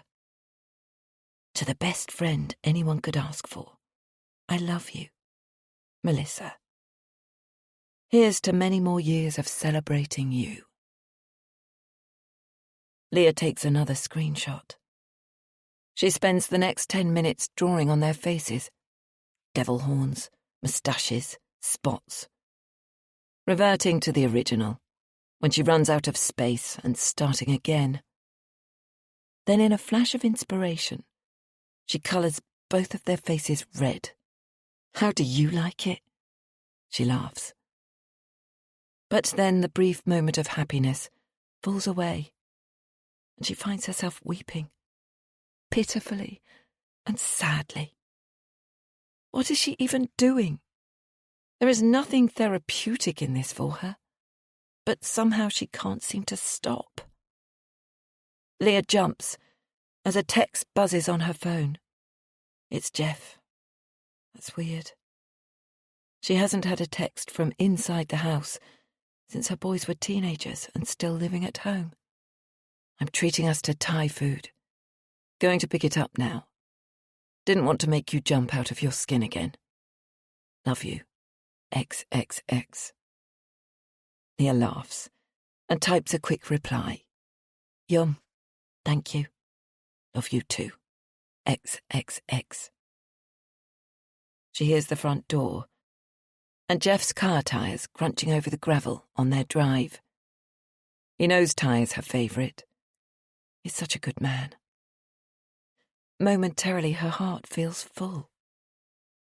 Yes, her life has become smaller since their boys flew the nest. But she has everything she could possibly want in Jeff. And even if her love for her work has dwindled, does that matter? She got so many years of joy out of it. That's more than most people get out of a career. They've made a lot of money, and she could probably retire if she wanted to. Maybe they could go travelling. Eat Thai food in actual Thailand, or backpack around Australia. Okay, perhaps not backpacking. Hotelling would be more her style. But still, it would be such an adventure for them. Instead of looking back, shouldn't she be looking forward and planning the rest of their lives together? They're both fit and healthy. They could have 30 or 40 years left to enjoy life, 50 even. But Leah can't make the positive thoughts stick. They trickle away like grains of sand through an egg timer. The emotional hole in her brain, allowing them to fall away. So she opens up Facebook again, clicks on Natalie's Facebook Messenger, and under the guise of Jane Brown, with the sunset profile picture, types out one word. Bitch.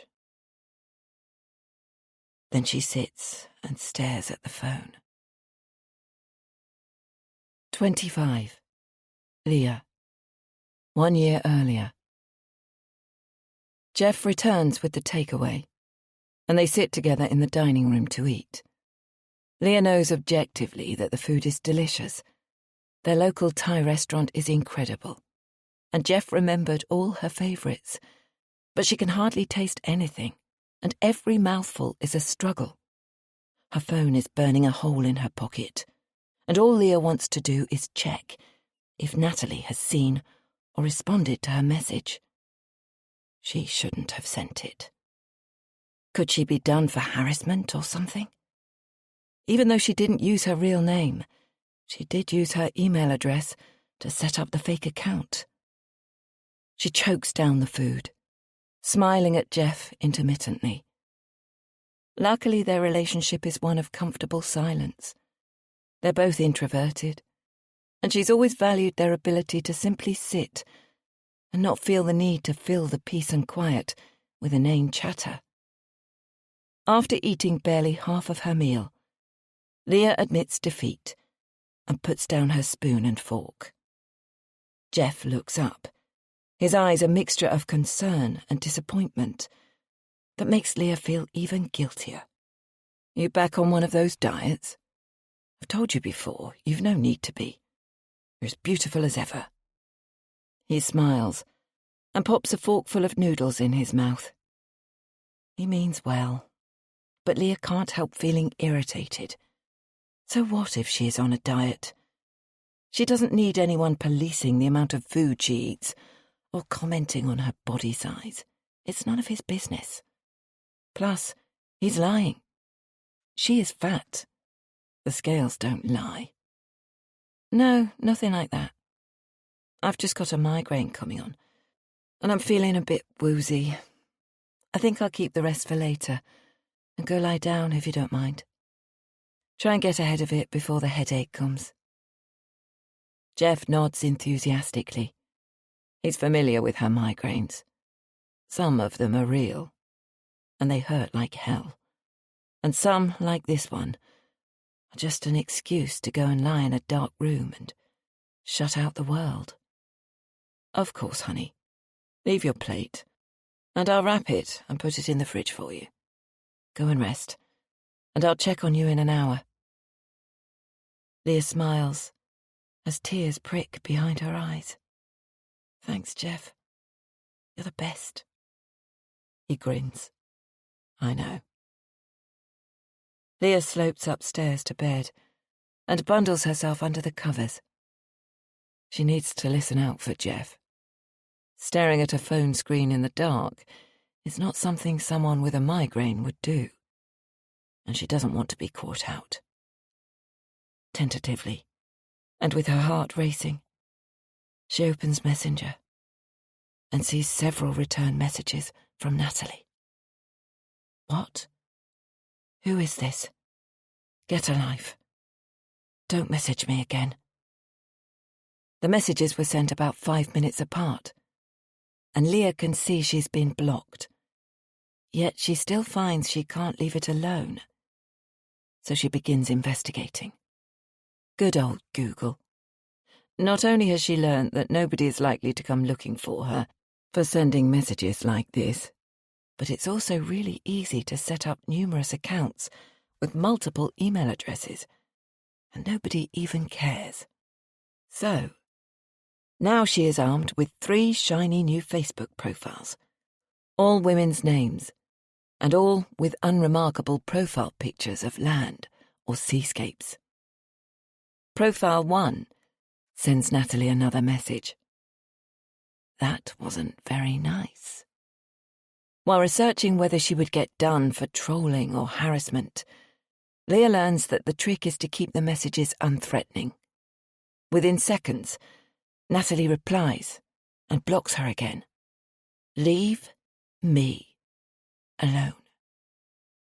All capitals this time. Somebody is getting upset. Leah's going to enjoy this. She won't take it too far. Of course she won't. She'll just have some fun for a couple of days, call it evens, and then crack back on with her life. She's only levelling the playing field, and she's not actually hurting anybody. Let them have a taste of their own medicine. Leah quickly deactivates Profile 1 and opens up Profile 2. She's done enough with Natalie for tonight. It won't do to be freaking her out too much, and her getting the police involved, Facebook or otherwise. So she messages Melissa. She only messaged Natalie first because she didn't think she could message someone with a private profile. But guess what? You can message anyone. Unless they block you, of course. She wonders what to write. And then it suddenly comes to her. A flash of inspiration from one of her favourite teen horror movies. I know what you did. Leah cackles to herself. This is brilliant. Inspired. She waits. Anticipation and excitement building. She ponders how she'd feel if she got a message like that. Honestly, she'd probably shrug it off. And that's because she's never done anything that could come back to haunt her. Only people who've done bad things would feel worried or scared reading a message like this. And that's on them, not her. Melissa and Natalie got away scot-free for what they did to her all those years ago. But their past is finally going to catch up with them. They are about to be haunted by a very determined ghost. I know what you did. 26. Leah. 1 year earlier. It's 3 a.m, and Leah hasn't slept a wink. She feigned sleep when Jeff came in to check on her, and again when he came up to bed several hours later. But she hasn't been anywhere near sleep. When Jeff was out like a light after his usual 15 minutes of tossing and turning, Leah was able to return to her incessant phone checking. It's been over 8 hours since she sent that message to Melissa, and it hasn't even been read. The inner fulfillment from riling Natalie has completely worn off, and if anything, she feels worse. She goes to the bathroom for what feels like the gazillionth time, catches sight of herself in the mirror, and recoils. She looks like a crazy person. Her eyes are filled with madness. She splashes water on her face and promises herself she'll get some sleep. In the same way as a watched pot never boils, a watched phone never flipping beeps. She creeps back to bed. Jeff is still snoozing away peacefully, puts her phone on silent, and places it in her dressing table drawer. She won't check it again until morning, proper morning, not this 3 a.m. nonsense. Eventually, exhaustion wins, and Leah succumbs to sleep. When Leah wakes, Jeff's side of the bed is empty. He's at work every day this week, finishing a big project. She's between clients at the moment, having just finished a nursery for one of her regulars, and is about to start an orangery for a new client next week. So she has the rest of the week to herself.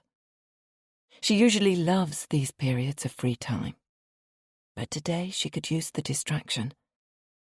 She retrieves her phone from her dressing table and takes it with her when she goes for a wee. It seems she's become one of those people who uses their phone on the toilet. Great.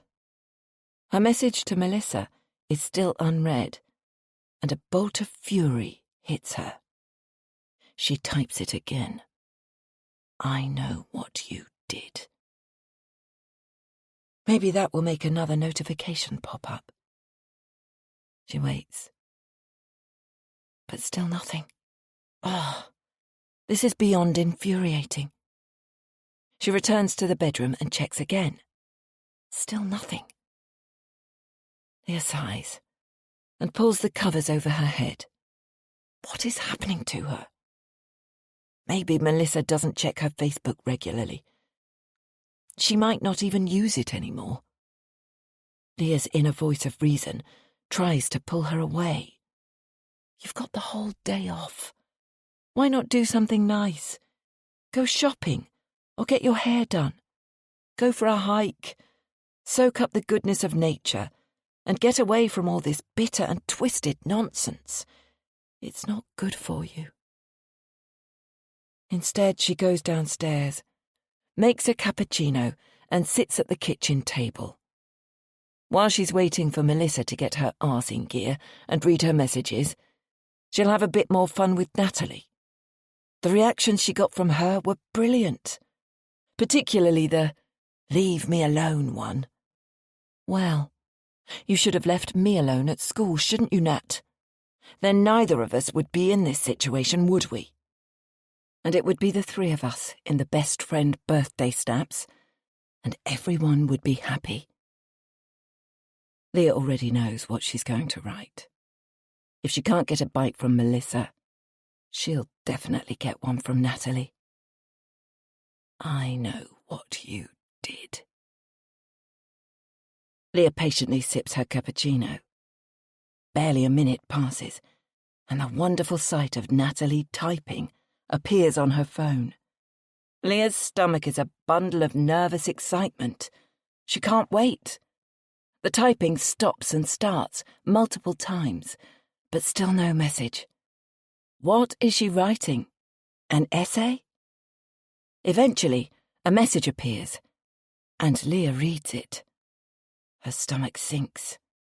It's an annoyingly measured, not at all upset response. In fact, it sounds almost pitying. Hi, I don't know who you are, or why you're messaging me. I think you've probably got the wrong person. But if not, and I've upset you in some way, please just tell me. I'm sure we can work it out. Whoever you are, I hope you're okay. Leah balks. This is not what she wanted.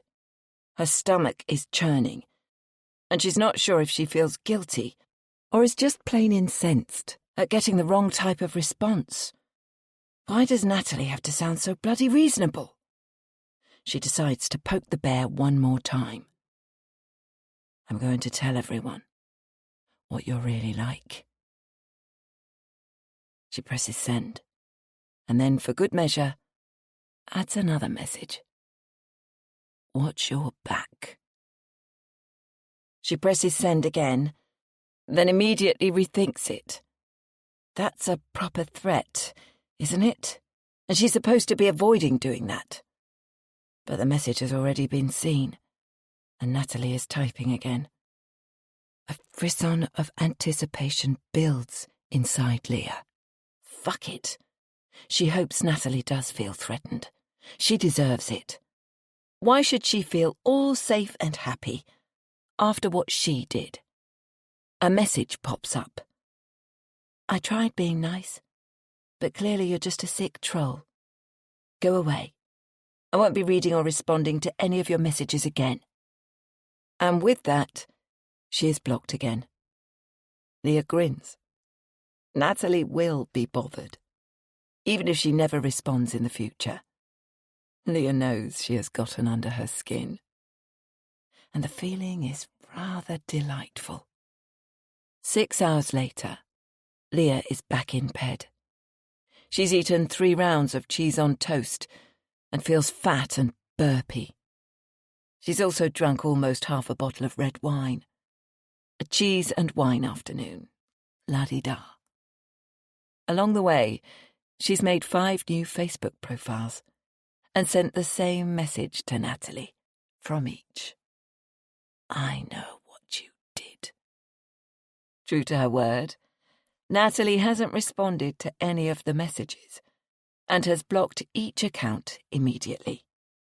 She's definitely got good self-control. Leah thought she might kick off again, by at least profile 3. But alas, nothing. Melissa is still annoyingly absent, and Leah knows she can't continue doing this. She now has so many email addresses that she can't keep up with what she's doing. Instead, she's booked a manicure and pedicure for the next day and arranged to meet a friend for a late lunch. This will be a today-only activity. Normal service will resume tomorrow. She'll play ill again tonight with Jeff, get it all out of her system, and wake up a new woman. Perhaps she'll try yoga or therapy. Leave the past behind. One naughty day can't hurt. 27. Leah. 1 year earlier. Jeff was full of tea and sympathy when he got home and found Leah still laid up in bed. She told him the migraine had passed, but had left her feeling exhausted. He agreed she should just stay in bed. She'd hid the now empty bottle of wine under the bed and sprayed her deodorant liberally around the room to hide any wine or cheesy aromas. He's currently in the kitchen making macaroni cheese for her, which she loves, but is worried it will put her in a cheese coma. She's been pretty good the last few hours. She hasn't sent a single message or checked Facebook once. The madness appears to be leaving her. There's a light tap on the door, and Jeff peeps his head around. Want your tea up here, love? Leah's heart swells, and she smiles at her loving husband. Oh, yes, please. No worries. I'll do a tray and bring it up. Glass of vino. He winks, and Leah smiles. Or is that not a good thing with migraines? No, it's fine. It's never food or wine that triggers it. My headache is gone, and I think it will help me nod off. I'm shattered, but hopefully I'll feel completely better after a good night's sleep. I'll make it a large one then. Jeff returns 10 minutes later with the promised tray, an empty wine glass resting atop it, with a steaming bowl of macaroni cheese. An unopened bottle of red wine nestles under his arm. I didn't trust myself to bring up a full glass, not with those slippery floors and fancy rugs of yours. Thank you. Are you eating too? The thought of them eating bowls of pasta and drinking wine together in bed is quite lovely, and Leah hopes he says yes. Nah, I'm going to leave you to it. I've said I'll meet Fred at the pub for a quick pint, and then I've got a drawing to finish for work tomorrow. So I'll say goodnight now and let you rest. He leans over and places a soft kiss on her forehead. And I'll sleep in the spare bedroom tonight, so I don't wake you when I come to bed. I'll check on you before I get off to work tomorrow. Sounds like a plan. Have fun, and say hi to Fred for me. Will do. Feel better, love.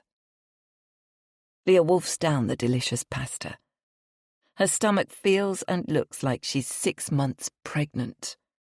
But she couldn't care less. She pours a large glass of red and sips as she hears Jeff head out to the pub. Tomorrow will be a new day. Leah grabs her book from her nightstand. It's the 4th in a cracking thriller series she's been blasting through, and she knows it will keep her mind off Melissa and Natalie. With no TV in their bedroom, her only options for entertainment are reading, her phone, or her mind. And reading is definitely the safest option of the 3. The wine is delicious, much better than the bottle she picked out earlier. 1 glass becomes 2. But she's not feeling sleepy yet. Jeff came back about an hour ago and headed straight into his office. It's weird him being in another room. She briefly considers going to invite him back to bed with her. But she's sweaty, bloated, and a little bit pissed. Not the most attractive combination. She'll make it up to him tomorrow night. Cook something special for him for a change. He'll like that. Eventually, Leah's eyelids start to droop. It's almost 11 p.m, and she hears Jeff go into the spare room. Putting down her paperback and switching off her bedside light, she reaches for her phone to set the alarm. She wants to see Jeff before he heads out to work tomorrow. Curiosity tugs at her as she moves to place her phone on her bedside table. One last time. One last check. Then she'll leave it alone. She won't be able to sleep unless she knows. She clicks on the Messenger app and sees that her message to Melissa is still unread. She knew it would be. She desperately wants to let it go, but the uncertainty of this message hanging over her is too much. So she quickly deletes the profile. Good. Now she'll never know, and will just have to move past it. Be the bigger person. In the interest of putting everything to bed properly, she looks up Natalie on Facebook one final time. But Natalie's profile has disappeared. Leah feels a surge of panic before it shifts to a swell of satisfaction and achievement. She did this. She made Natalie paranoid enough to delete it. Leah is sure that whatever Natalie feels tonight will soon ebb away, and she'll return to her life. She bets Natalie hasn't thought of her in years, and probably never will again. There is nothing to worry about, and she should just focus on the small act of revenge she has managed to inflict. It's been a bizarre day. Leah has done things she never thought she would, things that are entirely out of character. A good night's sleep will sort her out, reset everything. Leah starts to drift off, finding herself in that weird, not asleep, not awake, middle world that her mind often inhabits after too much wine. She tries to focus on the good, Jeff and the boys, her successful business, a pampering session, and a lovely lunch tomorrow. But instead her head is filled with haunting images of the past, her friends' faces, their mocking laughs and cruel words. And then she's being pushed to the floor. She can almost feel the arms grabbing her, forcing her down, violating her. The pressure on her chest is too much, and she's struggling to breathe. Overwhelming nausea rises in her throat, and she chokes back a disgusting mouthful of vomit. Next, she sees the paint and Natalie and Melissa's faces bearing down on her. Their stupid, betraying, evil faces. Then the paint is in her mouth and hair, sticky and disgusting against her skin. She cries out, but nobody hears her. And then she wakes suddenly, sitting up stiff as a board. Her face and hair are gummy with sweat, and the faint glow from the streetlight through the curtains creates shadows in her room. Leah reaches for Jeff, desperate for him to hold her and chase the nightmares away. She shivers uncontrollably, and tears of despair tumble from her eyes. This will never be over. Why won't this leave her? What does she have to do to make these nightmares go away? Leah runs out of the bedroom and down the stairs. In search of what? She has no clue. She's not concerned about waking Jeff. He sleeps like the dead. She's seen him sleep through fireworks, thunderstorms, and even that time when their drunken teenage neighbour kicked a football through their living room window at 2 a.m. It would take a sledgehammer to wake him. Sitting at the kitchen table, her head in her hands, Leah feels about as helpless as she can ever remember feeling. All she wants is to be happy. Melissa is happy. Natalie is happy. Why not her? It's Melissa she's the angriest with. At least she's managed to get back at Natalie, even if only in a very small and petty way. But Melissa is seemingly untouchable. And she's the one who is the most to blame. She smeared the paint all over Leah's face. And what has she done to make up for it? Nothing. Has she had to suffer because of her disgusting actions? No, not one iota. She needs Melissa to hear what she has to say, to feel the fear and helplessness she inflicted upon her. Why must Leah continue to suffer? It's not fair. Leah can feel herself slowly falling apart. She pushes her hands hard against her temples. Is this what it feels like to have a breakdown? Grabbing roughly at her hair, Leah opens her mouth as wide as she can and screams silently at the world. 28. Leah. 1 year earlier. It's 2 a.m. and Leah is sitting in her car. She's achieved quite a lot in the last hour. First, she found out where Melissa lives. It really wasn't that hard. A quick Google search, and she discovered that Melissa runs a yoga business. That explains her fabulous body. A click on the website later, and voila, Melissa's home address. She really should be more careful.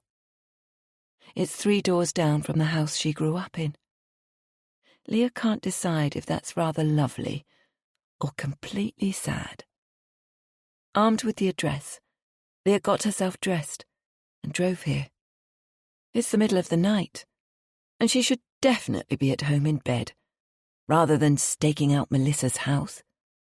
Common sense occasionally creeps through and tries to make her return home, but it's been wholly unsuccessful so far. Not to mention that she's had far too much wine to be driving. But coming here feels urgent, necessary. She doesn't think she can sleep until she's given Melissa her message. It was pretty pleasant driving around the empty M60. Much less stressful than the rush hour traffic she's used to. She knows she looks like a complete sight, but then, if all goes to plan, nobody's going to see her.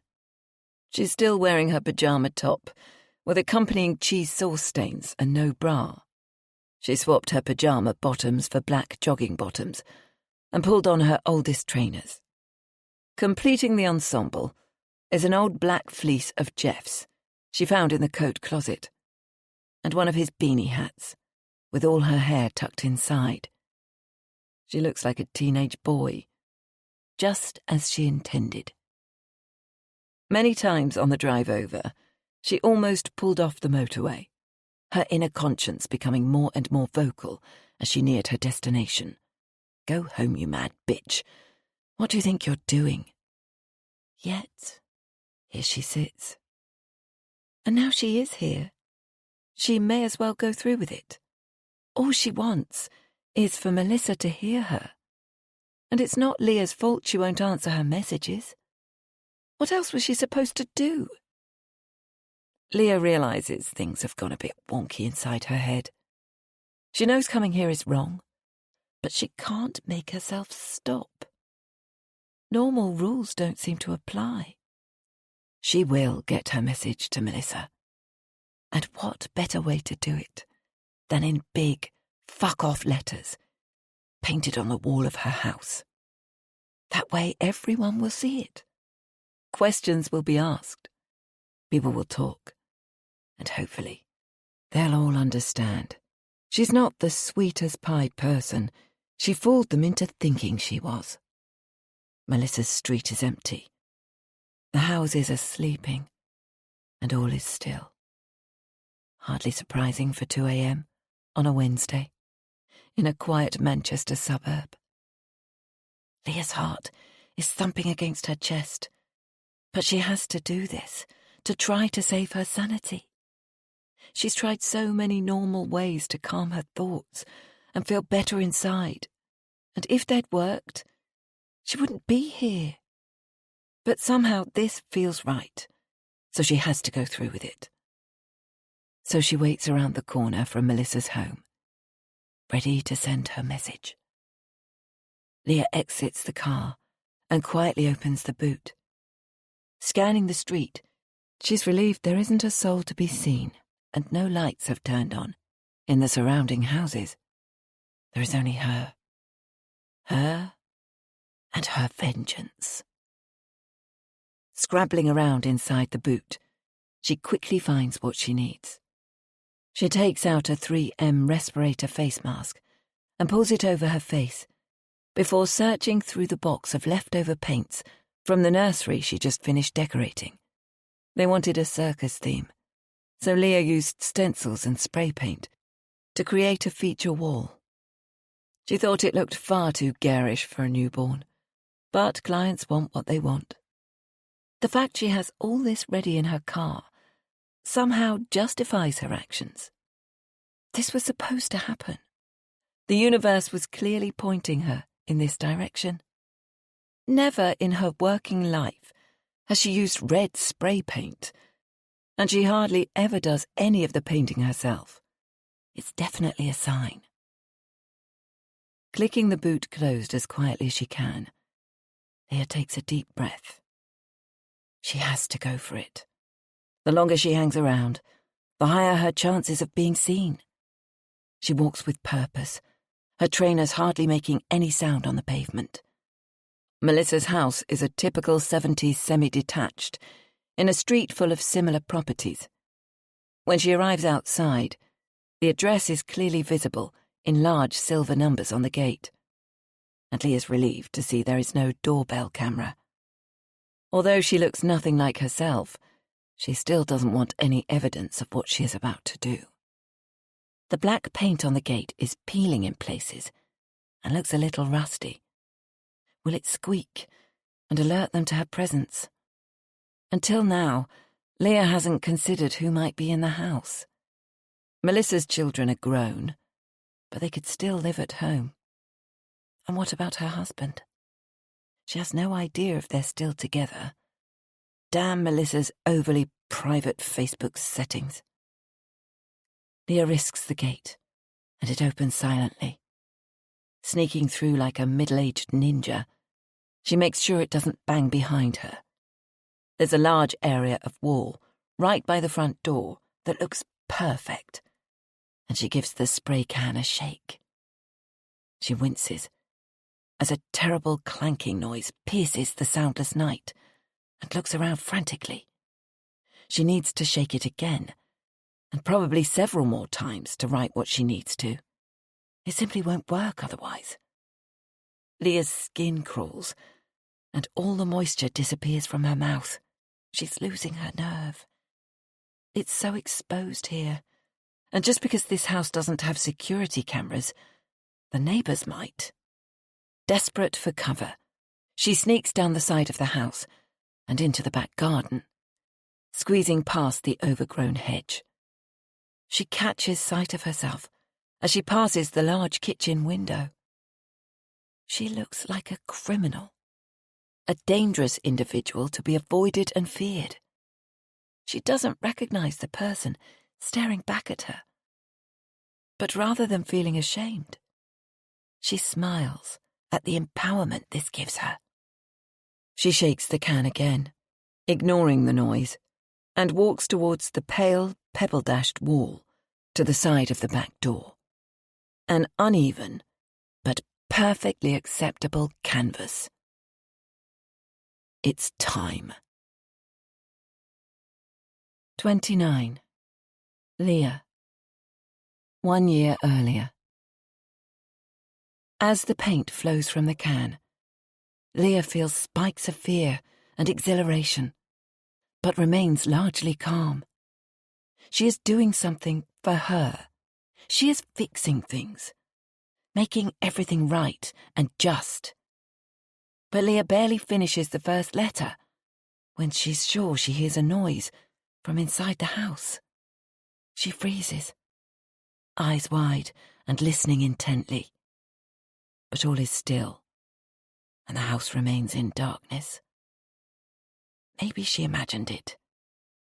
She wants to rip the mask from her face and gulp in some air, but forces herself to stay entirely still and waits for her breathing to normalize. She can't leave now, when she has come so far. The back door swings open without warning, and a figure emerges. Leah stares, adrenaline crashing around her body as she comes face to face with her old friend. Melissa is wrapped in a dressing gown, and there is a surprisingly genial look on her face, as though she was expecting to greet someone familiar. But within seconds, her face morphs into one of horror. Her lips pulled taut, and the whites of her eyes showing, gleaming in the moonlight. Leah can't breathe or move. What is she supposed to do? She should run. Of course she should run. For goodness sake, Leah, run! Instead, she stands there, transfixed by the woman she once knew, drinking in the look of pure terror on her face, relishing in the soothing feeling it gives her. It is the most incredible sense of justice.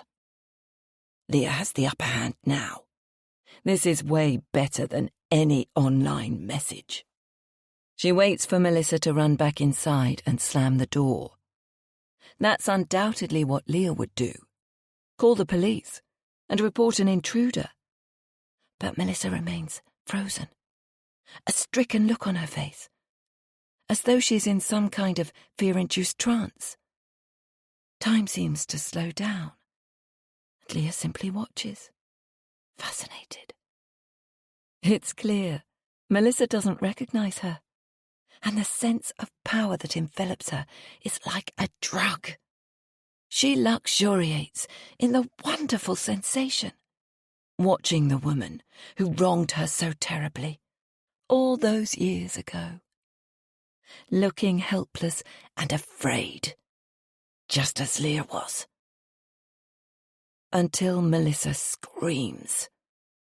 The blood-curdling cry is so loud that Leah stumbles backwards, but Melissa doesn't move.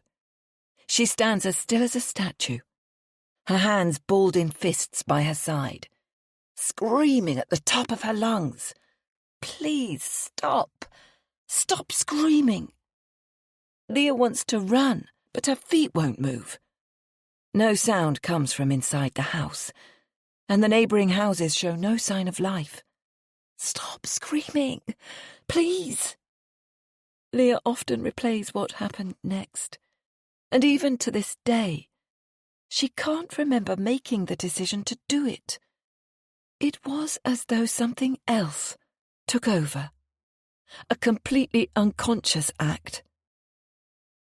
Leah holds up the can of paint and sprays Melissa full in the face, covering every inch of skin. Melissa's screaming instantly ceases, and the world seems to stop turning briefly.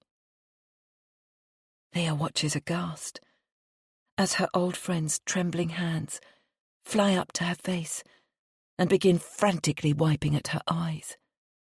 Moans and guttural gurgling noises now falling from her mouth. Leah looks down at the can of paint in her hand. Did she really just do that? She can't have. She would never. She has to do something, but her body won't let her run away. Thoughts are coming thick and fast, and time has begun to speed up. Should she go inside with Melissa and come clean about the whole thing? Perhaps Melissa will understand. She's not hurt, just scared.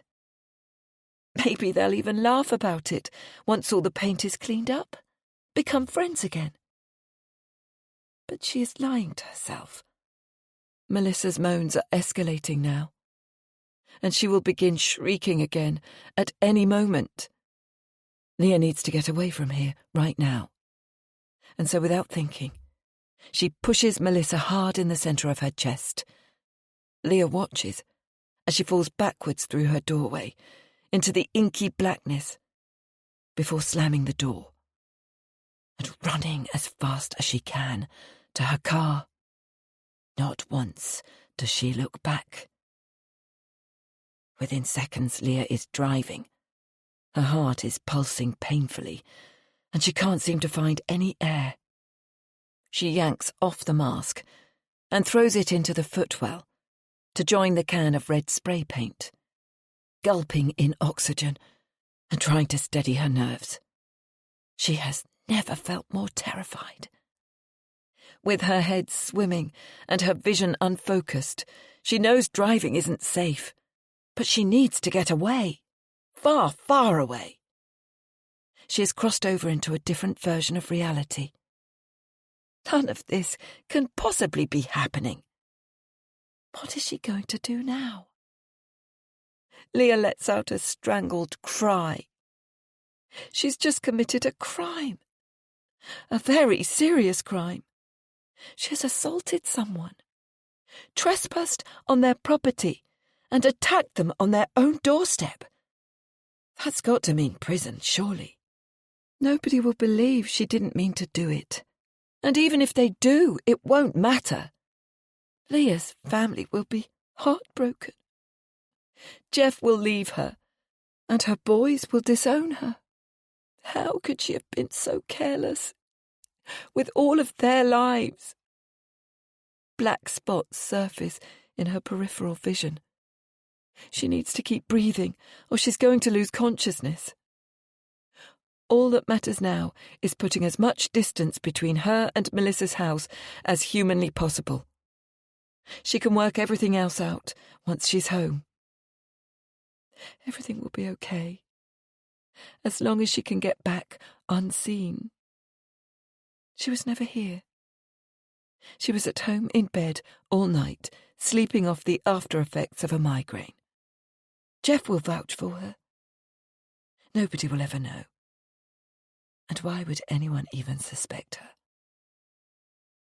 Leah darts her eyes around furiously, constantly checking the road and her mirrors for flashing blue lights.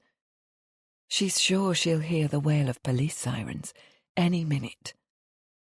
But she continues to drive on through the empty streets, and the farther she gets, the calmer she feels.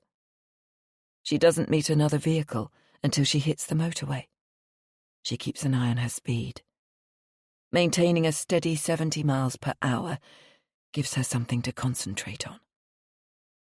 She banishes all thoughts of Melissa. Melissa will be shaken up, but ultimately, everything will be fine. And regardless, Leah can't think about that now. Before she knows it, and not entirely sure how, Leah is home. Parking her car quietly, she returns the mask and paint to the boot before sneaking into the house. She does everything in reverse. She places Jeff's coat and hat back in the cloakroom before creeping up the stairs and putting her pyjama bottoms back on. The house is reassuringly still. She tiptoes across the hall and opens the door to the spare bedroom. Jeff is still asleep. Leah returns to her room and gets into bed. She has never felt more relieved to climb under the covers in her whole life. Nothing about the last couple of hours feels real. If someone told her it was all a fever dream, she'd probably believe them. And this sense of unreality is most welcome. She knows the truth of her actions will eventually hit her. But what happened was an accident. Nothing more. And is what she did to Melissa any worse than what Melissa did to her? Not really. Plus, Leah's actions were unplanned. She was only going to write on the wall. If Melissa hadn't come out of the house and started screaming incessantly, none of this would have happened. With all that in mind, the critical question is whether Leah can live with what she's done. Will she be able to keep her reckless and malicious actions a secret? Yes, she thinks. Yes. She will never breathe a word. And if anything, she may now be able to move on. And although Leah should be horribly ashamed, calling the emergency services and handing herself in, that's not at all how she feels. Now she is home and safe, she feels alive and vindicated. And within minutes, Leah is deep in a nightmare-free sleep. Because revenge has been served. And now, life can go on. 30. Tess. Holy shit. Tess can barely pull her jaw off the floor. That was some story, and she was utterly mesmerized throughout the whole thing. Who would have thought that mousy old lady had it in her? Tess is all for revenge, but in, a normal way. What Leah did was something else. Who would even do that? A psycho, that's who. Just goes to show you can never judge a book by its plain, drab cover. Tess leans back in her chair. After hearing Leah's confession, she feels like she's sitting pretty in this weird room of judgment. She has never done anything like that in her entire life. Whatever Sally is going to pull out of her hat about her, it will pale in comparison to the red paint in the face story. Tess is definitely winning. Leah told the whole story, staring at the wall like a weird robot. And now she's just stopped. She looks like an empty shell. Tess sort of feels sorry for her. Gun-toting Sally is sure to have something to say or do. Tess surreptitiously flicks her eyes to Sally. She looks mad. And not angry mad. Crazy mad. Tess has always known she's not exactly normal herself. Sally probably thinks she's dropped a bombshell on Tess with her verdicts about her. But Tess isn't stupid. She knows her feelings are different to most people's. It's pretty difficult to look on the bright side in this room, but Tess has to say she's starting to feel like a pretty good person. She is at least the second sanest person in this room. Who would have thought it? Tess holds her breath as Sally starts to speak. Take your seats, everyone. The next act is beginning. 31. Leah. Leah is completely drained. A husk of a human being. She didn't look at Sally the entire time she recounted her story. She couldn't risk being derailed. The words came out surprisingly easily, once she knew the game was up. She left nothing out. Probably gave them too much detail. Even recounting how she met Jeff, and what a wonderful life they've had. She should probably have left that out. Hearing how happy she's been isn't going to ingratiate her. But what's the point in holding back now? Leah has no idea what happened to Melissa after that day. But she fears the worst now, and knows she's about to find out. After that first night, when she'd felt a peculiar sense of detached satisfaction, the crippling anxiety and dread set in. Every phone call or knock at the door filled her with sheer terror. She cancelled her next job, citing a family emergency.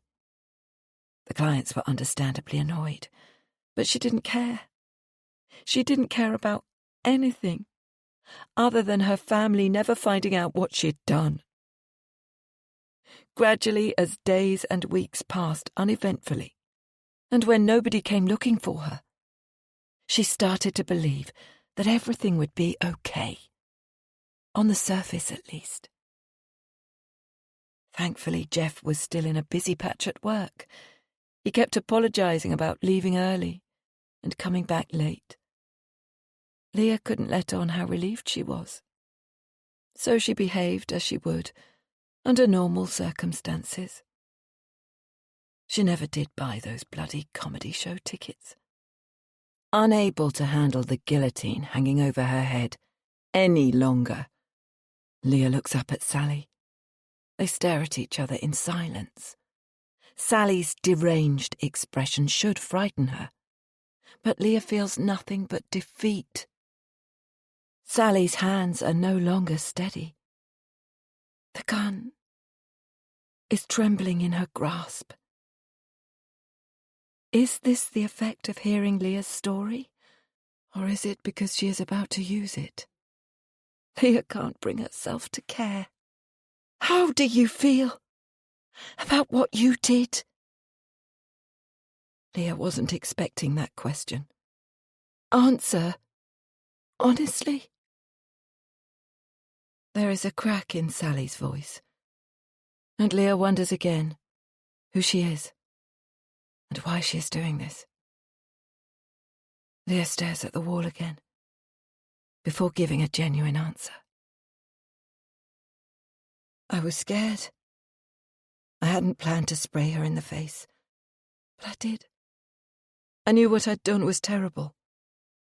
But when I got home, it almost felt like it hadn't happened.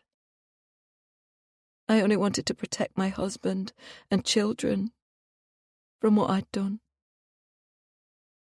Did you ever think about Melissa? I did. But honestly, I did everything I could not to. I tried to carry on with my life as normal, but it didn't work. I started getting horrible flashbacks of that night. Melissa's face. I see it everywhere. I have horrific nightmares. And I know it's because I've lied. Leah looks down at her hands. Her hands that committed that terrible deed. She'd do anything to reverse time and take it all back. It was a moment of madness, that's all. She never meant to do it. Well, boo fucking who? Leah jolts her head up and meets Sally's thunderous gaze. I'm not trying to get sympathy. I'm just being honest, and you asked me. Sally suddenly stands up and pushes the gun hard against Leah's forehead. Leah closes her eyes and braces herself. She says her goodbyes to her family and prays they will be okay. No, Leah. I didn't ask for any of that. I asked if you thought about Melissa, and you went off on a self-involved rant about yourself. Sally pushes Leah's head back with the gun's muzzle and takes her seat again. The weapon once again pointed at Leah's chest. Leah's mind is going 1,000 miles a minute. She can't believe she's still alive and is sure she's going to throw up. She alternates swallowing and sucking in air, trying desperately to dampen the roiling nausea. Working as a doctor's receptionist, you see people from all walks of life, people who've suffered indescribable trauma and tragedy. It's impossible not to feel for them, to want to help them. The doc back there does what she can. Leah looks at Dr. O'Hara. The woman has barely moved or made a single sound throughout all of this. Apart from Sally referring to her once or twice, she's been a purely silent observer, and Leah shudders as she considers what fate awaits her. But sometimes just talking isn't enough. Sometimes you need to take action. And you know all about that, don't you, Leah? Leah nods. She wants to say that she feels nothing but regret after taking action, and that seeking revenge is never the way.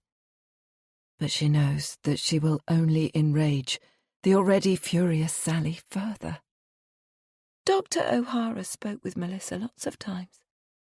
And no offence, Doc, but it did sweet fuck all. Leah gulps. Melissa was a patient here. Melissa has been suffering, and you've been merrily burying your head in the sand for the last year, living your charmed life with no consequences for what you did. Now, that doesn't sit well with me.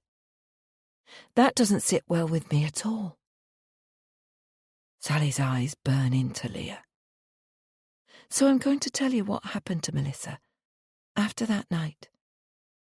And I want you to hear it, to really feel it and understand what you did, okay? Leah nods again, holding back tears. She knows this can't be good. If Melissa was well, this wouldn't be happening. I said okay. Okay, yes, okay. Leah can barely get the words out.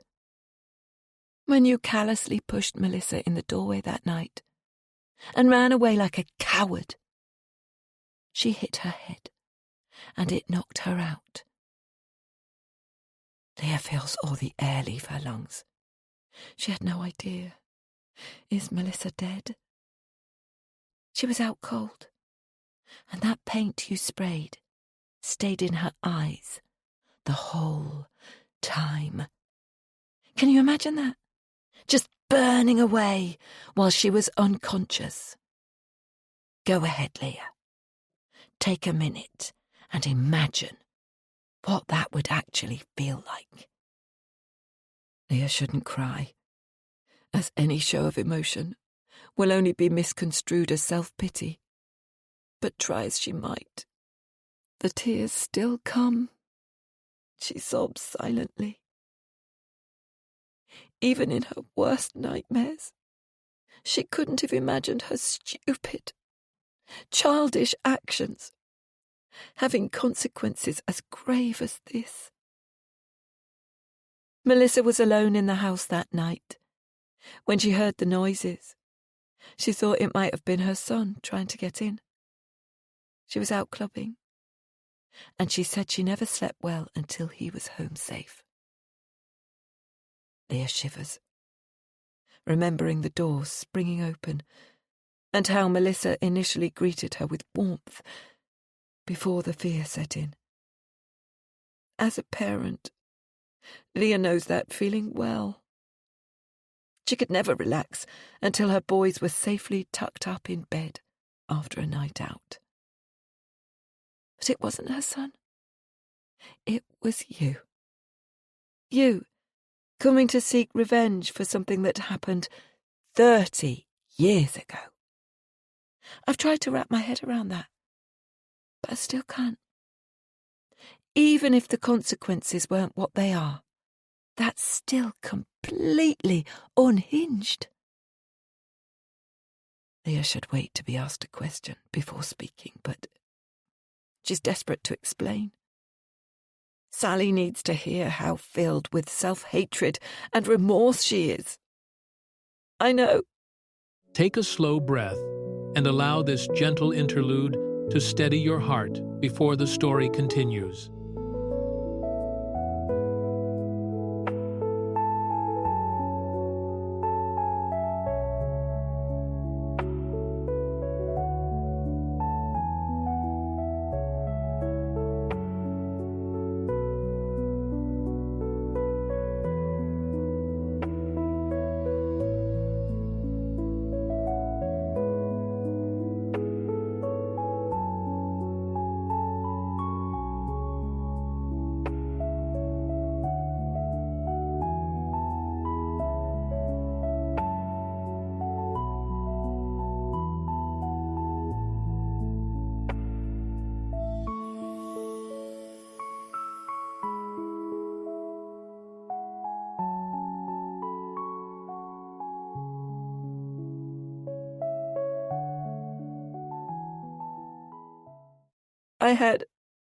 I don't know, a breakdown or something.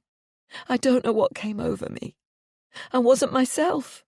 You have to believe me. Leah immediately regrets her words, wishing she hadn't led with something quite so selfish. Even to her own ears, it sounded pathetic and whiny.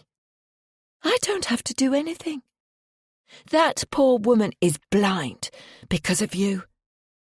You completely ruined her life.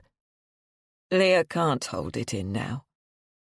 Big fat sobs erupt from her, and her whole body convulses with the weight of what she has just heard.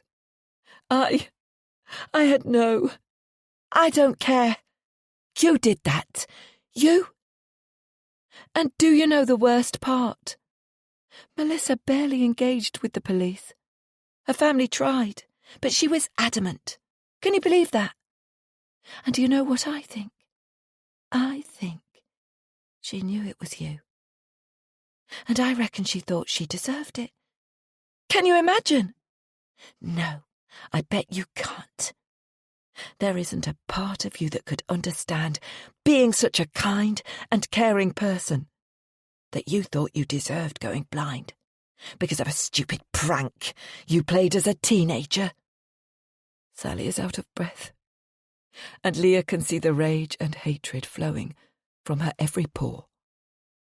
Not for the first time, Leah thinks Sally can't just be Dr. O'Hara's receptionist. Leah must know her. Melissa must know her. Otherwise, why would she be this angry and go to such extreme lengths to punish her? I'm a truth seeker, Leah. Some things in this world are just plain wrong. Terrible things happen to people, and they don't get the justice they deserve. I can't sit back and let that happen anymore. Sometimes someone has to step up and put things right. And that is why we are all here. Leah takes in Sally's words, but knows there's more to this than meets the eye. This is personal. 32. Tess. Tess is beginning to think she could just slip out and nobody would notice. The atmosphere is beyond intense. So Sally is some kind of modern-day vigilante, dishing out justice like Robin Hood. No, that's not right. That was giving money to the poor, wasn't it? Anyway, clearly she has lost the plot and is going on some mad eye-for-eye crusade with Dr. O'Hara's patients. Maybe there's a whole slew of them in other rooms waiting to have their fate dished out by Sally and her sword of Damocles. Who knows? This has been a very weird watch, but Tess has been able to glean a few things. 1. Sally is not going to kill anyone. At first, Tess thought she might, but she just can't see it. The ankle shooting thing, maybe, but even then, Tess isn't totally convinced. 2. Sally is no longer the same calculating woman Tess spoke with earlier. She may have been able to keep it together when everything was ordered and planned out, but now that things have ramped up, she has lost it. The Sally they're dealing with now is a slave to her emotions, and Tess will be able to use that. While Leah was telling her story, Tess was able to come up with a couple of things that Sally may be about to spring on her. The online trolling thing? Yes, she's done a bit of that. If one of those people, Tess can't come up with any names, has ended up as a patient here, it could be that. The only other thing that could be worthy of Sally's wrath was when she left her last job. She'd been working part-time at a makeup counter. It lasted all of 3 months, and she was only there for the perks and freebies. When Tess left, she set it up so it looked like her supervisor had been stealing and made an anonymous report that she'd been bullying her staff. But she was genuinely a horrible cow and totally deserved it. Although, judging how Leah spiraled after a bit of meanness from a couple of her friends, it could be just about anything. It's like that film, The Butterfly Effect. Tess has never really considered the knock-on effects of anything she does. Maybe there's someone somewhere baying for her blood because she once said she didn't like their shoes. The most important thing is that Tess is now sure she's a secondary character in all of this. She just needs to work out why. 33. Leah. Everything is out in the open now. What will be will be. Leah is utterly devastated at what happened to Melissa. And even though none of it was intentional, it is undoubtedly her doing, and she must face the consequences. Her chest feels hollow, like there is a big hole where her heart used to be. What a horrific and unimaginably cruel way to learn a lesson. Leah can't think what there is left to say. Is this the point at which Sally dispatches with her? Leah thinks back to some of the things Sally said. This is going to be a space where we will right some wrongs. Sometimes someone has to step up and put things right. And when she was talking about Dr. O'Hara and the work she does, no offence, Doc, but it did sweet fuck all. Will Sally punish the doctor for not helping Melissa? Or is Dr. O'Hara's role here to put things right? Leah's chest constricts, and her mind starts to run wild. Revenge. Justice. Is Sally going to make the doctor blind, Leah? Is she about to have paint forced into her eyes again? The thought is sick and terrifying. Yet from what Sally has said and how she is acting, It feels horrifyingly plausible.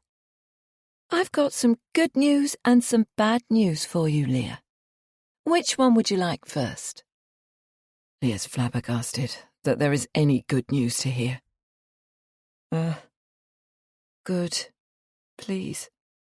I thought you might say that. The good news is that I'm done with you now. Leah's heart rate skyrockets, and she clutches her chest. No, I don't mean that. I mean, I'm going to talk to Tess now. Sally looks over to Tess. You ready for this? Tess doesn't answer, but weirdly doesn't look afraid, just curious. You're going to get some thinking time, Leah. Some time to reflect and repent. Use that time wisely. And the bad news? I think you know this already. But I want to reiterate my intentions. You won't be getting away with what you've done. Before you leave this room, you will pay for your sins. It's the only way. With the as yet unnamed threat hanging in the air, and Leah barely holding her body upright, Sally shifts slightly in her seat and turns to Tess. 34. Tess. Oh, goody, it's my turn. Which of the 9 circles of hell is Sally about to unleash?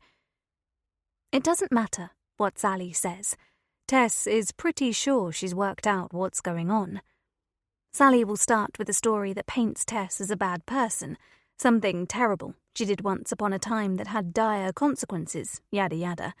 She is confident she knows how this whole thing will play out. Leah and Dr. O'Hara haven't had the pleasure of your company yet, Tess, so I'm going to give them a little flavour of who you are. Tess's eyebrows raise. Did Sally just slip up? Don't get excited. Anything I say will be because I mean to. They don't know you. I hadn't met you until today. Stop thinking you're going to get one up on me. You're not really as smart as you think you are. Tess ignores the insult and takes in the information. It sounds positive. She was worried there was some actual connection between her and Sally, and she was about to drop a bombshell, like Sally being her long-lost sister or something. Tess is a narcissist and a psychopath. Hey! Tess had planned to listen, observe, and let any slights on her character wash over her. But she's not having that. She is not a psycho, and she's certainly not about to be called one by someone who's holding people hostage with a gun. That's slanderous. Oh, fine. Let's get technical for a moment. Are you listening, Tess? You might even learn something. I'll start with narcissism. Narcissists are entitled and self-important people. They love being admired and think they're better than everyone. They'll happily exploit others for their own gains, and they lack any real empathy. Ringing any bells? Tess gives Sally a pinched smile. The narcissist bit wasn't really what she had a problem with, and yes, it rings all the bells. Ding-a-ling-ling. Psychopaths aren't all that different. They manipulate and they're dishonest. They often do rather well for themselves in life and can have what look like successful relationships. But they're not real connections. Everything is superficial. Psychopaths fake their emotions and they don't feel guilt or remorse for any of it. Tess furrows her brow. That's not what a psychopath is. Psychopaths boil bunnies and have heads in their freezers. She is nothing like that, and she feels a spark of irritation when Sally smirks at her. No need for you to wear a mood ring with that face of yours. Tess breathes deeply and centers herself. She needs to keep cool and control her reactions. No more knee-jerk responses to Sally's jibes. Okay, fine, that sounds like me. But I'm not a psychopath. I'm just looking out for myself in a world where nobody else will. It makes good sense. Look at Leah over there. Does she look like an armed attacker ready to break into your house and blind you? Not exactly. There are scary people everywhere. You have to keep your guard up. Look out for number 1. That way you don't get hurt. Tess doesn't look at Leah. She doesn't care if that upset her. She shouldn't go around blinding people. I get that, Tess. I really do. But everything you said just fits completely. You don't have to be Jeffrey Dahmer to be a psychopath. Tess is confused, but she keeps her face neutral. There's clearly no reasoning with this woman. She thinks she knows everything, and as soon as Tess gets out of here, she's Googling what a psychopath is. Sally is definitely wrong. You think I'm going to make you confess to some terrible deed and tell you you're about to atone for your sins. Tess can't hold back. Sally thinks she's so superior and that she can read Tess like a book, but she couldn't be more wrong. No, actually, that's not what I think at all. I know exactly why I'm here. Sally sits back and raises her eyebrows. Wow, I can't wait to hear this. Do share with the class. Tess crosses her legs slowly and runs her fingers through her hair, dragging out the moment. I think you're mad at her. Tess points a finger at Leah. And I think you're pissed off with Dr. O'Hara because all she did was talk to this woman, Melissa. I think you got to know Melissa. Maybe you're best friends now. Lovers, even. I don't care. And you've decided to dish out some good old-fashioned eye-for-eye justice. I haven't quite worked out that bit yet. You're going to do something like poke her eyes out. Maybe you'll make Dr. O'Hara do it. Or even better, Melissa is about to join us as a surprise special guest, armed with a bottle of acid. Anyway, this whole charade isn't about me. I think you'll tell a story about something awful I did. I can't wait for that bit, by the way. But you're not going to punish me for it. You're going to use it as leverage, as blackmail, because you need me here. Tess gives Sally a big smile before delivering the big finish. I'm your alibi. If Tess had a mic, she would drop it. That is quite the story you've come up with. Sally attempts to keep up the mocking tone, but Tess can see she's impressed. But I'm right, aren't I? You wanted to check I was the perfect person to go along with your plan. You need somebody who you have no connection to, but will corroborate your story without feeling guilty about it. Someone without a conscience. Tess should feel upset or outraged by Sally's assumptions about her, but she doesn't really care. She wants out of here. If she has to lie to the police and parrot back whatever story Sally gives her, then she'll do it. She just wants to go home. Plus, what Leah did was gross. Sally's methods of evening things up and serving justice may be completely warped, but she seems pretty committed to the cause. And Tess isn't about to stick her neck out for some woman she barely knows and who attacked and maimed her own friend. That's not bad, Tess. Not bad at all. But unfortunately, it's almost completely incorrect. Tess is stunned. She was so confident. Is Sally testing her? Almost. So, I'm right about something? Yes, you are. Sally stares at her, and Tess stares straight back. If Sally wants something from her, she will have to say it. I brought you here because of the type of person you are. That much is true. But I'm not going to tell any kind of story about you. There isn't one specific event I'm going to ask you to recount. And do you know why that is? Tess looks down at her nails, feigning disinterest. Nope, but I guess you're about to tell me. It's because you're not a decent person who did a bad thing. Prisons are full of people who committed heinous crimes, but often, if you hear their friends and family speak about them, they'll say, I couldn't believe they could do something like that, or he was such a lovely, normal guy. But not you. You are one huge bundle of unpleasantness. Your entire existence and every small action you take is filled with poison. You're a bad person, deep down in your soul. Tess shrugs. There are a lot of insults in there, and under normal circumstances, she'd be going crazy and tearing Sally down. But why should she care what Sally thinks of her? The woman is a lunatic. This verbal abuse is getting a little tiresome. If you're trying to provoke or get me to defend myself, you're barking up the wrong tree. You think I'm an awful person. So what? Tell me something I don't know. Sally smiles. Oh, I'm about to. Apprehension sparks inside Tess. Sally looks far too confident and pleased with herself. What has she missed? You will get to leave this room alive and unharmed. Although already relatively confident of this fact, it is still a massive relief to Tess to hear it said explicitly. No, actually, let me rephrase that. You will leave this room alive and unharmed if you do exactly as I say. I'm being 100% serious when I say I will hurt you, kill you, if needed, should this not go precisely as I planned. Tess nods. She's genuinely nervous now. It's not a feeling she's used to, and she hates it. Will Sally just hurry up already? I'm not like you, Tess. In fact, I think we might be exact opposites. I care about people fiercely, and not just those close to me. I hate to see wrong in the world. If there's a way I can help someone in need, then I will do it. Tess doesn't respond. Get to the point, Mother Teresa. I'm not going to hurt anyone in this room unless I have to. Tess feels her blood run cold. She sees it now and knows the horrendous words Sally is going to say before she even opens her mouth. But you are. You will leave this room alive and unharmed, but you will also leave here as a murderer.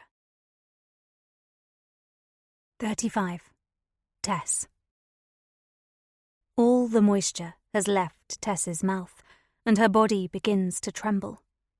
She detests showing fear, but after hearing those words, she no longer has the ability to appear strong and brave. Sally's words have shaken her to her core. No. Absolutely not. The things Sally said about her may be true, but this... Sally has got this very wrong. Tess may be many things, but she is not a murderer. She glances at Leah, who appears to have turned to stone.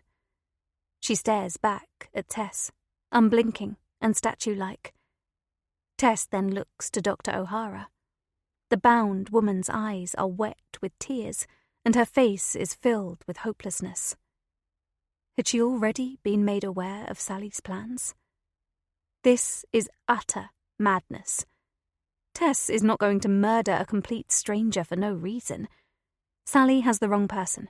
And doesn't this prove Tess's point from earlier? She's not the psychopath here. Sally continues to stare at her, waiting, watching. And Tess needs to say something. Make it very clear from the get-go that Sally has made an enormous mistake. Tess stumbles through her words, but eventually gets them out. No, I'm not going to murder anyone. Oh, but you are. Trust me, soon you'll feel very differently. I doubt that very much. If you want... Tess can't finish the sentence, realizing she doesn't know who Sally expects her to kill. Leah, presumably. But what about Dr. O'Hara? Tess takes a deep breath and digs deep. Actually, what is it that you do want? I've said it already, but I'll say it again because I don't think it's something I can say too many times. I am not going to murder anyone. But is it Leah or Dr. O'Hara or both? And again, just in case you didn't hear me, I'm not going to murder anyone. Sally keeps her body still, but turns her head to look first at Dr. O'Hara and then at Leah. It's Leah. She needs to pay for what she's done. Tess knew the cacophony of screeching was coming before it started, yet it still alarms her. Leah begins screaming relentlessly. Tess watches the display with dismay. This woman has no self-control. Leah's eyes are wide and saucer-like as she writhes and cries in her chair as though being attacked by an imaginary wild animal. What the actual fuck is she doing? Sally is watching Leah with a similar look of distaste. If Sally isn't going to stop this, she will. Leah, will you shut the fuck up? Leah instantly stops screaming, but the relief is short-lived. Next comes the babbling and mewling. Leah's shaking hands come to her lips, and she stuffs her fingers into her mouth. She looks possessed, or like she's high on drugs. Well, that's a bit better than the screaming, I suppose. Could you get a grip on yourself? Didn't you hear me? I'm not going to do anything to you. It doesn't matter what she says, but if you don't shut up, I reckon you're in danger of getting us all killed. Tess turns to Sally for agreement. Right? Sally nods and points the gun at Leah. Tess is right. If you don't stop moaning, or you start that god-awful screaming again, I will shoot you. I reckon I'll aim for your knee. Sally twists the gun from side to side in her hands. But from this angle, and with you squirming around like a toddler, there's no guarantee I won't hit something more serious. Even shooting your knee might kill you. It'd be sore, too. Don't you reckon? Ouch. Really sore. Leah is clearly trying to calm down and be quiet, but she's hyperventilating and sounds like an injured seal. It's really hard on the ears. Tess tries once again to reach her. Leah, listen to me, please. I'm not going to hurt you. She can't make me. But she can and will kill you herself if you don't be quiet. You need to calm down. You need to breathe. Go to your happy place or something. Leah nods, and slowly she begins to calm down. Now that's dealt with, Tess can begin to negotiate with Sally. And there is room for negotiation. The most important thing is that she gets out of here alive. The second most important thing is that she gets out of here without having to kill anyone. Tess won't do it. Why would she? This isn't a her versus me situation. If it was, Tess would throw Leah under the bus in a second. But Sally isn't threatening Tess's life. In fact, she's actively said she will leave this room alive. So, if Sally wants Leah dead, she will have to do the deed herself. And if she does, that's none of Tess's business. That's between Leah and Sally. And if, as she initially thought, she can be Sally's alibi, she'll do it. Of course, it's still a bad thing to do, but nothing like actually killing someone. And it's definitely a lie worth telling to remain alive. She reckons most people would go for that deal under these circumstances. Now, all she needs to do is appeal to Sally, get her on board with this improved plan. Good. Now, can we please... Tess stops barely halfway through her plea when she notices Sally is holding out a sealed white envelope. Where did that come from? Take it. Open it. Sally's tone is brusque, and she waggles the envelope in irritation when Tess doesn't immediately take it. What's this? Tess is reluctant to take it, but she guesses she won't have a choice. You'll see when you open it. Take it now. Tess reaches out and turns the envelope over in her hands. There's a handwritten note on the front. Follow the instructions in here.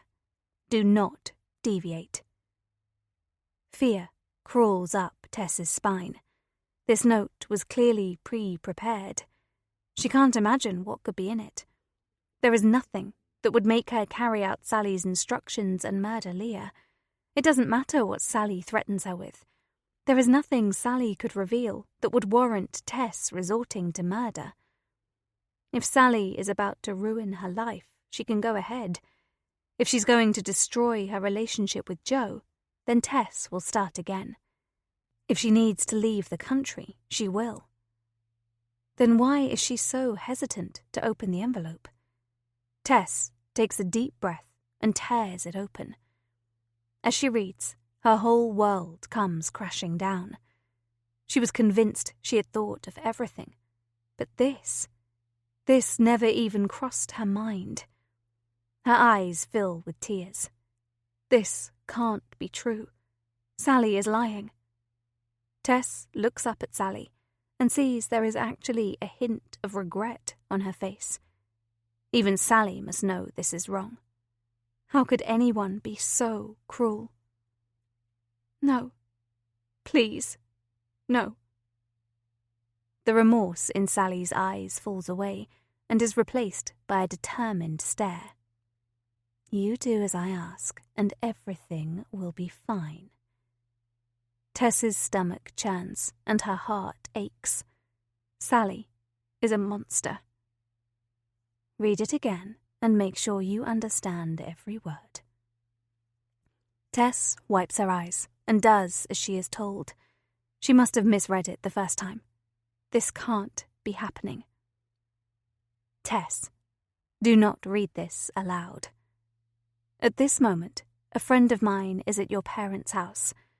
They are posing as a friend of yours. Her name is Claire, and she has told your parents you used to work together. Your mother will remain unharmed if you do exactly what I tell you to do. I am about to call Claire. You will take the phone, and she will allow you to speak to your mother. When you speak to your mother, be natural. Tell her you've received a text message informing you that Claire is at their house and you will drive over to visit with her. Do not raise the alarm. Do not tell them what is happening here. Your parents will remain safe unless I give the word. Once you have killed Leah, Claire will leave, and I will prove to you that your parents are okay. Do this for your mum. Tess can't believe what she has just read. The note itself is annoyingly wordy, but the message is as clear as day. She can't even summon up any anger, only devastation. This is the worst possible thing that could have happened, and she feels completely broken. Maman, her mum, her wonderful, caring mum. Sally thinks she is in pursuit of justice, but how can that possibly be true? Tess's parents are innocent. How can she be willing to harm them and still think she is a good person? She is deranged. Tess looks up and nods solemnly at Sally. Her parents' lives are on the line, and she can't take any chances. She has to at least take the phone call. There will be a way out of this where she doesn't have to kill Leah, but the call needs to be made first. She needs to know her mum is safe, needs to hear her voice. Tess doesn't know how she'll get through this without crying and screaming down the phone, but she must. She has to put on a brave face. Her mother's life depends on it. 36. Tess. Tess closes her eyes and gathers all of her strength and self-discipline. Taking a deep, calming breath, she opens her eyes. Everything she is feeling has to be put to one side for now. She is in fight mode. Have you read and understood everything? Yes, I understand completely. Good. Sally takes out a phone. It's small and black and looks like it's from the 90s. A burner phone. Tess has only seen phones like that in movies with FBI agents and serial killers. Sally types in the number and hands the phone to Tess. She takes it without hesitation and puts it to her ear. Each time her nerves or anger try to resurface, she pushes them down into the pit of her stomach. When tears threaten, she forces them back. She can do this. She has no other choice. The phone seems to ring forever, and horrendous images of her mother being tied up and threatened or beaten run through her mind. Eventually, the ringing stops and a woman answers. Tess doesn't recognize the voice, and her breezy tone throws her off guard. Hi, Tess. How are you? How am I? I'm terrified and furious. Get away from my parents, you evil bitch. Tess attempts to match the woman's cheery demeanour. Hi, Claire. I'm fine. How are you? I'm good. I'm so sorry to drop in like this, but I was just passing and popped in on the off chance you might be here. I'm just having a cup of tea with your mum and dad. They've been so lovely. Tess can hear her own breathing. She wants to climb down the phone and rip this woman's throat out with her bare hands. Forget all that I'm not a murderer bullshit. She deserves to die. And this story is so ridiculous. Who pops into someone's parents' house they've never met? Keeping calm and speaking politely may be one of the hardest things Tess has ever done in her whole life. But somehow she does it. Can I speak to my mum, please? Tess's voice almost cracks, but she makes it through the sentence. Of course, I'll just get her for you.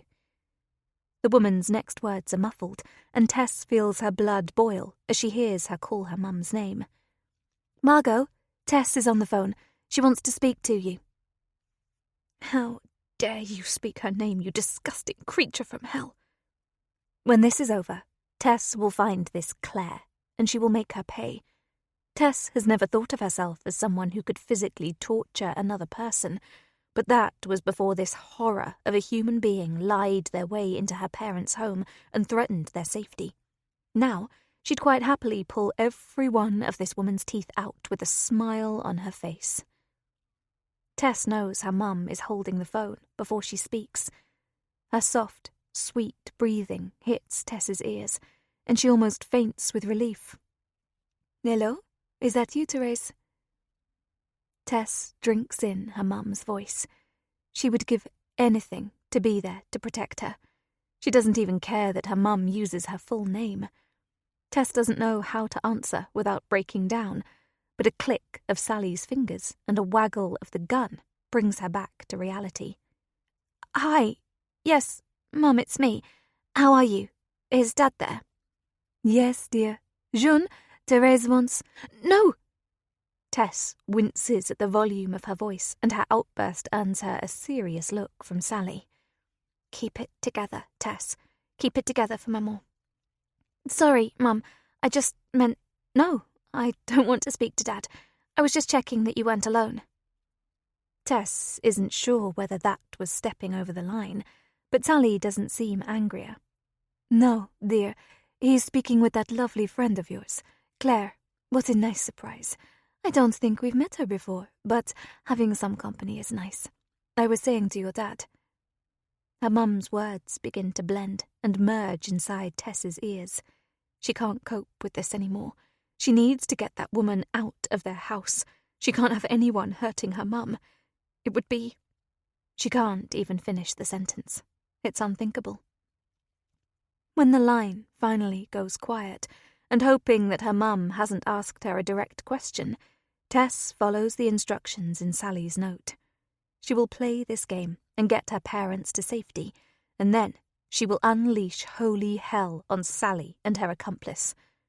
Maybe not today, but she will get her revenge, and it will be sweet. I'm not far away. I'll come over and visit with you all. Are you and Dad okay to wait there with Claire until I make it? I won't be long. Tess hears a little squeak of excitement from her mum, and her heart breaks a little. Of course, I'll make sandwiches. How lovely.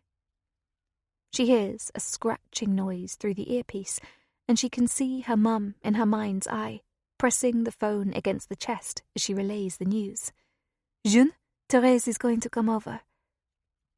A tear escapes and rolls down Tess's cheek. Hearing how happy her mum is that she's going to visit is devastating. When this is over, she will do better. She will be a better daughter, the daughter her mum deserves. Shall I put your friends back on the phone? No. I'll see you soon, and I love you, Maman.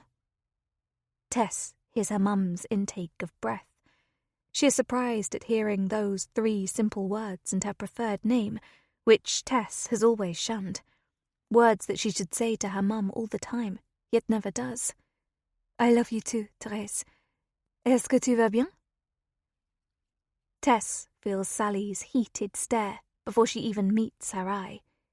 Tess hadn't thought of this. Could she get a message to her mum in French? Perhaps, but she can't take the risk.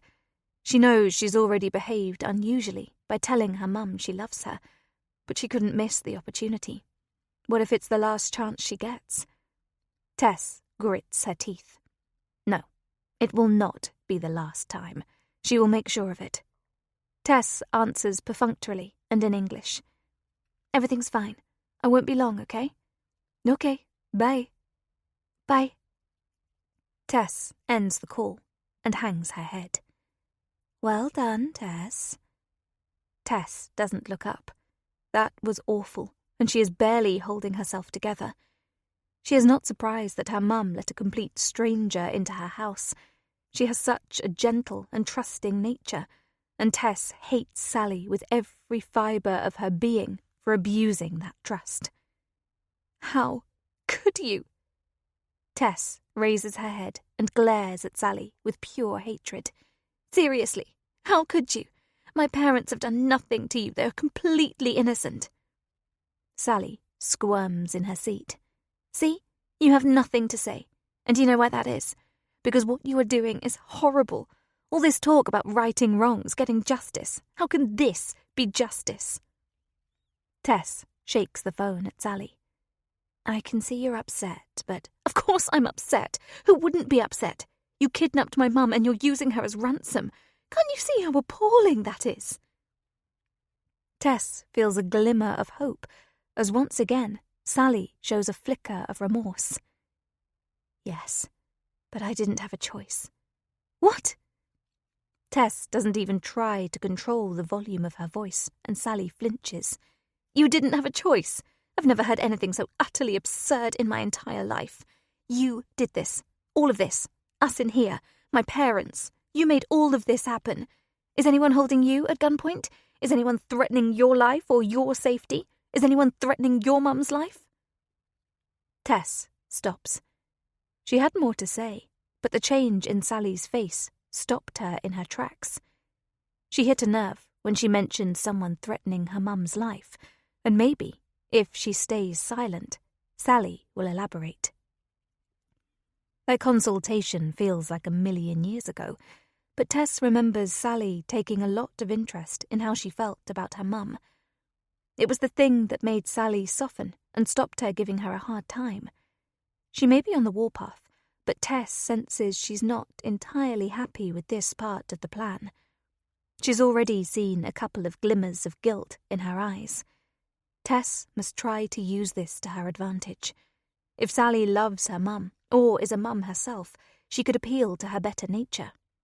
Obviously she's crazy, but there must still be some good in there. Maybe Tess can change her mind. She's already planted the idea of her being the alibi. That's what she'll do. She'll beg for her mum's safety and promise Sally she'll tell whatever story she needs her to. Look, Sally, I can see why you're doing all of this. I understand. But what I can't understand is why you would be prepared to hurt my innocent parents. That's just cruel, and you don't strike me as cruel. Tess nearly chokes on that lie. Sally is cruelty personified, but she'll say anything to get her on side. You've already told me you care about people fiercely, and your actions are only to protect those who need it. Well, my parents need it right now. They're good people, I promise you. Me? We already know I'm selfish and awful, but they're nothing like me. They're kind and caring. I think you'd like them. Tess is pleased with that speech. Considering it was off the cuff, it came out brilliantly. Tess tries desperately to make eye contact with Sally, but she remains staring at the wall. Sally, please look at me, I'm begging you. Please don't hurt my parents. I can see you don't want to. Sally's eyes flick to Tess.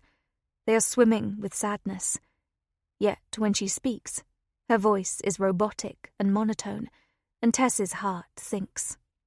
She's not going to be able to reason with her. Something fundamental inside her has broken. Logic won't work. She's unreachable. It's out of my hands now. The ball is in your court, Tess. But for what it's worth, you're right. I don't want to hurt your mum and dad. But in any war, there are innocent lives lost. Sally resumes her emotionless wall staring. Panic starts to rise. What does she mean by war? This is not a war. Tess had thought she was dealing with someone with twisted intentions, but who still had some sort of grip on reality. But now she's not so sure.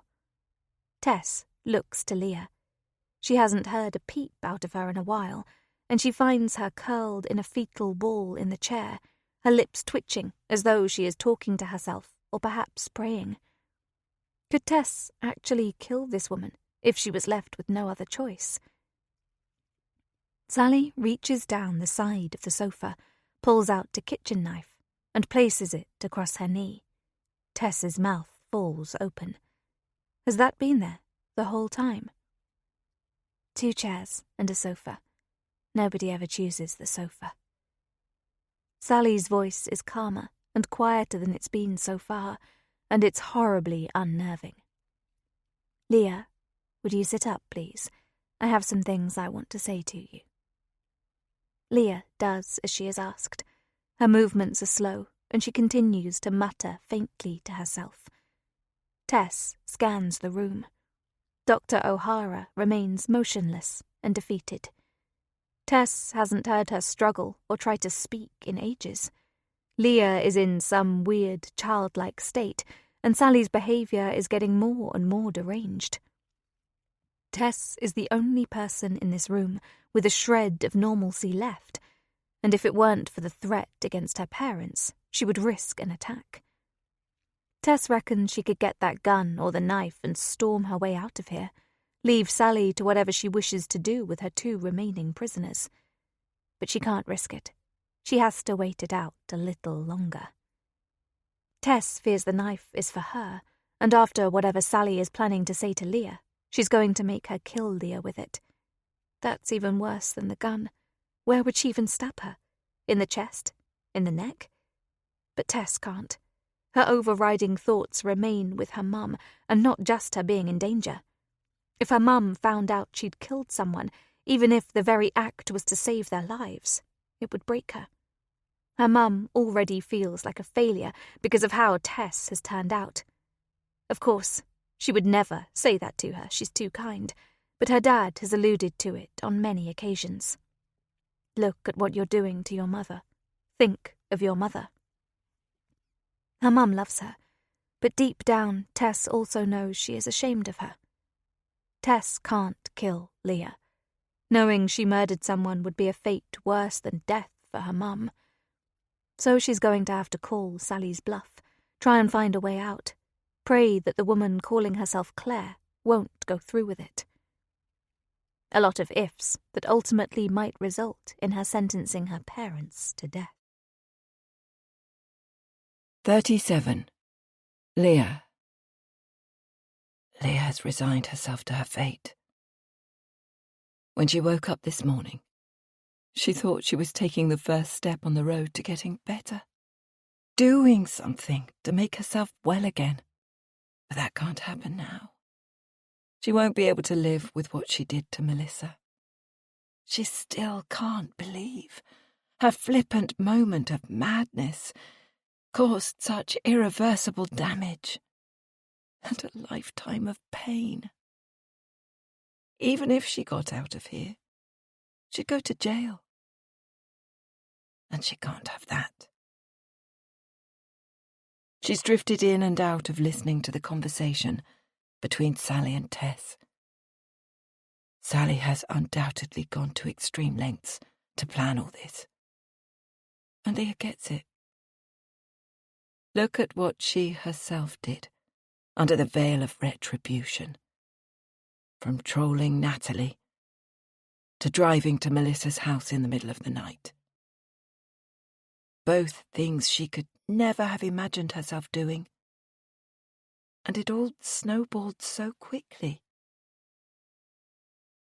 Leah knows from experience how easily and rapidly madness can take hold. She's sure Sally never imagined herself here, doing this. But revenge is an evil beast. It takes over and makes you do horrific things. Sally isn't doing this because she wants to. She's doing it because Vengeance has her in its claws. And there are no rules when you are under its spell. It's a sickness. And Leah can no more easily reason with Sally than anyone could have reasoned with her that fateful night. Retribution is the only thing that matters. Weirdly, Leah feels calm. She's screamed and shouted, but she's done with that now. And so she sits, putting the world to rights inside her head. She speaks to Melissa, telling her she's sorry and asking for forgiveness, which she knows she doesn't deserve. She tells her everything. How she loved her so dearly when they were young. How losing that friendship broke her heart. And how the incident with the paint in the classroom wounded her so deeply. She tells her all the things she would if she were able to see her one last time. And it's soothing. Leah has no control over what is about to happen. And succumbing to the helplessness brings with it a serenity, a peacefulness she hasn't felt for years. Then she talks to her boys and her dear Jeff. They will be fine without her, and she only hopes they don't find out what she's done. She doesn't know if Sally is going to let them find her body. Will they think she's missing? She wouldn't want that either. Years of anguish, without any understanding or answers. But Leah lets these concerns float away. These things aren't her choice. This is her judgment day, and she doesn't get to decide her fate. Sally's voice jolts her out of her dreamland. Leah, would you sit up, please? I've some things I want to say to you. Leah slopes up and tries to focus, hoping she'll get more time to say her goodbyes to her family. Sally has a knife now, yet she doesn't even feel her heart quicken, or the desire to shout out and beg for her life. A knife is no worse than a gun. Leah, are you listening? Yes. You look completely out of it. Leah nods, her head swaying as she does so. She does feel very woozy. Maybe this is her body's way of protecting herself. She won't fight it. She quite likes this odd feeling of serenity. Sorry. I'm feeling a little off. I think it was all the screaming. And I'm sorry about that too, by the way. I'll listen. And I won't do anything. Sally seems put off by her agreeable nature, annoyed even. But Leah can't summon up the energy to do anything else. You beat me, Sally. Do your worst. I've spent the last year thinking I played a cruel prank on Melissa, that I scared her. I knew it was a nasty thing to do, but I had no idea what damage I'd caused. I guess I feel differently about this whole kidnapping thing now. Sally looks shocked. If you think you're going to get out of this by behaving like whatever this is, you're wrong. You can't fool me, Leah. Leah smiles. No, that's not it, honestly. Sally continues to glare at her with contempt. What did you want to say to me? Sally's face turns scarlet, and she looks like she's about to explode. What are you doing? You're supposed to be scared. You're supposed to be begging for your life. Why are you doing this? You're ruining everything. Leah is lost for words. Upsetting Sally was not her intention.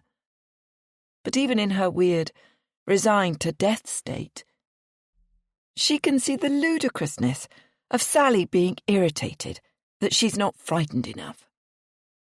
A tiny spark begins to flicker inside her. If she remains calm, is there a chance she could talk Sally down? Will her repentance remove the need for violent revenge? And outside of here, if Leah were honest and explained to her family that she had some kind of mental breakdown and did something dreadful, is there a chance they would forgive her? She'll hold her hands up to her horrific mistake that had consequences she couldn't have imagined in her worst nightmares. If she handed herself into the police and took the punishments handed out to her by a real court, could she still have a life? She doesn't know. But it's worth a try. She owes it to Jeff and the boys to at least try. Believe me, I am scared. But I don't think I deserve to die for what I did. I should have to face the consequences, though, and I haven't, which is wrong. I'd like the opportunity to put that right. But I don't think you're going to give me that chance. So, I'm just waiting. That's all. I was scared before knowing about Melissa. But now, I only feel sad. I feel guilty and horrible. That's what you're seeing. And I'm sorry if it's making you feel like this. Leah's words have the opposite effect than intended. Sally is downright furious. No! She's screaming now. No! You don't get to do that. You don't get to make me feel bad. I'm not trying. Shut up. Just shut up. Do you have any idea what you've done? Do you know what it has done to our family? The room falls silent. Our family. Leah had suspected some connection between Sally and Melissa. So she studies Sally's face, looking for, but not finding, any noticeable resemblance to Melissa. Melissa is my mom. You blinded my mom. You ruined her life, and you ruined mine. I hate you. And wanting you dead has taken over my entire life. Well, no more. I'm taking our lives back. I will get justice for Mom. Leah looks down at her hands. She didn't think it was possible to feel any more ashamed. But seeing how traumatized Melissa's daughter is simply soul-destroying. You know, Mum told me once that she thought it might be you. She wasn't sure and wouldn't tell anyone else or let me tell anyone. I can't live like that anymore. Do you know what she said? Look at me, Leah. Leah obliges and meets Sally's distraught gaze. She said she thought if it was you, she deserved it. Can you imagine? Sally's voice is barely a whisper, and another piece of Leah's heart shatters. She may have been a shitty teenager, but she was a wonderful woman, a wonderful mum. But you took that away. You broke her. She's a recluse now. She just sits in a chair. She doesn't eat. She barely sleeps.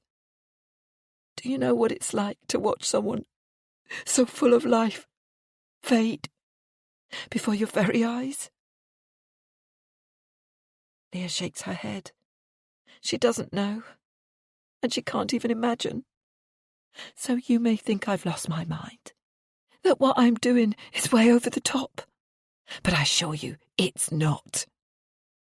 You took my mum's life. The woman I loved is dead. The only sound in the room is Sally's ragged breathing. I'm sorry. Leah's words feel pointless and don't even come close to expressing her regret. But she says them anyway. And then she retreats back inside herself, shutting out the world and waiting once again for her sentence to be carried out. 38. Sally, 1 year earlier. Sally bursts through the hospital ward door and almost screams at the poor nurse manning the reception desk. My mum, Melissa Johnson. Sally's brother, Grant, runs up and puts his arm around her. Don't run off, Sal. We need to stay together. Sally wants to push him away, to scream at him that none of this would have happened if he wasn't out getting pissed with his mates as usual. But she falls into his arms and lets him hold her. It's not his fault. She wasn't there either.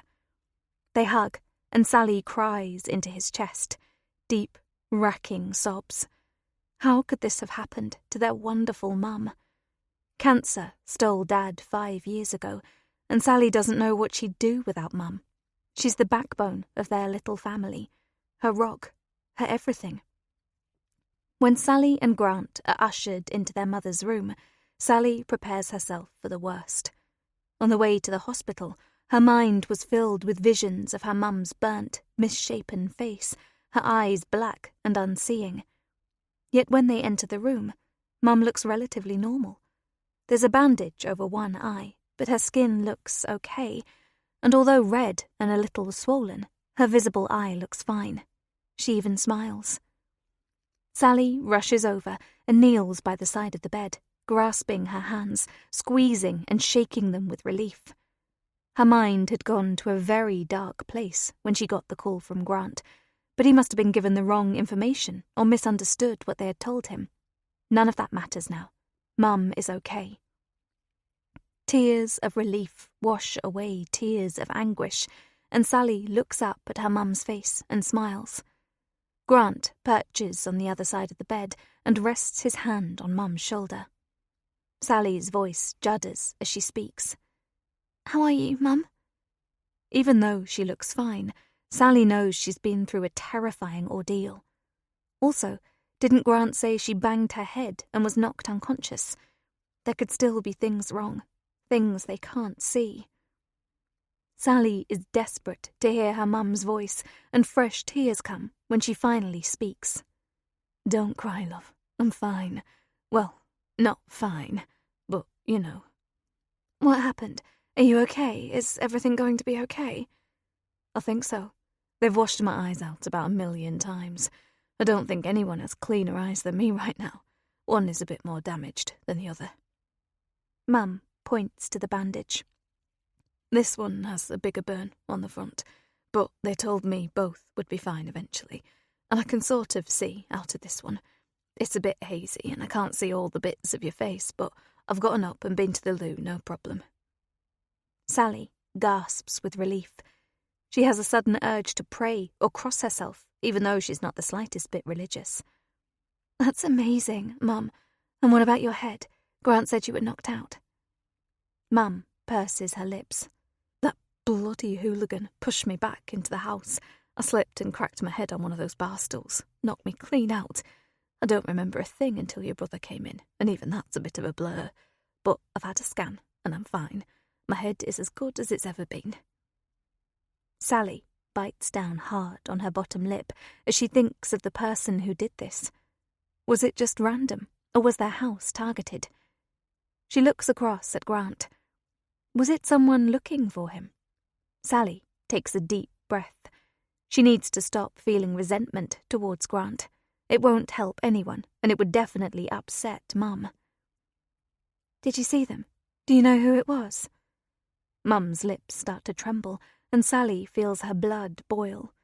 If she ever finds out who did this, she'll beat the shit out of them. Her brother rubs the back of his neck before wringing his hands together. Clearly he's thinking the same thing. No, he was quite short. It was the first thing I noticed when I realised it wasn't you, Grant. So I reckon a teenager rather than a man. He had a big coat and one of those beanie hats pulled down. He even had a COVID mask on. I couldn't make out any of him, really, and I was proper terrified when I saw him.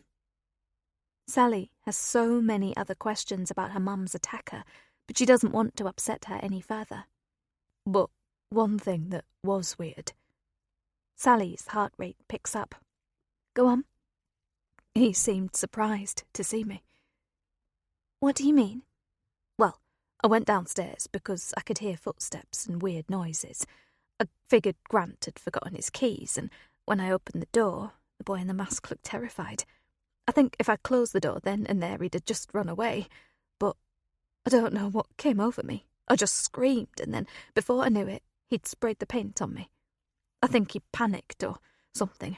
I'm not sure what he was doing, but I don't think he was there to break into the house or attack me. Grant pipes up, trying to control his fury through gritted teeth. There was some paint on the back wall. I wonder if it was just some scumbag vandal and you disturbed them. You need to talk to the police properly, Mum. Get them checking other houses and speaking to the neighbours. Look at those doorbell cameras. Grant looks down. Sally understands his guilt. Mum only opened the door because she thought it was him. If she'd stayed inside, she'd be fine, and they'd all be moaning about having to clean graffiti off the wall rather than sitting around a hospital bed.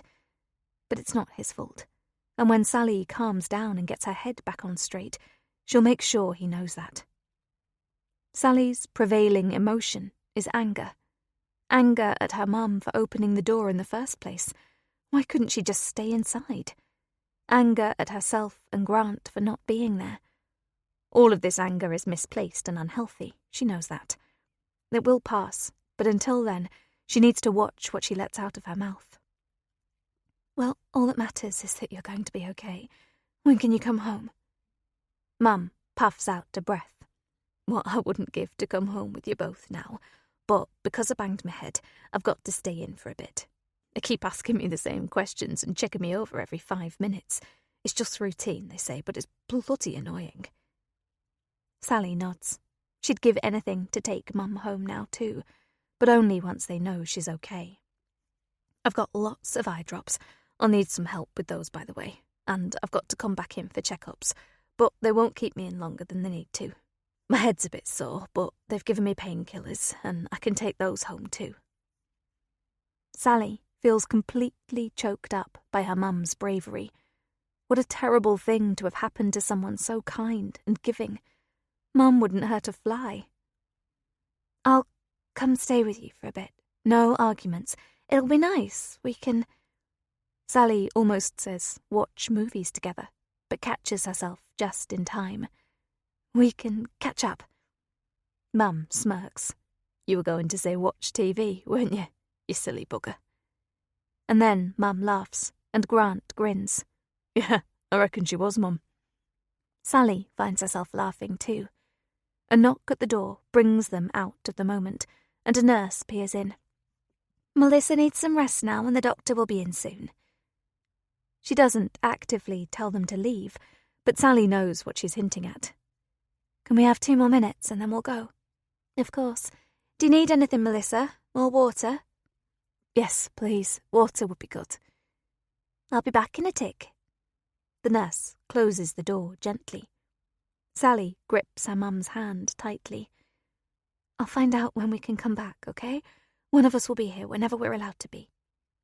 Mum nods and smiles wistfully. I can't wait to go home. You'll be home before you know it. Just rest and listen to the doctors. We need you. Sally's voice cracks on the last sentence. She hopes Mum realises just how much she is loved and needed. Sally stands and leans over to kiss her mum on the forehead. Grant does the same, and they say their goodbyes. As soon as they get out of the room, Sally breaks down. Relief, sadness, and anger boil over and hit her like a tidal wave. Grant places a protective arm around her shoulder, and they walk out of the hospital together. Honestly, Grant, I was so scared. You wouldn't believe what I was imagining when you told me. But she's going to be all right, isn't she? Yeah, she is. I was expecting something a lot worse, too.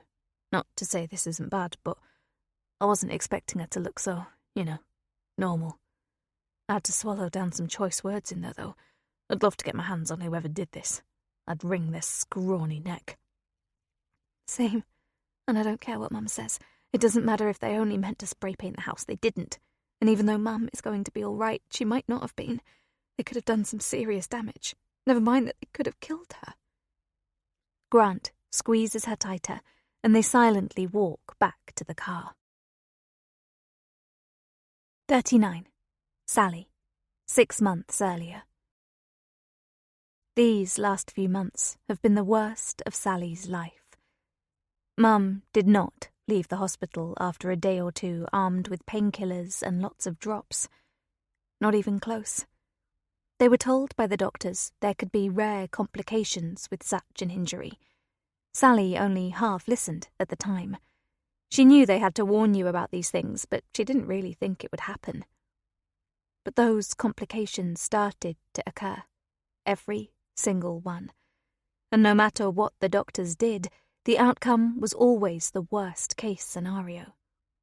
Mum has been through the mill and then some. There have been infections, raised pressure inside her eye, torturous pain, lasers, and surgery. It has been a living hell. So, here Sally stands, waiting for the kettle to boil in her mum's kitchen. Mum is in her usual seat on the sofa. Nowadays she is either on that sofa or in bed. She just sits or sleeps. There is no music, no conversation, no movement or noise of any kind. All signs of life have left the house. A house that used to be brimming with love and laughter.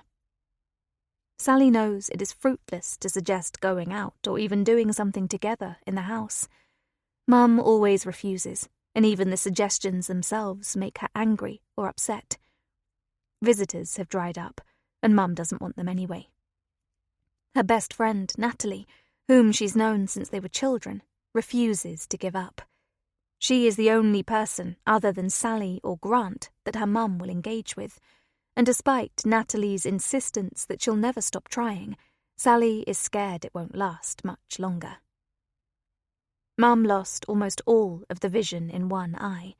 In fact, she nearly lost her actual eye, and she needs an operation for a cataract and some laser treatment in her other eye. But she's refusing, and so, as things stand, she can see virtually nothing.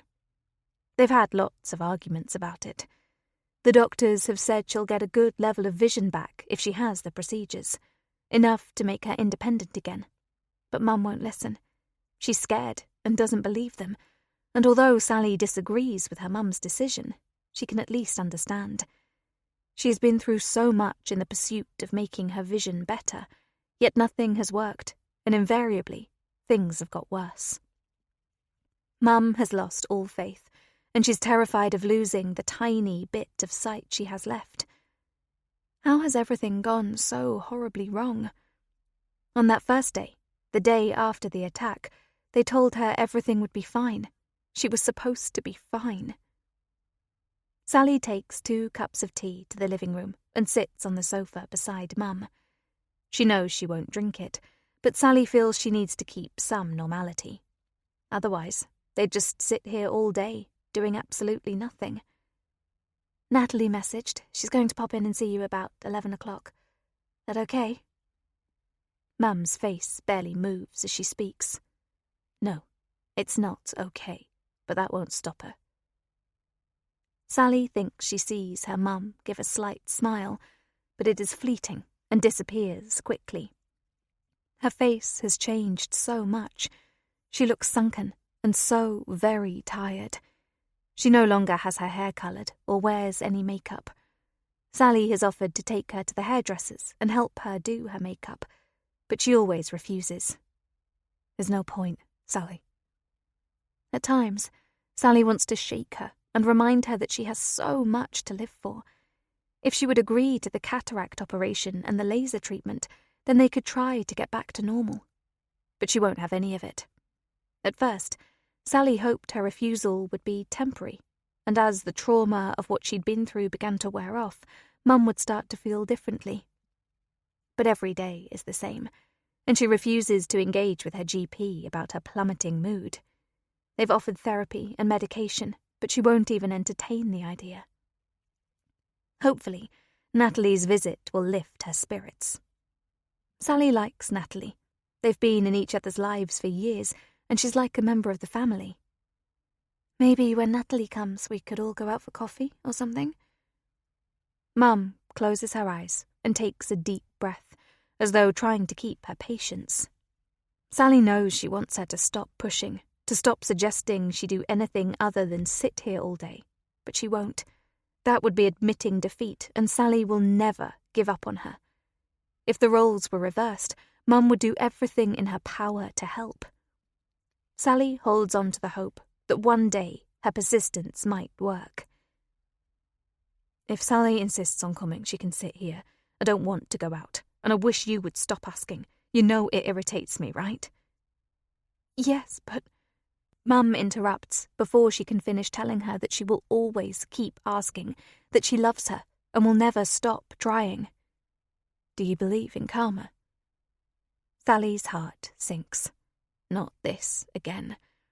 When they were going through the worst of it, and Mum was on lots of pain medications that sent her doolally, she would often babble nonsensically about karma, saying this was her payback or something. She never explained herself or told Sally what she thought she was being punished for. Sally just assumed it was a mixture of the drugs and her trying to make sense of all the horrible things that were happening to her. She simply did her best to be reassuring. She's barely gone more than a few days without seeing her mum her whole life, and she knows her mum has nothing to feel guilty about. She is a good person. But this is the first time Mum has mentioned karma while lucid, and a creeping unease comes over Sally. Is her mum about to reveal some deep, dark secret? No, I don't think so. Do you? Mum ignores her question. When Natalie and I were young, we did something terrible. Sally reckons she must be exaggerating. She'd always imagined her mum as studious and well-behaved when she was younger. A teacher's pet. We had a friend. Her name was Leah. Sally has never heard that name before. She doesn't interrupt, sensing Mum has something she needs to get off her chest. With all these hours sitting in silence and only her own thoughts to keep her busy, she must have had time to think through every event in her life. It's probably nothing serious. Leah, Natalie, and I were the best of friends for years, but when we got older, she started becoming annoying, clingy. We tried to pull away, but it didn't work. Sally nods. People fall in and out of friendships all the time at that age. It's nothing to feel guilty about. Then Natalie and I got in with a group of older boys. We were so excited at the time and thought we were so grown up. Looking back, I don't even recognise myself in those few years. I wasn't a nice person. Sally leans over, puts her hand on her mum's shoulder and rubs it gently. That's hardly unusual. Do you remember me as a teen, all slamming doors and thinking I knew it all? I'm sure I was an absolute nightmare. It's just a phase, though. All girls go through it. Mum takes Sally's hand off her shoulder and holds it. Her hands are cold and dry. I know that, but we did something awful to Leah. Sally listens attentively as her mum recounts how they, alongside this crew of older boys, pushed Leah into a classroom at school and covered her face in red paint. Sally grimaces as her mum describes how Leah wet herself and vomited everywhere. And then we just left her. And you know what? At the time I actually thought it was funny. It was years before I realised how disgusting it was, how it must have made her feel. Leah had been a good friend. Okay, we didn't want to hang around with her anymore, but by doing that, we were monsters. The look of deep sadness and regret on her mum's face is heartbreaking, and Sally envelops her in a hug. Leah never told anyone, you know. Well, At least nobody came asking us about it. She just carried on and made new friends. That's the kind of person she was. I've never paid for what I did to her. Until now. And then, Mum breaks down. She weeps openly, and Sally holds her in her arms. It's the most emotion she's seen from her in weeks. Don't you dare think that. Playing a dumb prank as a child has nothing to do with this. You do not deserve what's happened to you. This is not karma. Do you understand? Sally is being blunter and more forceful than she would like, but her mum needs to hear this. This is not how the world works. Mum has been through indescribable torture and suffering, not to mention already having to deal with the death of her husband at such a young age. Mum sniffs and raises her head. I think you're wrong. I'm not wrong. Speak to Natalie, she'll tell you. She was there too, and nothing happened to her. What you've been through is dreadful and completely unfair, and I won't have you blaming yourself. Mum shrugs and pulls away, sniffing and wringing her hands. Closing down and disappearing deep inside herself again, shutting her out. Sally wants to scream. Mum is going through enough without adding self-flagellation to the already unmanageable pain. Natalie will be here shortly, and she can set things straight. Mum even said herself that her friend Leah carried on with her life as usual. It can't have been that traumatic for her. Teenagers do shitty things every day. Leah probably doesn't even remember it. 40. Sally. 6 months earlier. Sally is waiting by the front door, and before Natalie can knock, she goes outside and joins her on the doorstep, pressing a finger to her lips. Mum can't see them from here. Is she asleep? No, I just wanted to talk to you before you go in. She told me something and I wanted to ask you about it. Natalie looks puzzled and a little worried. Sure, go ahead. She told me about something that happened when you guys were at school, and she's trying to say that her being attacked is some sort of karma. Sally stops when she sees Natalie's eyes fall. She told you about Leah? Yes. Is it true? Natalie swallows and nods her head. Yeah, sadly it is. We were such little bitches. And you know, I've been thinking about the karma thing too. Sally can't hold back. What? Do you think someone did this to Mum on purpose? No, nothing like that. Just, it's weird. And I haven't told Melissa this, by the way, so please don't. Sally agrees, desperate to hear what Natalie has to say. I won't tell her anything. What is it? Something weird happened to me just before your mum was attacked.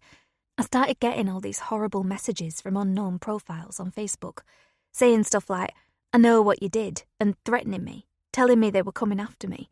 I was going to tell Melissa about it, but then all this happened and I couldn't. Then the messages just stopped and I kind of forgot about it. Who was it? Did you report them? I was planning to, but then with your mum being in hospital and just life, I guess I didn't. All the profiles have been deleted too, so I'm not sure there is anything I can do. Why didn't you tell me? Honestly, with everything you were all going through, I couldn't add to it. Your mum seemed sure it was a teenage boy and thought it was just a random attack. And she's right, Sally. This isn't anything. It's just a set of weird coincidences. We haven't seen Leah in years. What we did back then has nothing to do with your mum being attacked. How do you know? Maybe she has a teenage son. We need to tell the police. Natalie looks sheepish. I've done a bit of digging on Leah. She does have a son. 2, in fact. But they're adults. So you don't think there could be something in this? No, I don't. Leah would never do anything like that. Melissa's just upset because what's happened makes her think about how we treated Leah back then. It was a horrible thing to do and we got away with it, but... But what? I do still think it could have been Leah messaging me. I've thought a few times about tracking her down and confronting her. I've even asked around, and I know her married name, but I've no idea where she lives or anything. Then let's do that. Let's find her and ask her. Natalie shakes her head. No. Can you imagine what that would do to your mum? Trust me, Sal, it wasn't her. Melissa's in a bad place and she's just grasping at straws. What good would it do to drag up painful memories? All we can do is be here and try to support her. Sally's voice cracks in frustration and a torrent of pent-up emotions flow out of her. But she won't let me support her. I've tried. She's completely broken. It's like she's died. Can't you see? Even if there's the slightest chance that this Leah was involved, we need to find out. Natalie reaches out and places her hands on Sally's forearms. I know this is hard. Hard? That's the fucking understatement of the century. I know, but don't let it take you off on some mad witch hunt. You need to stay focused on what matters. You and your mum. I know you're saying she's not looking after herself, but neither are you. Sally's shoulders sag. Natalie is right. Almost everything Sally has said about her mum, she's doing too. She's not eating properly and hasn't been out or seen any of her friends since it happened. But none of that matters. Well, I'm going back to work on Monday. Just mornings. I thought about getting another sick note, but Mum was insistent I go back. Plus, I thought if she saw me getting on with things, it might encourage her to do the same. Sally looks up at Natalie expectantly, desperate to hear something positive. Good. And I think you're right. All this stuff about Karma and Leah will pass. It's okay for Melissa to feel low right now. I've known her almost my whole life. She will pick herself up eventually. The fight will come back. I know it. We just have to weather the storm. Natalie pulls Sally into a tight embrace, and she yields, falling into her and letting the tension in her body drop. You're right. Thank you. Sally wipes her eyes, and they walk back into the house together. You take some time while I visit with your mum. I've got loads to tell her, and I reckon I can get at least one smile out of her today. Sally makes her way to the kitchen. Hi, Melissa. I'm here to piss you off again. Copper? Not you again. Don't you ever listen. Nope, you know me. Listening is not one of my strong points. Talking, on the other hand, is my specialty, so buckle up, Buttercup. I've got plenty of gossip. Sally's heart brightens as she sees her mum give a small, silent chuckle, the colour returning to her cheeks. Sally heads upstairs and gets comfy on the bed in her room. She may have told Natalie she was right, but deep down, Sally knows Leah is somehow involved. Coincidences don't exist, and it would be stupid to ignore the obvious connection.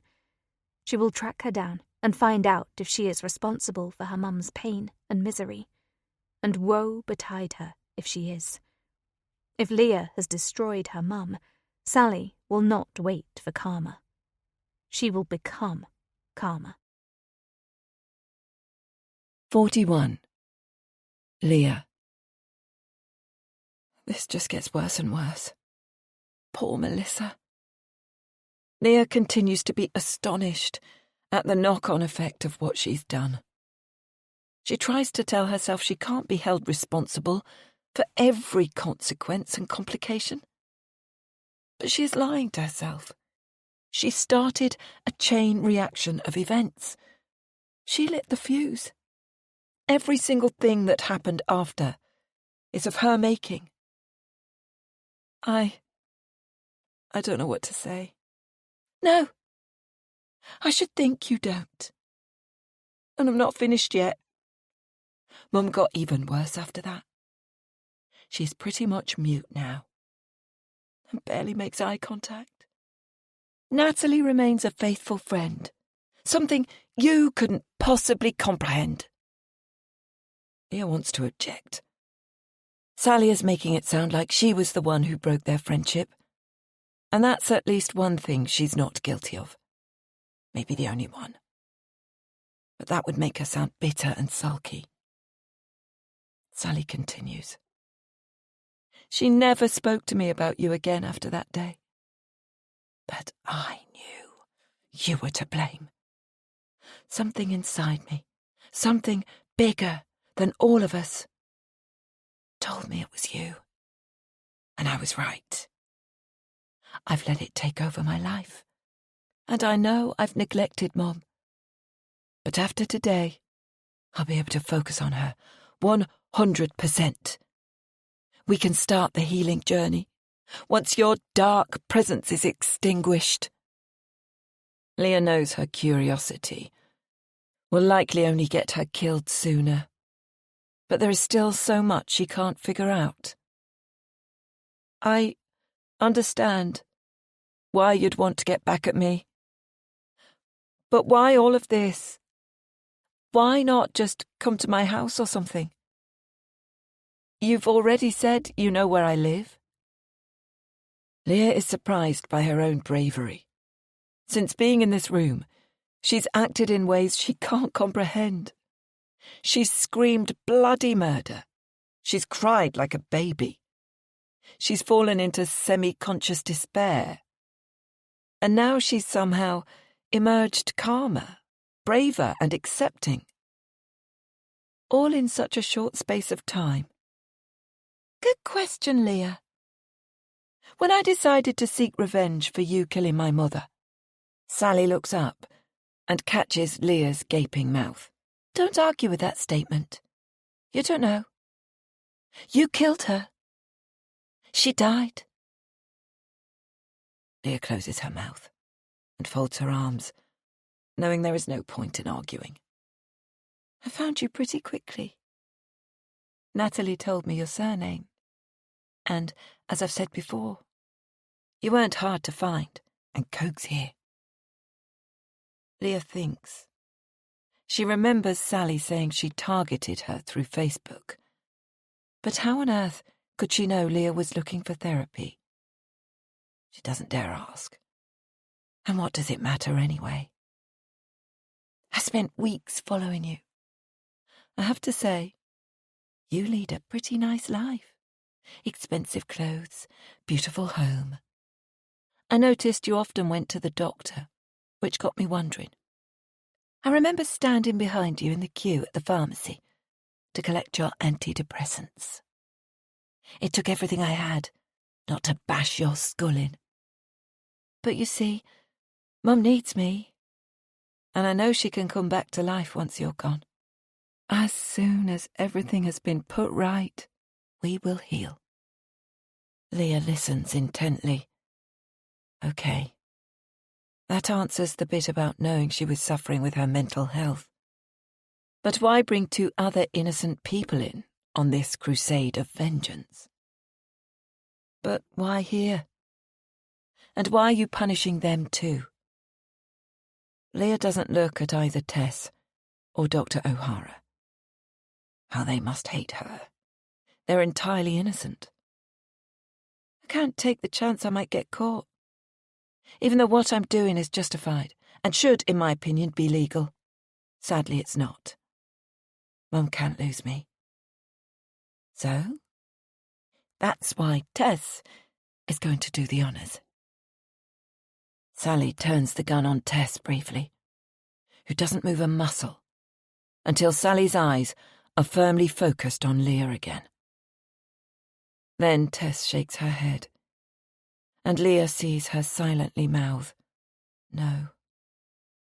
Even though Tess's life isn't being threatened, Leah feels horribly guilty that she's become tangled up in this. But why Dr. O'Hara? Leah hadn't meant to say this out loud, but thankfully Sally doesn't seem to mind.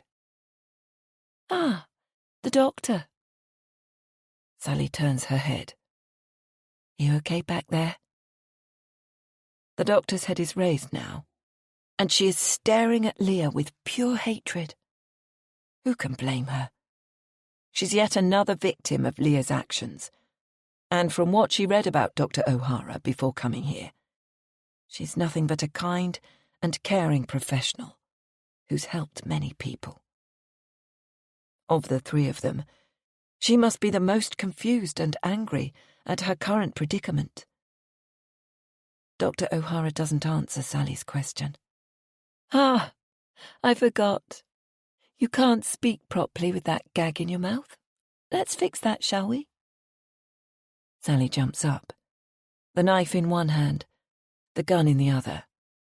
Leah's heart jumps into her throat as she watches Sally take up position behind the doctor, the knife pressed to her throat. Leah begs, No, please. She can't watch this poor woman get her throat cut. She has to do something. Please, don't hurt her. The knife glints as Sally slices through the gag and throws it, the wet material hitting the tiled floor with a thud.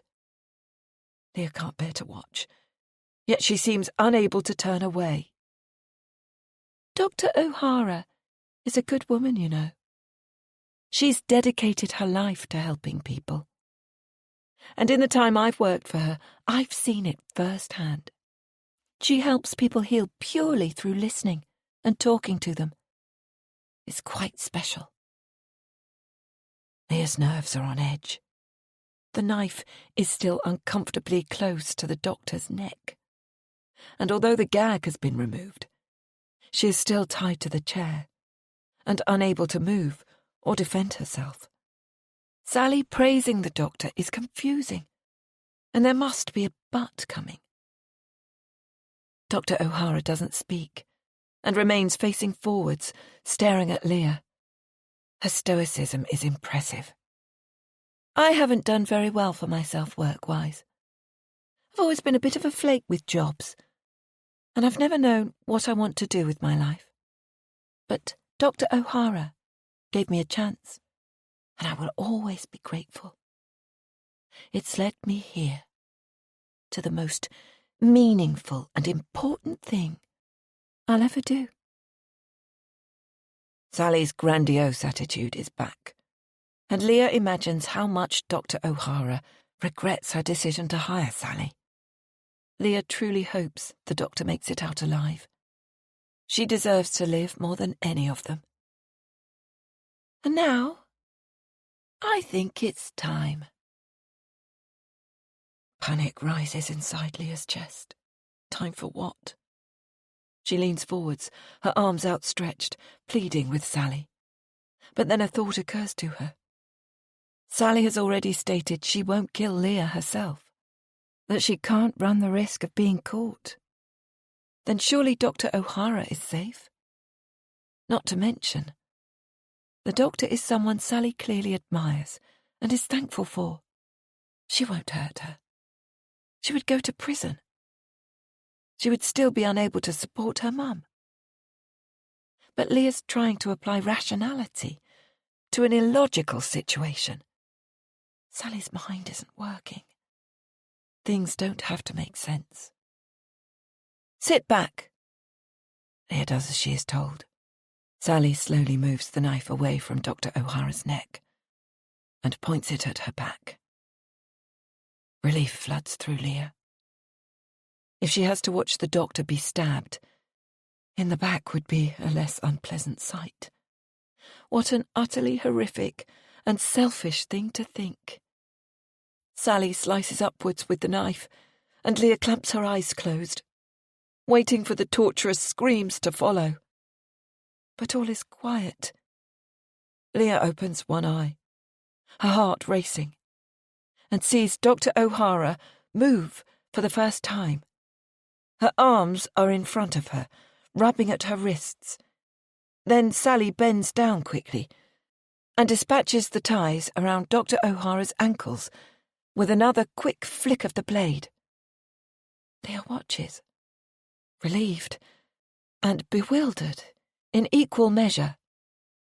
The doctor stands and stretches out her neck and back, rolling her head from side to side. Leah is frozen to the spot. Is Sally going to let her go? Even with the gun and the knife in her possession? Sally's taking a huge risk by setting Dr. O'Hara free. Sally drops the knife onto the chair, recently vacated by the doctor. The gun still trained on Leah. Leah flicks her eyes to Tess, who looks equally gobsmacked by what has just occurred. Sally holds her free hand up, as though about to swear an oath, and Dr. O'Hara turns and high-fives her. They smile at each other warmly, tears pricking at their eyes. Leah's head is spinning. Come on, Jenna. Join me on the sofa. You must have been so uncomfortable in that chair all this time.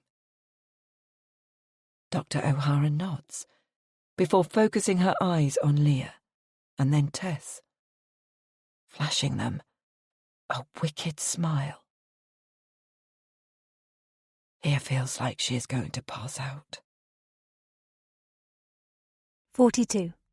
Tess. What the actual fuck? Nothing, absolutely nothing, would surprise Tess now. These women are evil geniuses.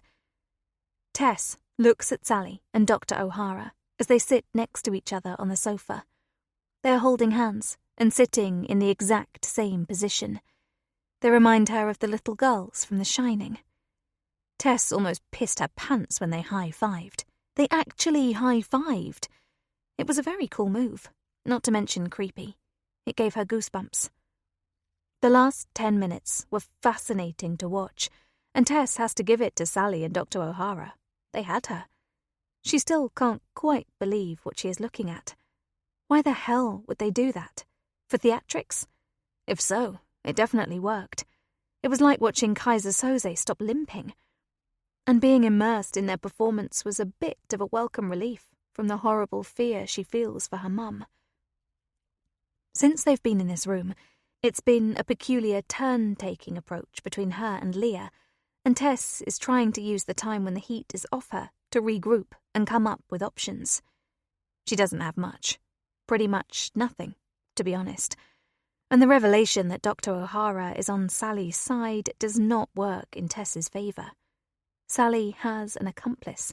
She already has an alibi, which means Tess needs to rethink what she can offer outside of being the one who carries out Leah's murder. With some time to reflect, Tess feels relatively sure her parents are not at risk. Okay, so these two women are batshit crazy, but there is at least a reason, no matter how warped. Sally is avenging her mum. Surely that means Sally wouldn't hurt Tess's mum for no reason. It's a bluff. It has to be. Tess can't ruin her whole life and end Leah's on what is almost certainly just an empty threat.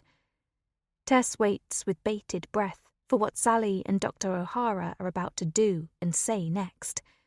It could literally be anything. Tying Jenna up in the chair was her idea. I didn't want to, but she insisted, and who am I to argue? She's the expert. Sally's enamoured smile and deference to Dr. O'Hara is unnerving, and her tone is light and airy. Unhinged does not even come close.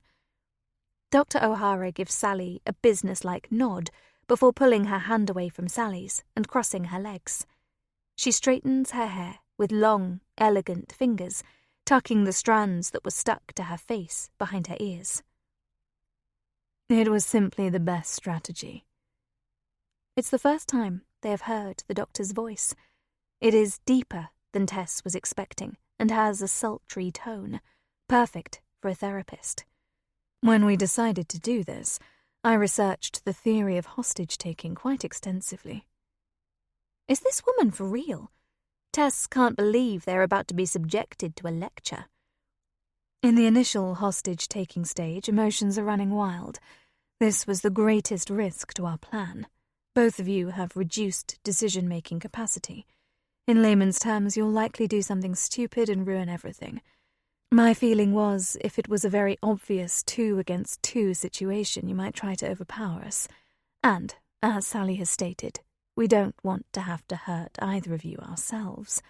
But, to be assured, we have discussed this at length and will dispatch either of you, or both of you if needed. I've worked through every eventuality so that Sally and I can return to normal life after this. Tess gawps at the doctor in amazement. It's as though another person has entered the room. The woman speaking to them now and the one tied up mere moments ago are two completely different animals. Dr. O'Hara is one hell of an actress. The fear and emotion Tess witnessed earlier was so believable. Yet there is not a hint of feeling when she speaks to them. It's as though she's reading a bus timetable, all facts and technical information. And the worst thing about it all is Tess believes her. She has no doubt that Dr. O'Hara has everything mapped out with pinpoint accuracy. Sally holds all the information, and Dr. O'Hara is cool and calculating. They are a perfect team. Tess and Leah are well and truly fucked. We needed Sally to establish control, as well as being a distraction and diluting your own felt sense of threat. My presence added weight to Sally's dominance. She had overpowered me. I was silent and subservient. I behaved as though I was afraid and showed no fight to escape. Seeing this will have subconsciously encouraged you to do the same.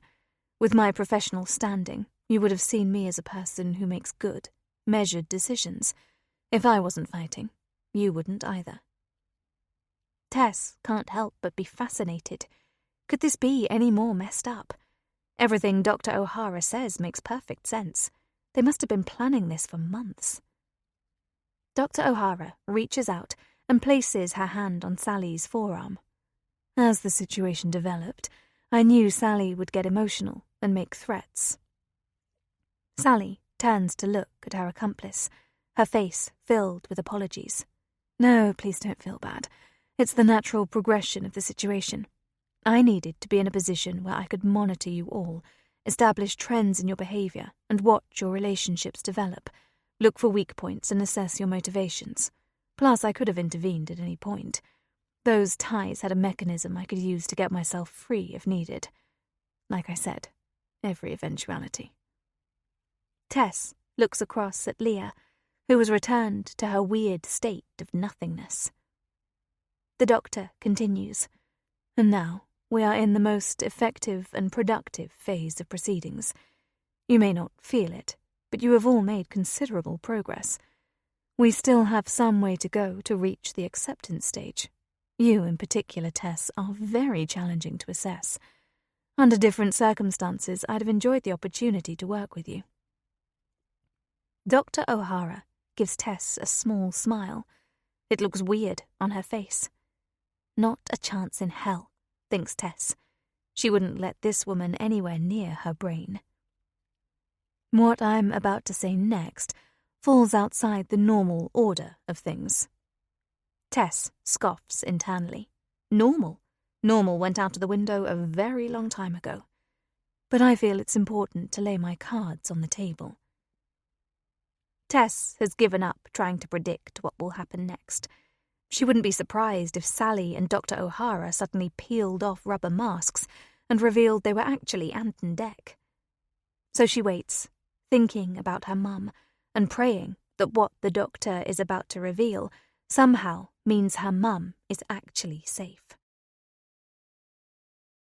43. Leah. Leah's mind has hit its limit. Nothing else is going in. She caught some of what Dr. O'Hara said, but can't seem to process it. It's as though her body has turned off all but the most essential of functions. She's still breathing and blinking, but not much else. Sally had been the overriding presence, and the dynamic shift is odd. Not in a bad way. Leah prefers the doctor's stiff tone and factual words to Sally's emotional outbursts and threats. The doctor continues, and Sally remains quiet and submissive. For privacy, I practice under my mother's maiden name, O'Hara. But my given name is Jenna McGill. That gets Leah's attention. McGill, as in Natalie McGill. Dr. O'Hara nods as she sees the realization dawn on Leah's face. Sally is Melissa's daughter, and Dr. O'Hara is Natalie's sister. Sally chimes in. Jenna gave me this job just over a year ago, as a favour to my mum. Dr. O'Hara reaches out for Sally's hand and retakes charge of the conversation. My sister Natalie and Melissa have remained best friends. We see each other as family. We support and care for each other. And we'd do anything to keep each other safe. As you can well see, I love Sally, as though she were my own daughter. The tips of Sally's cheeks redden, and her eyes become glassy. I knew Sally was struggling to find work, so I reached out. None of what has happened today was on the cards at that point. In fact, it was just before that terrible night. 3 weeks before. I completely left you in the lurch, yet you still kept the job open when I was ready to return. They smile lovingly at each other. Well, of course. You needed my support more than ever. Leah scrutinises their exchange, baffled by the shift in the conversation. Then Dr. O'Hara addresses her directly, and Leah's skin prickles. I look at you sitting there, Leah, and I wonder if you will ever truly comprehend what you have done. Leah swallows. She knows what she has done. It has been explained to her in painstaking detail, and she's having her life threatened because of it. And I don't mean knowing the specifics. I mean feeling it. Like we do. Leah remains mute. It's clear what happened to Melissa has crushed them, and she supposes she'll never be able to feel that pain. But terrible things happen to families every day, and they don't go around on murderous plots of revenge. Of course Leah is sorry, but she can't comprehend how they both think their actions are right. Dr. O'Hara continues. Natalie is the exact opposite of me. I'm quiet and reserved, academic and introverted. She is gregarious and fierce, creative and extroverted. Yet we've always gotten along wonderfully together. I wonder if you remember me from when you were a child. Leah tries to think, but her brain is mush. She takes herself back to those wonderful nights when she, Melissa and Natalie would hang out at each other's houses. She has a vague recollection of an older sister, but can't ever remember meeting her properly. No, I'm sorry, I don't. I'm 4 years older than Natalie. By the time your friendship had ended, I'd moved on to college. I remember you being at my house a few times. Not many, but I spent most of my time in my room. I was always that way. Only liked the company of a few people, namely my family at that age, and routinely retreated to my bedroom whenever we had visitors. Leah can't comprehend why they are having this mundane conversation, and she doesn't have the brain space or inclination to engage. You should know, your brief flirtation with trolling devastated my sister. Leah's heart jolts. She wasn't expecting that. I feel like I should also say that I abhor what they did to you at school. Leah nods. It's the first piece of validation she's had. But you were children, and now you are women. I won't bore you with the development of emotions and behaviour from adolescence to adulthood, but suffice to say, what you did to Melissa and what they did to you as children do not compare. What they did was unkind. They bullied you, and that is unacceptable. They should have been punished in an appropriate manner for their age and the severity of their actions. But what you did was a crime. And I will echo Sally's sentiments. The Melissa we all know and love died that day, and the consequences gravely wounded so many of us.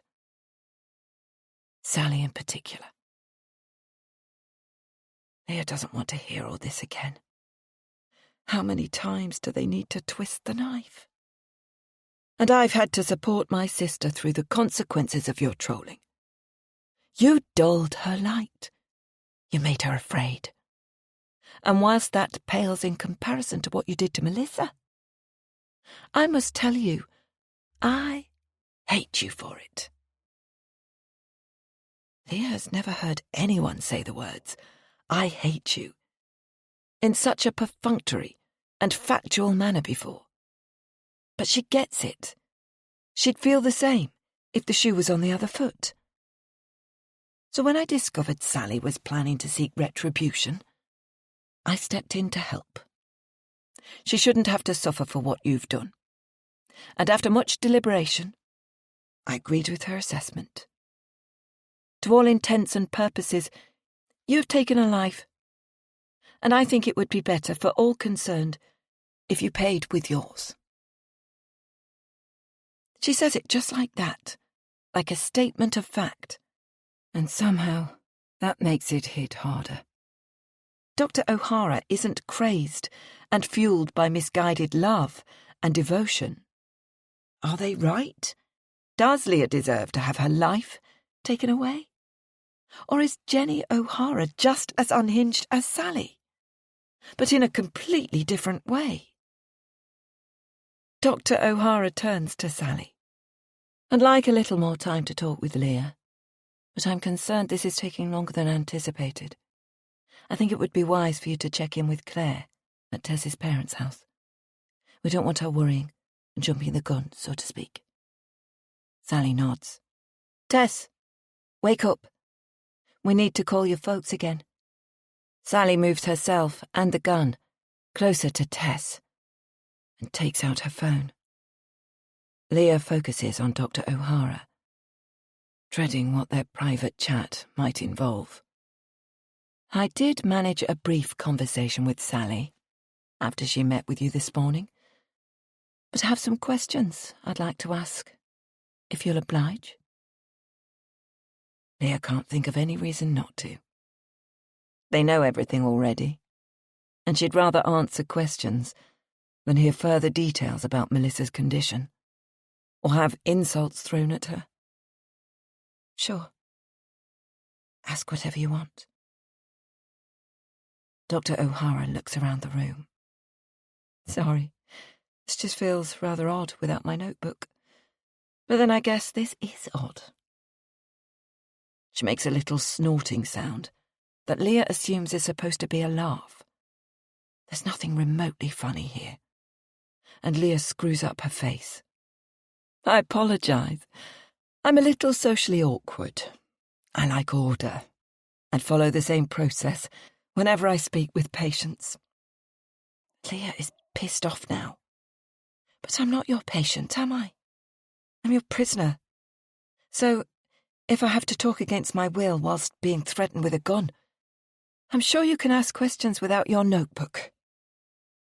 Dr. O'Hara's cheeks redden, and Leah feels a small flush of satisfaction.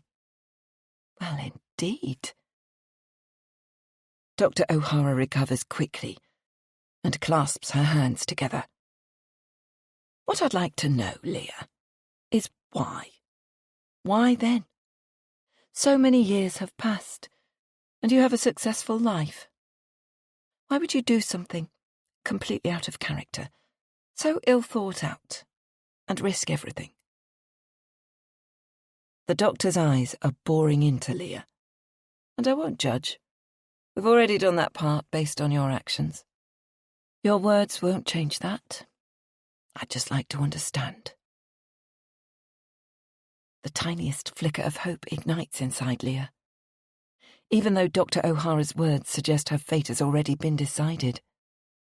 What if she could make the doctor understand?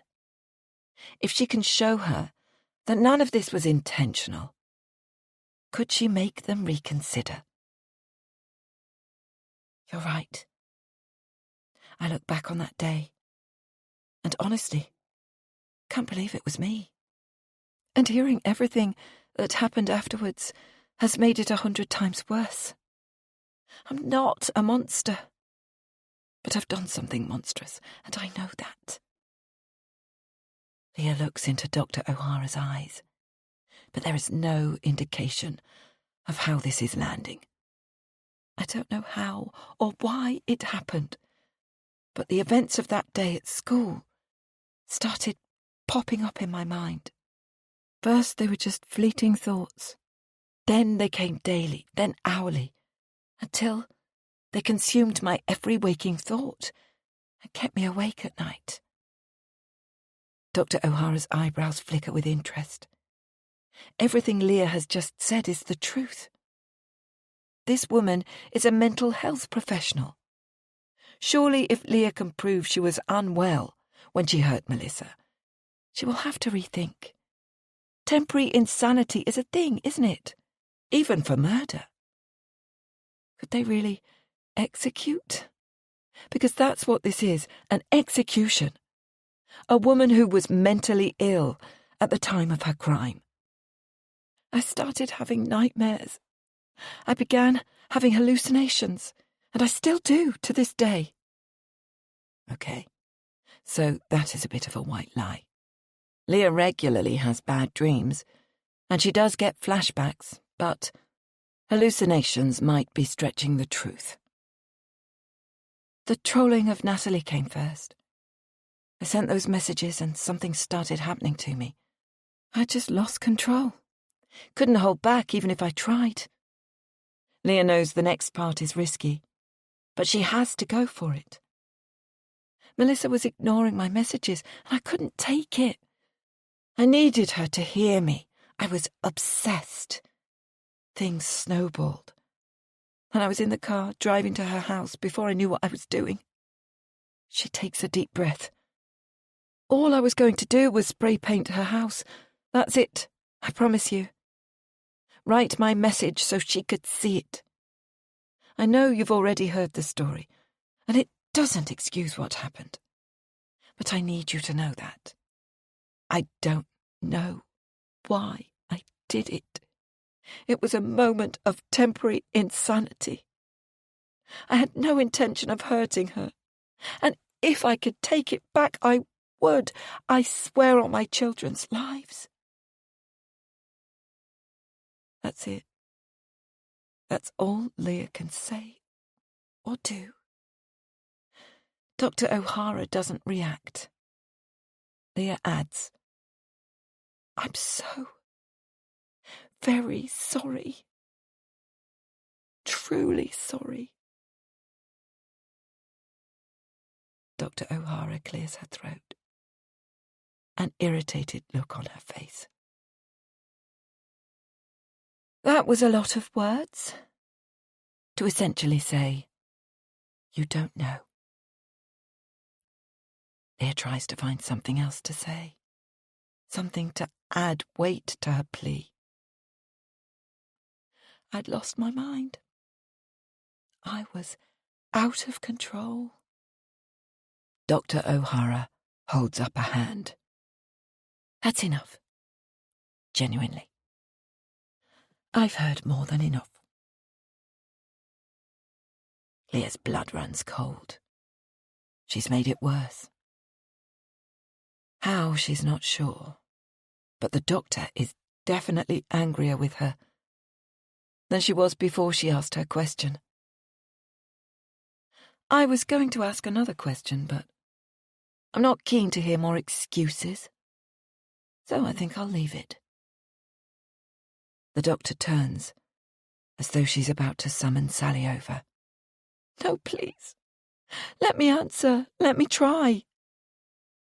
Dr. O'Hara sighs, her face a blend of boredom and exasperation.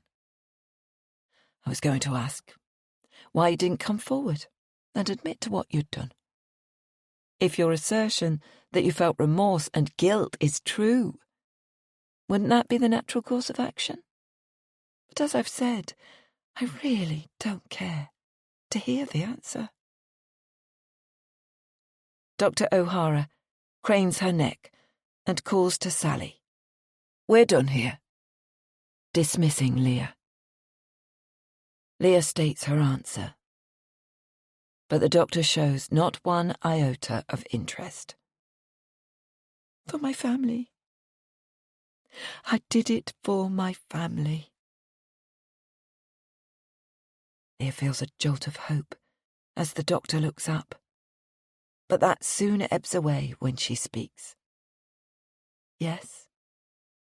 So you will understand why we are doing something others may view as wrong. To protect our family. I'm glad we're on the same page. Leah sinks into her chair. That was her last chance. And she blew it. 44. Tess. Tess's heart sinks when she hears Dr. O'Hara suggest they call her parents again. What if something has gone wrong? She knows her mum will take Claire's tale that she's a friend of Tess's at face value. But her dad is a different story. He's pathologically suspicious and probably thinks she's there to steal their silver. What would this Claire person do if confronted? And Sally's "wake up" comment is just rude and ridiculous. How could she possibly be asleep? She's just thinking. No need for her to be a smartass. Sally comes over and crouches down in front of Tess. This is the closest they've been to each other, and Tess notices an odour of sweat emanating from Sally. Gross. Plus, even though she's not much older than Tess, she can see wisps of grey at the front of her hair, which she hadn't noticed before. Tess considers pointing both these facts out. Two can play at the spiteful bitch game. But that thought disappears as Sally takes out her phone. Tess hopes with all her heart that her mum and dad are okay. Sally speaks quietly, and Tess cranes her head. Listen very carefully. I'm not going to call your parents. Tess's brow furrows. Jenna is distracting Leah so I can talk to you, okay? Tess nods, not knowing if this is good or a bad thing. Now, take the phone and put it to your ear. Tess does as she is told, briefly considering calling 999 and screaming down it. Look at Jenna. Isn't she a genius? I could never have pulled this off without her. Tess screws up her face. Is she supposed to be pleased and impressed by that? They are not on the same side. She's keeping Leah's attention on her by being irritating. Listen to what she's saying about needing a notebook. It's brilliant. Look at Leah's face. Priceless. Tess looks across and sees that Leah is indeed entirely absorbed by the doctor. Why is Sally suddenly acting all pally with her? Crouched down on her haunches, Tess could easily kick her over. If it wasn't for her parents' predicament, she would thrust her heels right into the sweaty grey-haired cow's chest. Anyway, we haven't got long, and Dr. O'Hara wanted me to tell you some things.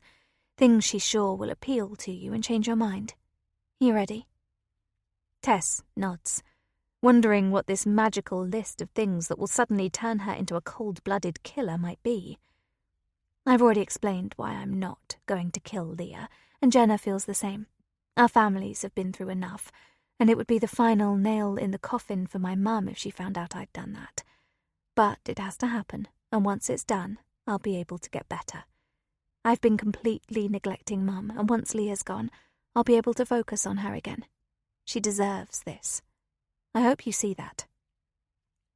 Tess looks emotionlessly at Sally. She can see many things, but not one of them is that Leah dying will make this woman or her mother feel better. She can't even work out how she has put that together. Seeing Leah pay for her crimes the proper, sane way with the police, yes, absolutely. Moving on and being able to focus on her mum again, of course. But setting this room up as some gruesome death chamber and casting Tess in the role of executioner, nope, not one single bit. No matter what happens, today's events will take Sally from being an irrational obsessive and send her over the edge. She might think she wants this, but she doesn't. Sally's mind is damaged, and Tess is shocked Dr. O'Hara can't see that. Unless, what's that French saying? Folie à deux. Two mad people making each other madder and convincing each other it's okay. This is definitely like that. Tess would love to say all of this out loud, but Sally is operating on another plane. So she simply goes with, "Okay." She considers adding that she won't do this for the very same reason Sally has just stated. Tess's mum has been through enough simply by being her parent.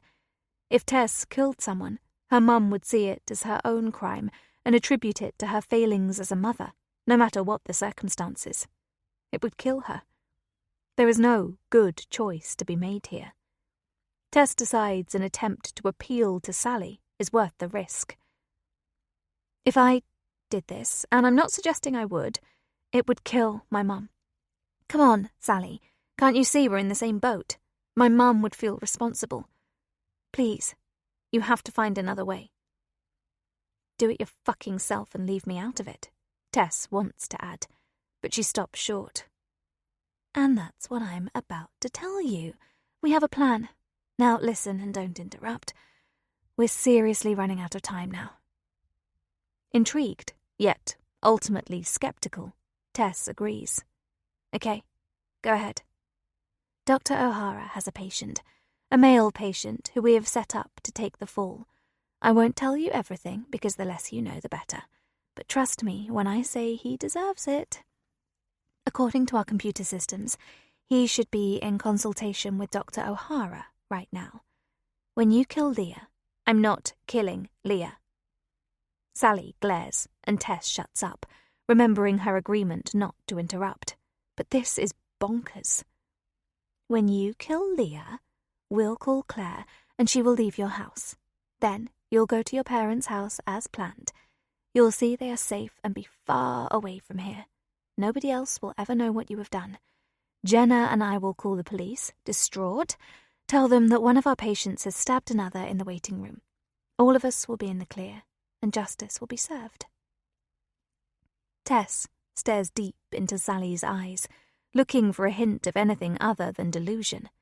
But there is nothing, and introducing another person to this already convoluted game is mind-boggling. How can they possibly think they're going to get away with it? What if this guy has an alibi? Maybe he's currently sitting in McDonald's or with his wife. He's not. How do you know? Well, he killed his wife, so he's definitely not with her. Tess tries to let this shocking fact go past her and focus on the point she's trying to make. Okay, but that doesn't mean he's not somewhere else, with people who can prove he wasn't here. Sally rolls her eyes. Did you not hear me say, the less you know, the better? I did, but there are so many holes in this, and I don't know why I'm trying to help you, but you're going to get caught. As things stand, you haven't committed a crime. Well, not a serious one, at least. Kidnapping, maybe. If you stop this now, we can all walk out of here. You wanted to make Leah suffer, and it's more than obvious you've done that. If you handed her a phone now, she'd call the police and tell them everything. Do that. Get justice the right way. Tess takes a deep breath. Wow, that was a powerful speech. She's not sure where it came from, but it deserves a round of applause. But Sally's eyes are blank, just dark, empty pools. No. This is your last chance, Tess. I wasn't supposed to tell you this, but I will. The man who is taking the fall for this is dead. I killed him last night, and nobody will ever find him. I assure you. Tess recoils in shock. If Sally is lying, her performance warrants an Oscar. Tess believes her wholeheartedly. Someone has already died. Deep inside, Tess has always seen this as a horrible charade that would somehow end with everyone alive. It all feels too ludicrous to be real. But if they've already killed someone... We have this all sewn up. It will go perfectly. Now is the time for you to do your bit. You won't take the blame. You'll walk out of here and never have to see Jenna or me again. And if you're thinking Claire won't hurt your parents, you're wrong. You don't know her. She will. And she won't get caught either. Tess gulps. Her desperate hope that this was all a bluff is slipping through her fingers. We have planned this for months. We have thought of every possible hurdle and problem and have multiple solutions to every single one. Every aspect of our plan is bulletproof. Do not underestimate us. The fierce look in Sally's eyes is terrifying, and Tess has no idea what to believe. What about the knife? Her fingerprints won't be on it, but mine and yours will be. We'll wipe it and say he was wearing gloves. There'll be no fingerprints. Okay, that sounds semi-reasonable. There will be no evidence that he did it, but there will also be no evidence that someone else did it. He was in this room yesterday. His fingerprints and DNA will be everywhere. But none of this is important because Jenna and I will tell the same story. The police already know this man killed his wife. He got off on a technicality. They hate him and won't hesitate to believe he did it. Tess nods. That does sound like a reasonable story, albeit a story from one of those true crime documentaries on Netflix, but a reasonable story nonetheless. We have no CCTV cameras in here or outside. The closest one is 50 yards down the street, and we've... Sally suddenly stops and shakes her head. Nope, I'm not doing this. Jenna told me not to, and I've already gone way over the line with what I've told you so far. Tess wants to protest. She needs to hear all of this, every single tiny detail. I'll say this one more time, and then that's it. It's over to you. You have to kill Leah. You will stab her in the chest with the knife. You need to make it look like a crazed patient did it. Then you will leave and go to your parents' house. Someone else, a man you don't know who will never be found, will take the blame. Life will go on for the rest of us. Okay? Tess feels like she is going to throw up. This can't be it. There has to be another way. Alternatively, you refuse, then Claire kills your parents. I kill Leah, and then I'll have to kill you too, because of everything you've heard. We'll stage it to look like you attacked each other. Much more risky, much less convincing, and definitely not my preferred option. Tess stares dumbfounded at Sally. She's moving her mouth, just like everyone does, speaking normally and making typical expressions. Yet she just used the word kill about a dozen times without even flinching. It's enough to make Tess feel like she's breaking with reality. Sally stands up, retrieves the knife from the chair Dr. O'Hara was strapped to, and slides it down the side of Tess's seat, between her leg and the chair arm. There you go. Don't even think of trying to stab your way out of here. I'll put a bullet through your pretty face quicker than you can blink. Sally smiles sweetly and returns to her seat on the sofa. Tess rests her arm over the knife. She needs to come up with a plan, and quickly. 45. Tess. Sally and Dr. O'Hara sit together again. Tess's heart is galloping in her chest. She checks on Leah, who is back to that dumbstruck look she had earlier. She watches her, breathing in and out. Will Leah still be doing that in a few moments' time? Will Tess? The room is eerily silent. There's just the faint sound of collective breathing and the hum of fear and anticipation in the air.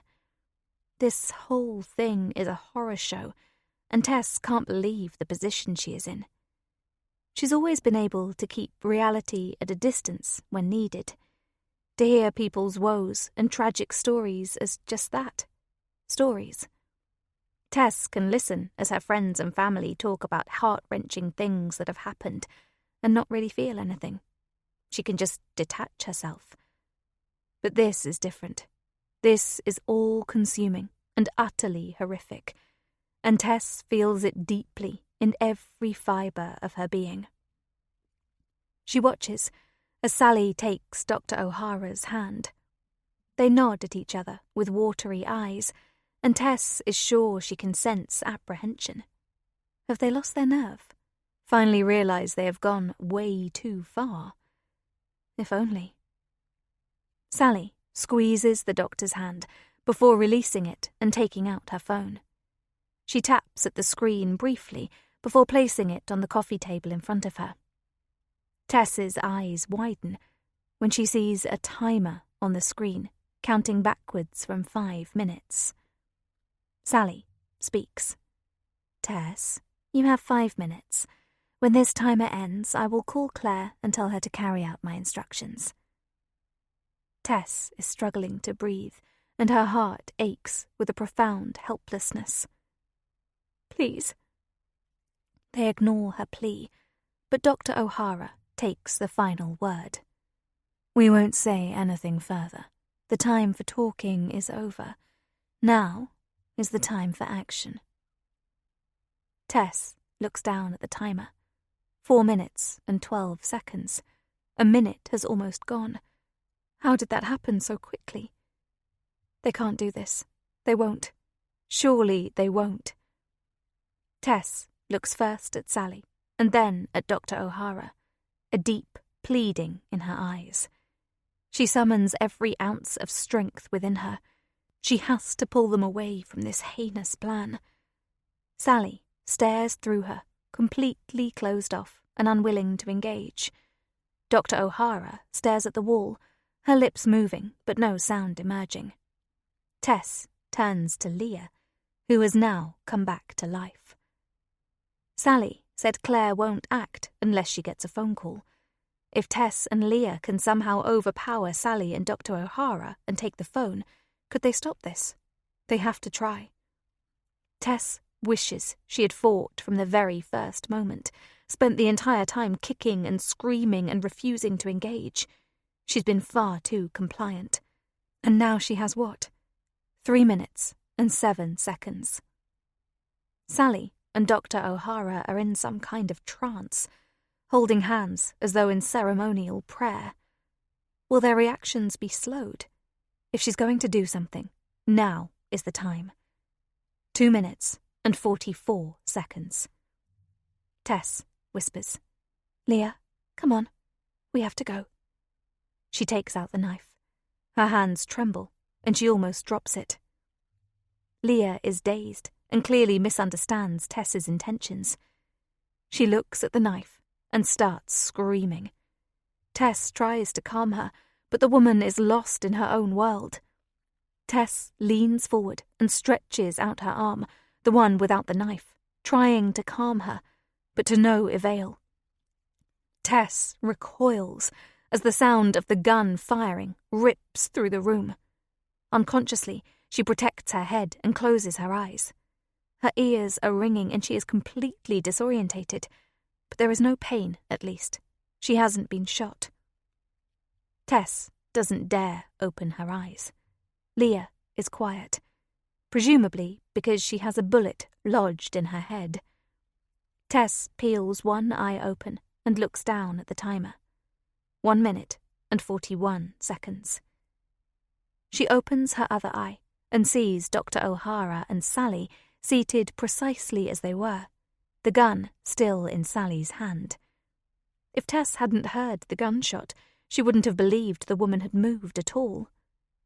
Tess turns her head, dreading what she is about to see. But somehow, Leah is still alive, trembling furiously, but unhurt. The wall behind Leah has taken the brunt of the bullet. It must have missed Leah's head by centimetres. 57 seconds. Leah needs to snap out of it. Tess stands, then squats in front of Sally and Dr. O'Hara, recognizing she is risking being shot, but knowing she has to take the very last chance she has to change their minds. "You have to stop this." Neither of them move or speak. Their faces remain stony. They don't even blink. Tess moans and jumps to her feet. 26 seconds. That's all she has. 26 seconds, and her life will change forever. Her parents are going to die. She and Leah are going to die. Tess strides over to Leah, knife still in her hand. Leah starts wailing again, turning her body away and holding her arms over her head. 14 seconds. Tess yells with fear and frustration.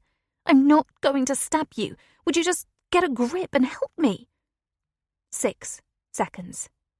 Leah unfurls and turns towards Tess. 3 seconds. Leah takes the knife and plunges it deep into Leah's chest. It glides through her skin and into her flesh so easily that Tess can barely believe it. Neither can she believe what she's doing. Nothing feels real. It's like an out-of-body experience. Then Tess pulls out the knife and repeats the stabbing motion 4 more times. She moves the knife in and out cleanly, angling her body away to avoid getting any blood on her clothes. If Sally is telling the truth, and she's going to leave here and go to her parents' house, she can't be covered in blood. Sally can vaguely hear the timer going off in between stabs. She doesn't look at Leah's eyes. She just does it. Tess truly didn't know what she was going to do until those last few seconds. But once it came down to the wire, the choice between her mother and Leah was suddenly very easy to make. There were no other options available. Leah hasn't moved. The "I'm not going to stab you" line had the desired effect. If Tess was going to do this, she needed to do it cleanly. She wasn't going to stab Leah in the back, and she didn't want her thrashing around or cowering in terror. So Tess put her at ease. They are the worst words Tess has ever said or will ever say. The wickedest lie she has ever told. But she said them for a good reason. She did what she had to do to save her mum. And if Sally doesn't follow through on her promise, Tess will unleash holy hell on her and Dr. O'Hara. They made her a murderer. And if her mum still dies, they will die too. Painfully. Leah was going to die anyway. Of that, Tess is sure. If Tess didn't kill her, Sally would have. But now, hopefully, Tess's mum and dad will live. Tess will, too. And in this horrific moment, just seconds after spilling the blood of a woman she only met this morning, Tess vows she will live a better life. She will make sure she comes out of this a better person. She will spend more time with her mum and dad and treat them with the love and respect they deserve. She will set Joe free and make her own way in the world. Joe is a good man, a kind and trusting man, and he deserves much better than her. She will learn to value those around her and care about their feelings. She will listen and empathize. She will become the person she should have been all these years. And all it took to make her realize that was killing another human being. 46. Leah. Sally places the timer on the table. Will these be the last 5 minutes of her life? Will Tess actually go through with it? She doesn't know. Leah considers whether she would kill Tess if the lives of one of her boys or Jeff were on the line. In a heartbeat, she thinks. The realization stuns her. But if today has taught her anything, it's that people, especially women, will go to extraordinary lengths to protect those they love. That's what all of this is about. What Sally is doing is nothing but misguided, ugly, fierce love. Leah's stomach lurches as she turns to see Tess pointing the knife at her. Tess says something, but Leah has no idea what, and immediately finds herself screaming. She doesn't seem able to control her body or her voice. And what does it matter? She can go quietly or go down screaming. The result will be the same. Leah's cries die in her mouth as a horrendous bang fills the room, and she feels a bullet whiz past her ear. She almost loses control of her bladder and swallows down the bile rising in her throat. She waits, frozen with fear, for the next one to hit her. But Sally and Dr. O'Hara remain seated, holding hands. The only sign that the gun has even been fired is a small puff of smoke from the end dissipating into the air. Tess is pleading futilely with the two women now, but there is an invisible force field around them and their emotions. No words can touch them now. They are impenetrable. Finally, Tess gives up and staggers over to her, the knife still in her hand. Leah lets out another involuntary wail. She wants to run, yet she also wants to curl into a ball and block out the world. Her body chooses the latter. Whatever is about to happen to her, she doesn't want to see it. But then Tess speaks. "I'm not going to stab you. Would you get a grip and help me?" Leah turns to her in confusion. Help her? What could she possibly help her with? There's nothing to be done here. Can't Tess see they've lost? When that timer runs out, they're both going to end up dead. And Tess's parents too. Leah wishes she would just... Then, suddenly, it happens.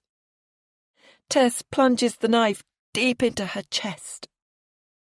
Leah looks down and sees the knife sticking out of her, blood flowing freely from the wound. Leah watches with amazement. Somehow she doesn't feel any pain. There is tightness and a warmth in her chest, but not what she would describe as pain. She thought it would be worse than this. Leah stares, dumbfounded, as Tess pulls the knife out and stabs her again and again. It's the most peculiar thing to watch. Leah tries to catch Tess's eye, but her attacker won't look at her, and she understands why. She wants to tell Tess she would have done the same thing under these impossible circumstances, but her voice doesn't work. Leah blinks. Her eyes feel odd, like she's looking through a lace veil, but she can't seem to clear it. Leah opens her mouth to tell Tess this isn't her fault, but all that falls from her lips is blood. Tess may have wielded the knife and ultimately delivered the fatal blows, but Sally and Dr. O'Hara left her with no choice. They literally held a gun to her head. What else could she have done? It's a sacrifice of one life to save 3. Sort of honourable, really. At least this way, there is a chance for the others. The blood is clogging her throat now, and her chest is heavy and immovable. Everything is starting to fade, and she feels herself beginning to disappear, drifting away from this world and moving on to whatever awaits her in the next. Leah will never know if Tess will live, but she hopes she does, and her poor parents too. The world is starting to close around her, and she can't take in any more air. There is no panic or sadness, simply a strange, ethereal sensation. Leah thinks of her boys and Jeff and says her last goodbyes. Then the world goes black. 47. Tess. Tess lets the knife fall from her hand. She should probably keep hold of it, protect herself or wipe her prints off it. But the thought of touching it again disgusts her. She turns her back on Leah's now dead body. There will be time to come to terms with what she has done, but now is not it. Now is the time to go, to get as far away as possible from these two heinous women and be with her parents. Tess glowers at Sally and Dr. O'Hara, her chest heaving. They release their hands and emerge from their trance almost simultaneously. Tess would love to strangle the pair of them. Look what they made her do. She waits for them to speak, but instead they turn and hug each other. Tess has had enough. She pushes past the sofa and heads for the door. Fuck them. They can deal with this shit. She's out of here. Where do you think you are going? Tess grits her teeth. Dr. O'Hara's robotic voice is making her hackles rise. To see my parents, and I dare you to try and stop me. I've done what you asked. She's dead. Go on, take a good look. She should storm out, but she waits for their response. A slithering unease inside tells her this isn't over yet. Sally answers this time. Yes, and thank you, Tess, but I think you're forgetting yourself. Tess whips her head around and glares at both women, who are now looking over their shoulders at her. A burning rage pulsates inside Tess's head. What the hell does Sally mean? No, I don't think I am. It's done. I'm done. I'm going to see my parents now. Tess reaches for the door, but stops when Sally continues. We have a call to make first. We need to let Claire know and ask her to leave your parents' home. She can't be there when you arrive. Tess's blood boils with fury, and she screams her words, spit flying from her twisted mouth. No, you do that. Call her while I'm on my way. Let me go, that was the deal. Sally's tone is firm. You've come this far, Tess. Wouldn't it be a shame if your parents still died because you wouldn't listen? Tess's eyes bore into Sally. She has never felt such pure hatred for a person in her whole life. Sit down. We'll make the call. Tess balls her fists and stomps across the room. She is stopped momentarily in her tracks by the horrific sight of Leah's body. Her lifeless, glassy eyes are open and staring up at the ceiling. And the blood. There is so much blood. Sit down, Tess, and don't worry about her. She can't hurt anyone now. You've done the world a service.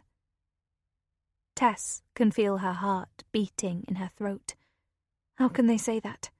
Leah wasn't a danger to anyone. She did a stupid thing and has paid the ultimate price, a price exorbitantly higher than she deserved. But Tess sits, legs crossed, digging her nails into her palms, and angles her body away from Leah. She needs to focus and do as they ask. Complying with anything these monsters request is excruciating, especially now. But, as with everything she's done so far, it is a means to an end. Sally takes out her phone and dials. Hi, Claire. It's done. The volume is too low for Tess to hear Claire's response, no matter how much she concentrates. Sally holds out the phone. Tess recoils and shakes her head frantically, as though being proffered a poisonous snake. She does not want to speak to her parents' captor again. There's no way she could hold her tongue. Sally's jaw tenses. Take the phone and tell Claire you were held up. Tell her you'll see her another time. Tess reaches out a trembling hand and takes the phone. Hi, Claire. Something's come up and I'm going to be a while. I'll see you another time. Tess stammers, her voice cracking throughout. She will never meet this woman and would love to take this moment to tell this person who was willing to murder her parents exactly what she thinks of her. But she has to stick to the plan. Claire's reply is disgustingly cheery. "Oh, okay, no problem, Tess. I'll see you another." Tess hears a commotion on the other end of the phone. She's gripping it so hard that her hand is beginning to cramp painfully. Just as she is about to shout and demand to know what is happening, her mum's voice arrives. Tess closes her eyes and feels her body slump. It is the most wonderful sound. "What's wrong, my love? Your lovely friend Claire says you are not coming." Tess sniffs and tries to stop the tirade of tears that are falling unbidden from her eyes. Claire is not my lovely friend. "I am coming, Mum. I'm just going to be a while. I promise I'll be there." Her mum gives a relieved sigh. Tess will wrap this wonderful woman in the biggest hug when she sees her. "Well, Claire can wait then." Tess hears her mum call out. "You can wait, can't you, dear?" "No!" Tess screams down the phone, warranting a stern look of warning from Sally. Claire speaks in the background. "I'm sorry, Mrs. Lou, but I won't be able to stay. I'll catch up with Tess some other time." Tess falls still, terrified of moving and somehow changing the course of events. Claire's leaving. Her parents are going to be okay. "I'll let you go, shall I? See your friend out properly." Tess manages to control her voice this time. "No, it's okay. Say goodbye and I'll stay on the line." "Okay, Therese. I'll be just 1 minute." Tess listens closely as her parents say an excruciatingly long goodbye to Claire. Eventually, she hears the door close. Tess has never felt relief like it. Her parents are safe. At last, something good.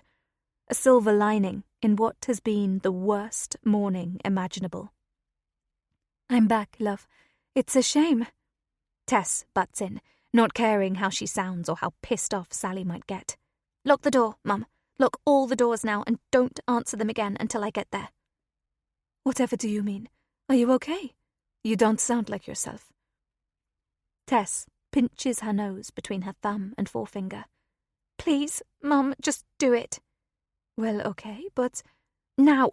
Do it now!" Tess glances at Sally and Dr. O'Hara, but they don't seem upset or angry with her giving out these instructions. This strikes her as weird, but she doesn't care. She'd be doing it even if they were furious. That woman is not getting back into their house. Then Tess hears her dad's voice. She knew this would happen. Her mum always defers to her dad when she's uncertain or concerned. "Why are you telling your mother to lock the doors? Was that woman not your friend?" Tess knows she has to try to smooth this over. Even with Claire gone, she won't believe her parents are safe until she sees them with her own eyes. So she makes something up. "We used to be friends, but she's not very nice. A bad influence, you know. I'm not very keen to get back in touch with her." That sounds pretty credible, and is the type of thing that would appeal to her dad. Tess waits nervously for the verdict. "Ah, I see. Well, yes, you know what your mum's like. She'll make friends with anyone. But I have to say I wasn't awfully keen on her just turning up like that. Bit rude, if you ask me." Tess wants to laugh. That's so typical of her dad. What she wouldn't give for him to have just turned Claire away. But even though he appears to be the man of the house, he'll do anything to keep her mum happy. "And don't worry, we won't let her back in. Now, are you coming or not? Your mum's going to be upset if you don't." This time, Tess does laugh, and she can read the unsaid meaning behind his words. He wants to see her too. After she's hugged her mum, she'll do the same with her old-fashioned and stoic dad. She's been far too harsh on him. "Yes, I can't wait to see you." "Okay then, I'll put your mother back on, and I'll see you soon." Tess smiles and wipes her tear-streaked face. "See you soon, Dad." Tess hears her parents muttering and waits for her mum. This all feels refreshingly normal, and she wishes she could block out and erase everything in this room and be there with them. Well, that was a lot, Therese. You had me thinking there was something to be afraid of. Tess breathes deeply. This could be dangerous. She must remember the rule. Do not raise the alarm. Sorry, Mum. She leaves it there, knowing that anything she says will likely make things worse. Mum will calm herself down, and Dad will help. Your dad's just told me Claire wasn't a good friend. She seemed nice to me, but what do I know? She did eat a lot of biscuits, though. Impolite. Tess smiles, wondering how many biscuits her mum would deem impolite. Look, I'd better go, Mum, but I'll see you soon, okay? There's a pause, and Tess worries they've been cut off. But then her mum speaks. Okay. You don't sound right, though. I can hear it. The tears return, and Tess can't stop them. No, she is not all right. Yes, I'm okay. Oh, mon amour. The outpouring of care from her mum, condensed into just 3 words, hits Tess like a steam train, even down the phone. Tess turns her back around further, blocking out not only Leah, but also preventing Sally and Dr. O'Hara from intruding on this moment. What is it, Therese? You can tell me anything. You know that. Tess can hardly speak through the streaming tears. She knows she should wait until they are alone to tell her mum any of this, but her emotions are at the surface, straining to get out, and she finds herself letting go. I know I've not been a very good person, Mum, and I know I've been awful and selfish, but I'm getting help.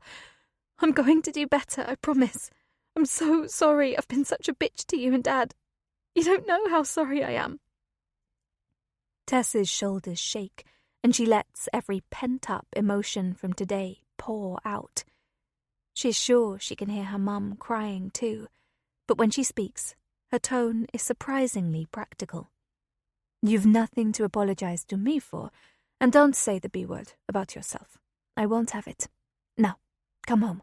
I'll make you some tea, and we'll talk. I want to see your face. Oh, how Tess wants to see her mum's face too. I love you, Mum. I love you too. Now, come straight here. I'm getting worried and I want to see you. Whatever's happened, we can talk it through. Okay, I'll see you soon. Bye. Bye, Therese. Tess ends the call. She is more exhausted than she can ever remember feeling, and can barely find the energy to move. She has no idea how she's going to drive. Tess gathers herself slowly and turns to give the phone to Sally. Sally stares at her through cold, callous eyes, lifts up the gun, and aims it at Tess's forehead. 48. Tess. Tess is not remotely intimidated. She is spent. She has nothing left to give. She is leaving right now and won't be following any more instructions from Sally or Dr. O'Hara. They have no hold over her anymore. Weirdly, Dr. O'Hara takes out a dictaphone and holds it up to her face. Tess watches in confusion as the doctor clicks the record button and starts to speak. Next patient, Therese Liu, date of birth, 10th of October 1997. What are you doing? Tess says. Dr. O'Hara rolls her eyes and stops the recording. Can you be quiet, please? This is important. Tess doesn't want to be quiet. She wants her mum. She's done everything they have asked of her. Dr. O'Hara can make her shitty recording when she's gone. I don't need to be here anymore. Let me go. Dr. O'Hara shakes her head. No. Tess waits for more, but the doctor doesn't elaborate. Tess turns to Sally. She can do that when I'm gone. That's it. I'm going. Tess makes her second bid for freedom, and Sally sticks her leg out, tripping her up. Tess clatters to the floor, her face landing horrifyingly close to Leah's outstretched leg. The metallic smell of blood makes her retch. Tess scrambles to her feet, her ears ringing. "What the fuck is going on? I can't believe you actually tripped me up. What are you, 5? Tess straightens her clothes and gags when she sees a smear of Leah's blood on her sleeve. She wipes it on the arm of the chair, but it only makes it worse. Sally looks at Tess as though she were a disobedient child. "Just sit down and be quiet. If Dr. O'Hara says this is important, then it's important, and she won't be changing her mind." Tess is incandescent with rage. "No, you made me stay and speak to my parents, and I did that, but I'm not staying 1 second longer. You heard my mum, she's worried. I need to get to her." Dr. O'Hara looks up. Her tone is perfunctory. "I need to record your consultation, and you need to hear it." "But why?" Tess feels the urge to lash out, to destroy everything, until Dr. O'Hara fixes her with a look so cold and menacing that it stops her dead. Is she really going to die on this hill after everything else she's done? Is her temper going to make her fall at the final hurdle? This has to be the last thing, surely. And if she stays quiet, it should only take a few minutes. If she keeps arguing, she'll only be dragging things out. But what if they add another thing and then another? They're all standing in here with Leah's dead body. Tess can't understand why any of them would want to prolong their stay. When Dr. O'Hara clicks record for the second time, Tess stays quiet, praying with all her might that this will be their last request. "I interviewed Therese, preferred name Tess, in my clinic today. Tess self-presented, with claims of exhaustion and feelings of poor self-worth. It quickly became evident that these claims were false, and Tess confirmed this." Dr. O'Hara clicks pause. "Come on, get on with it." After a few moments of contemplation, Dr. O'Hara restarts the recording. Tess displays many of the traits of both narcissistic and psychopathic personality disorders: lack of empathy, egocentrism, impulsive behaviors, and a lack of remorse. She craves admiration and displays an unreasonably high level of self-importance. Tess grits her teeth. She's heard all this before from Sally, and whilst some of it is true, she doesn't need to listen to it again. Dr. O'Hara is simply trying to humiliate her, but she won't bite back. Instead, she sits, dampening down her building rage and trying to appear as though this is all water off a duck's back. She'd love to grab that recorder and recite character assassinations of Sally and Dr. O'Hara. Fucking hypocrites. Tess might have a touch of whatever these disorders are, but these two are off the scale. During the consultation, Tess was outwardly charming, but aggressive on occasion when challenged about her behaviours. On one occasion, towards the end of our consultation, I did feel somewhat threatened by a burst of rage, seemingly from nowhere, but I was able to de-escalate. Tess rolls her eyes. What absolute bollocks. Tess was relatively open about her relationships. She has what appears to be a genuine relationship with her mother, but all other relationships, including her romantic partnership with her fiancé, are for her convenience. She openly admits her callous and manipulative behaviours in her relationships and, again, showed no remorse. Tess continues to show disinterest. Do they honestly think they can upset her with this? What a joke. Tess and I discussed psychotherapy, and she is willing. I am hopeful I can assist her in developing techniques to reduce her harmful actions and create more positive outcomes. We do, however, need to be realistic, given the severity of her disorder. Dr. O'Hara stops briefly before continuing. Tess is sure she's doing this to get a rise out of her, hoping she'll interrupt, but that isn't happening. Crack on with your bullshit, Doc. I do believe that Tess has a propensity for violence. However, she denies any previous violent behaviors and vehemently denies any desire to hurt others or herself. She is challenging to assess given her manipulative tendencies, but at this moment, I don't believe there is any risk. Tess is finding it increasingly difficult to stay quiet and hates that this is on tape. She'll see if she can grab that recorder on her way out. Tess and I have agreed on weekly sessions. Tess scoffs. Not a chance in hell.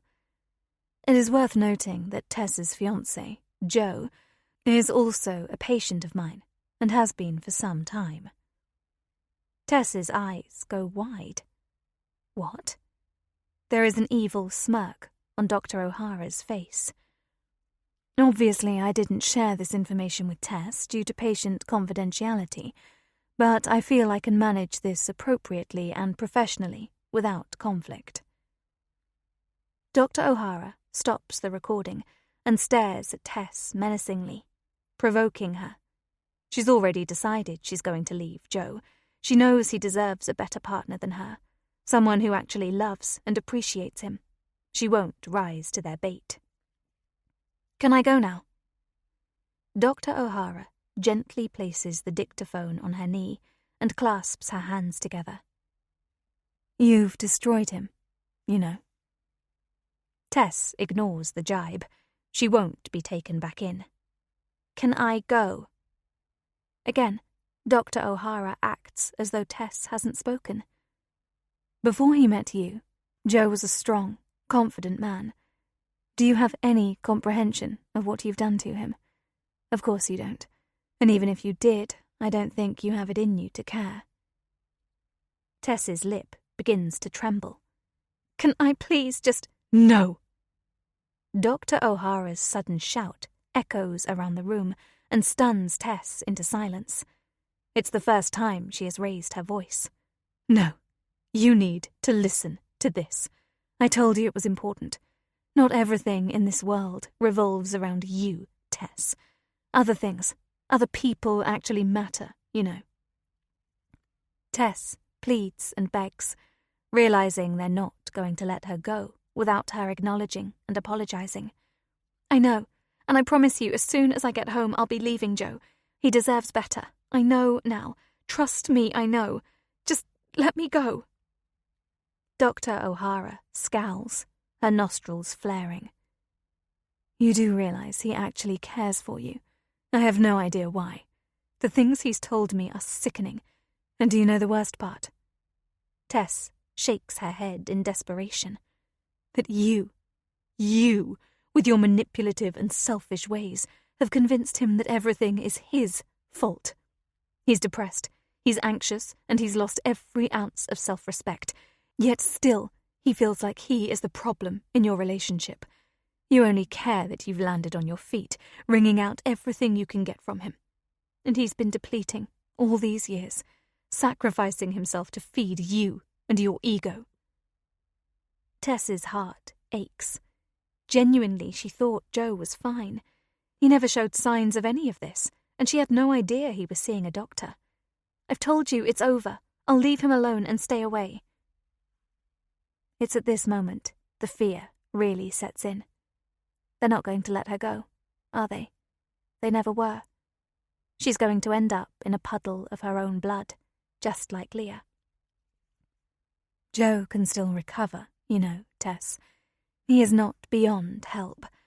But he needs to see that you are the problem, that he was cruelly deceived all these years by a controlling, vicious harpy. And that's fine. I'll tell him everything. He'll find another woman, a woman who will love him, someone who sees him for the magnificent person he really is. Tess is taken aback by the strength of Dr. O'Hara's words, and it is only when she sees the look of longing in the doctor's eyes that she understands. Dr. O'Hara turns to Sally and nods, an instruction of some kind. Sally, still pointing the gun at Tess's head, reaches behind her back with her free hand. Oh God, what are they going to do? If Sally pulls out a knife, Tess will have to try to escape. 2 against 1 is pretty atrocious odds, but there's no other choice. How she wishes she'd kept hold of the knife. Tess won't just sit and let them kill her. Instead, Sally pulls out a phone, a different one than she used to call her parents. Tess plants her feet on the floor and presses her hands into the chair, ready to spring up. She won't go down without a fight. Dr. O'Hara takes a deep breath and, in barely a second, morphs from being utterly composed and calm into an out-of-control, screaming banshee. The speed of her transformation seems almost impossible, and Tess watches in morbid fascination as the doctor continues to scream. She wails and pulls at her hair. She slaps her own face and roars out terrifying, blood-curdling cries. Tess can't move. What the fuck is happening? Mesmerized by the animalistic transformation of Dr. O'Hara, Tess hadn't noticed Sally vacate her seat. And it is only when she feels the muzzle of the gun pressed against the back of her neck that she realizes Sally is behind her. Tess freezes. Dr. O'Hara, still howling and weeping, taps frantically at the phone. Tess is left with no choice but to watch and wait. 49. Tess. Stunned into silence by the sight before her, and frozen to the spot by the threat of a bullet to the back of her head, Tess knows she is out of options. Why did she ever believe anything these 2 women said to her? Of course she was never going to get out of this room alive. Why would they take that risk? Sally already told her they have a suspect lined up, someone to take the fall for Leah's death. Tess should have known they would get rid of her, too, add her body to the pile. She feels an innate desire to fight for her life, but she can't make her body move, even a millimeter. A gun pressed hard against your neck will do that. She watches and listens as Dr. O'Hara's telephone call is answered and prays that her parents are not on the other end of the line, that they are not going to make them listen to her demise. Her death will devastate them, and she can't handle her parents' pain being the last thing she ever hears. Dr. O'Hara screeches down the phone. "I need an ambulance, and please, hurry, quick, please. Oh God, please." The doctor's performance is astonishing. The way she suddenly turned on this intense, hysterical act is extraordinary, not to mention deeply disturbing. Tess wasn't supposed to hear this call to the emergency services. She was supposed to be far away from here, driving to her mum and dad's house. She was promised her freedom, but now her body will be found alongside Leah's, and the fact they are making her listen to this is perverse.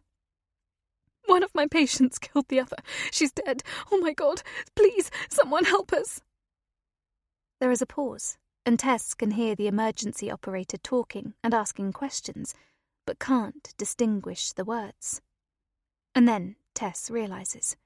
Dr. O'Hara said one. One of my patients killed the other. Perhaps all is not lost. "Yes, me and my receptionist. We've locked her in, but come quickly." Uneasiness begins to form inside Tess. Why would Dr. O'Hara say they've locked Leah in the room? What does that matter? Unless... And at Dr. O'Hara's next words, Tess's world comes crashing down around her. "She's got a knife. She's shrieking and threatening us. She's completely delusional, screaming that we did it. I don't think she remembers. Please come quickly before she hurts herself. I've never seen anything like it." Dr. O'Hara continues to sob and whimper as the operator speaks to her. Tess gulps, and Dr. O'Hara winks at her before mouthing, "He's mine now." Tess can't hold back any longer. She twists her body suddenly and reaches behind her, trying to grab Sally or the gun. Anything. She will not let them frame her for this. But her efforts are in vain, and the next thing she feels is a heavy blow to the back of her head. It stuns her and hurts like hell, but somehow she remains conscious. Sally crouches down in front of her and pushes the gun under her chin. Tess is still seeing stars, and her words are slurred. "No, she's framing me." Sally pushes the gun harder into Tess's throat and hisses into her ear. "Framing you. You did this. You killed her." Tess looks past Sally to Dr. O'Hara, pushing down the nausea building in her stomach from her distorted double vision. "You made me."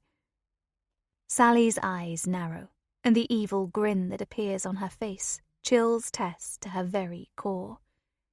"You can tell the police that, can't you?" Dr. O'Hara is standing now, beckoning Sally while still spouting her poisonous lies down the phone. "I just had a consultation with her. She's got a personality disorder, a psychopathic disorder, but I never thought this could... Oh my God, what have I done? I never thought she would actually hurt someone." Dr. O'Hara holds up a splayed palm and mouths silently to Sally. "They'll be here in 5 minutes."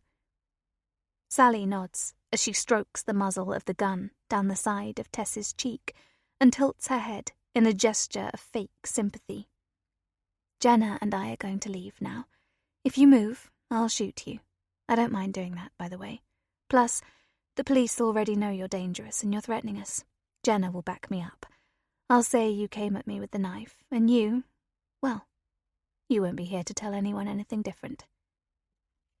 Sally shrugs and then pats Tess on the head like a puppy before standing up.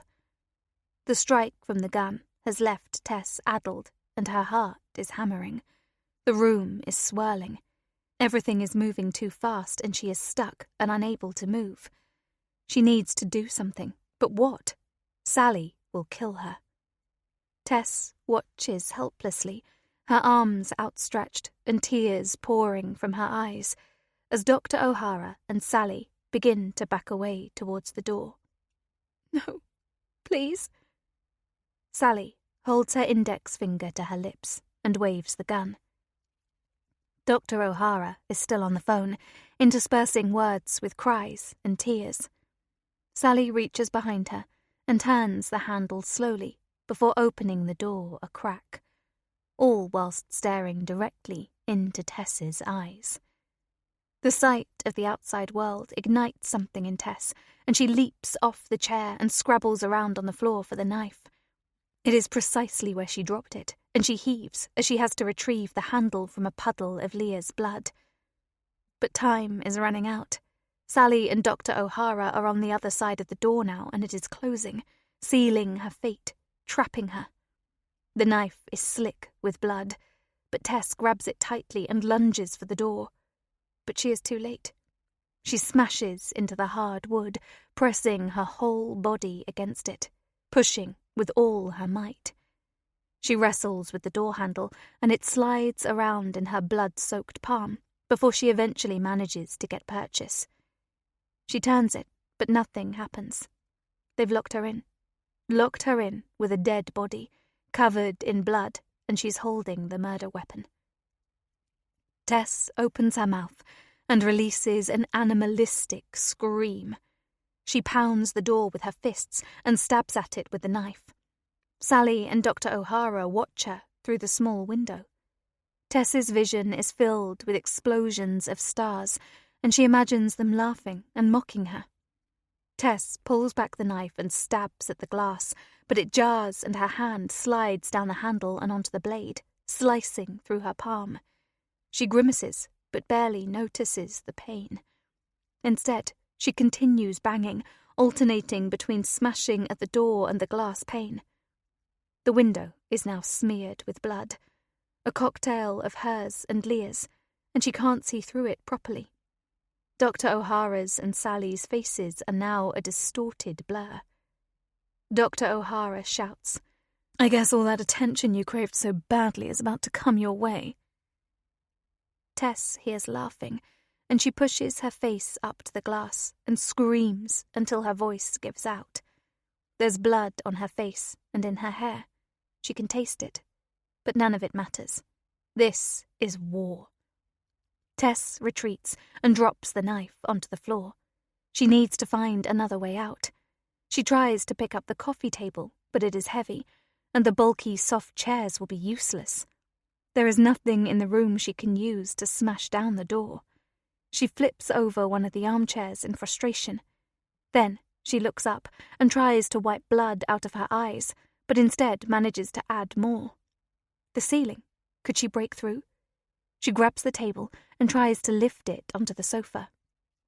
If she can balance it and climb on, she might be able to reach the ceiling and bash her way through it. She struggles and eventually heaves the table onto the sofa, but it topples off almost immediately, crashing down onto her arm. She hears a crack, and hot, white pain shoots from her hand to her elbow. She's pretty sure she's broken her wrist. But what does that matter now? Tess ignores her throbbing arm and grabs for the knife again. She throws off all the sofa and chair cushions, looking for something, anything. One of them lands on top of Leah. "Sorry." She laughs maniacally at apologizing to a dead body, feeling herself descending into madness. This is madness. This is all completely fucking insane. And then she starts yelling. There is no way out, but if she shouts loud enough, maybe someone will come and rescue her. She closes her eyes and screams at the top of her lungs. Her throat burns. And then she hears the door click open. 50. Tess. People. So many people. All dressed in dark clothing. And they have guns. They're here to take her. They can't. She isn't the guilty one. "Don't believe them. They did this. I'm innocent. You can't." Tess scurries backwards, avoiding Leah and her glassy, judgmental eyes, and plants her back against the far wall. Tess brandishes the knife in front of her, and one of the dark figures shouts, telling her to drop the knife. But she can't. It's the only thing she has left. She knows what this looks like. No, what they made this look like. She is covered in blood. It's smeared all over her face. But she can't let them take her. No one will believe her, and she has to make them see. "I didn't kill her. Well, I did, but you don't understand. You need to listen to me." Tess looks wildly around the room. She just admitted she killed Leah. She wasn't meant to do that. More people are in the room now, and they are closing in. She hears the voice again, louder and more insistent. "Drop the knife." Part of her wishes they would just shoot, end it all. What kind of life is she going to have now anyway, locked up forever? Tess looks at Leah. She is flanked by paramedics and their equipment, but they don't appear to be doing anything. Anyone can see she is beyond help. Poor, dead Leah. Black spots dance in front of Tess's eyes, and her mouth has a strange, watery feeling. She holds out her hands in surrender and lets the knife clatter to the floor. A rush of bodies swarm towards her, and she closes her eyes and crumples. She's on the floor. Feet are rushing around her, making footprints in the blood. Even lying down, Tess feels lightheaded, and her vision is closing in. Her last thought before she succumbs to the sweet relief of nothingness is of her mother. "I'm sorry, Mum. I'm so sorry." 51. Sally.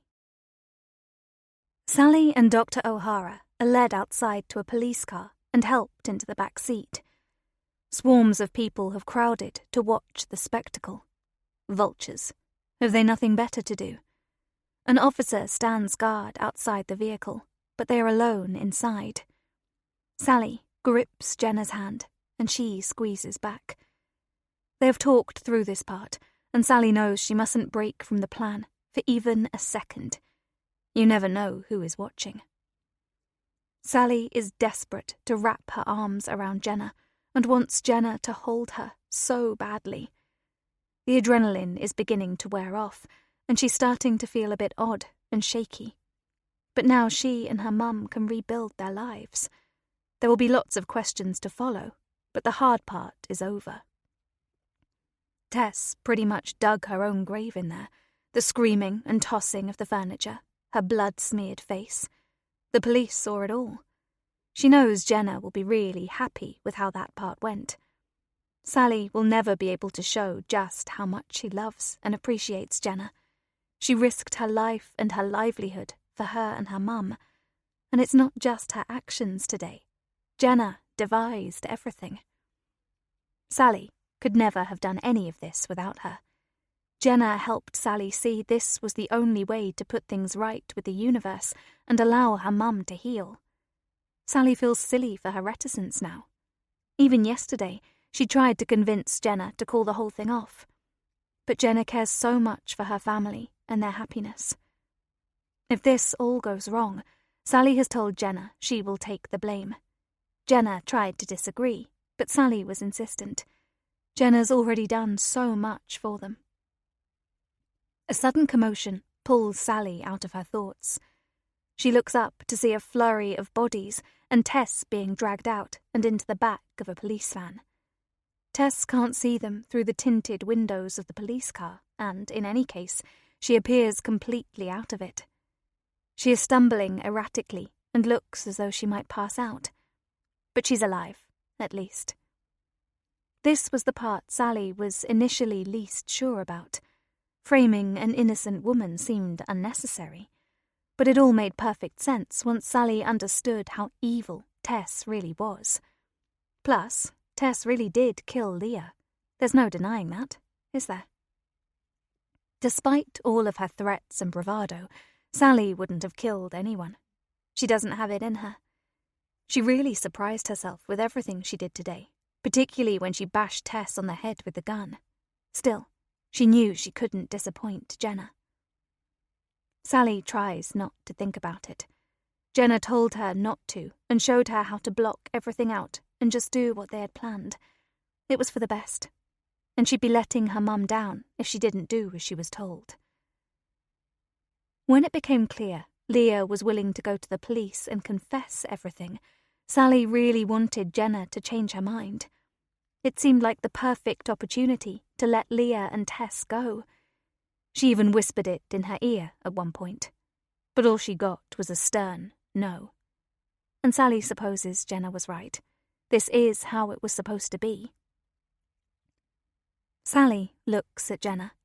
Her head is bowed, but there is a glint in her eyes and a tiny smirk playing on her lips. Sally copies her. When she's feeling unsure, that's what she does. She copies Jenna. Jenna knows best.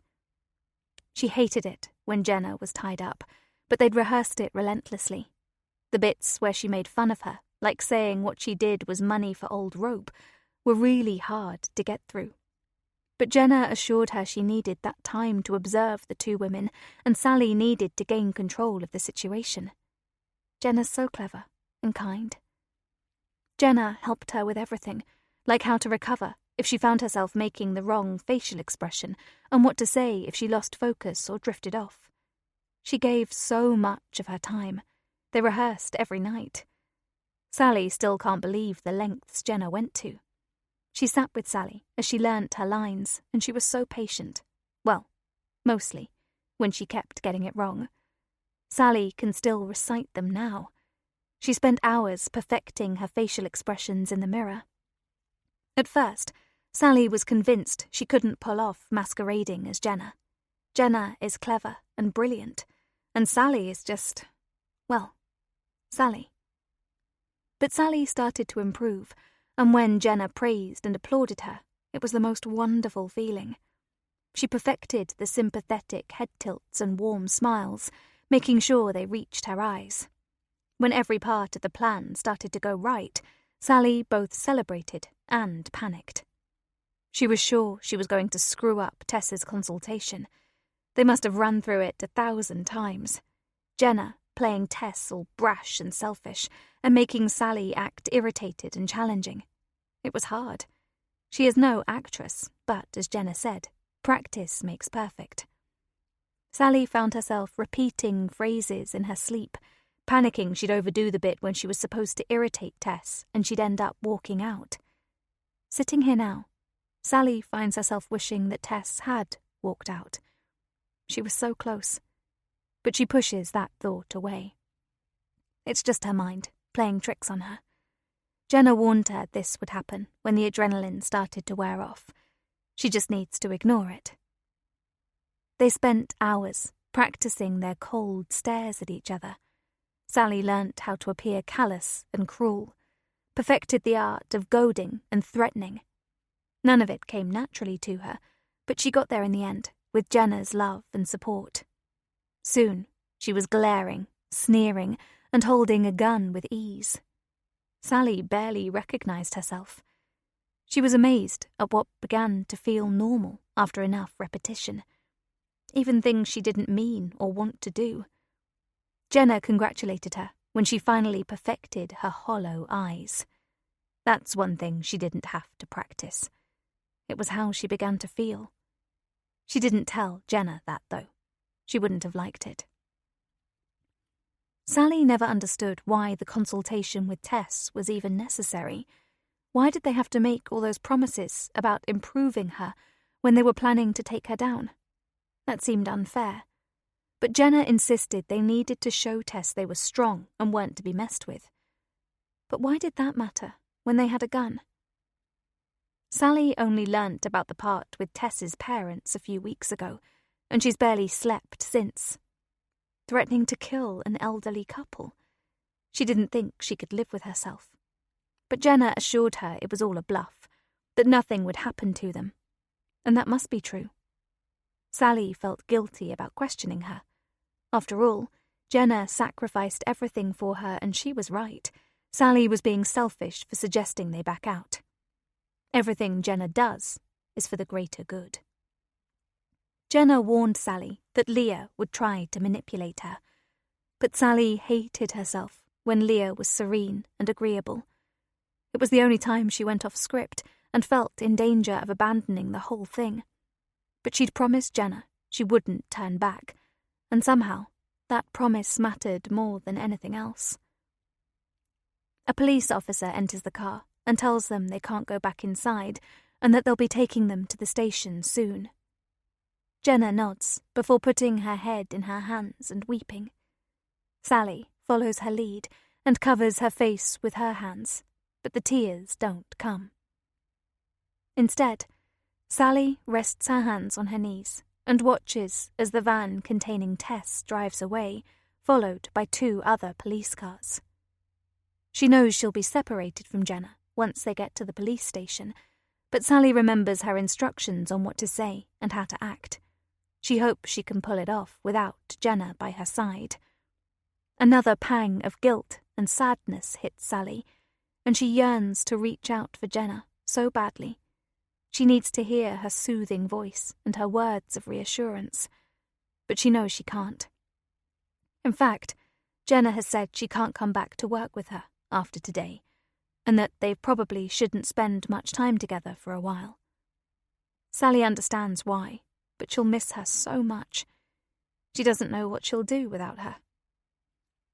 Jenna said that after everything is over, Sally should focus purely on her mum, and suggested it might be a nice idea for them to go away somewhere together. Sally would like that, but she reckons her mum would take some convincing. And then a thought hits her. Tess and Leah won't be going anywhere nice. Leah, most certainly, and Tess is unlikely to ever see anything outside of the walls of a prison for a long time. Sally tries to push these thoughts away and focus on what's right and just. She has to focus on her mum and their new life together, just as Jenna instructed her to. But thoughts of Leah and Tess still crawl over her. And this time, when she puts her hands over her face, the tears fall freely. 52. Sally. 6 months later. Sally looks over at her mum as they wait impatiently in the queue for the hospital car park.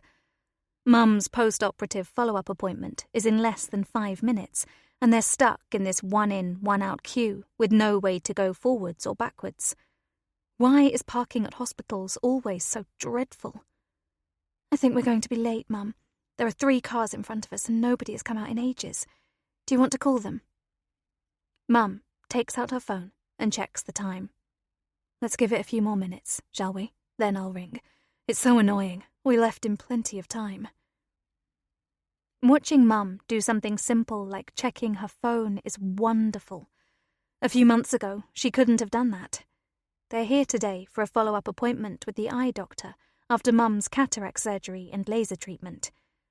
Sally doesn't need a doctor to tell her there's been a huge improvement. But what Mum definitely needs to hear is that these developments are permanent, that there are no complications, and that, for once, the treatment for her eyesight has gone well.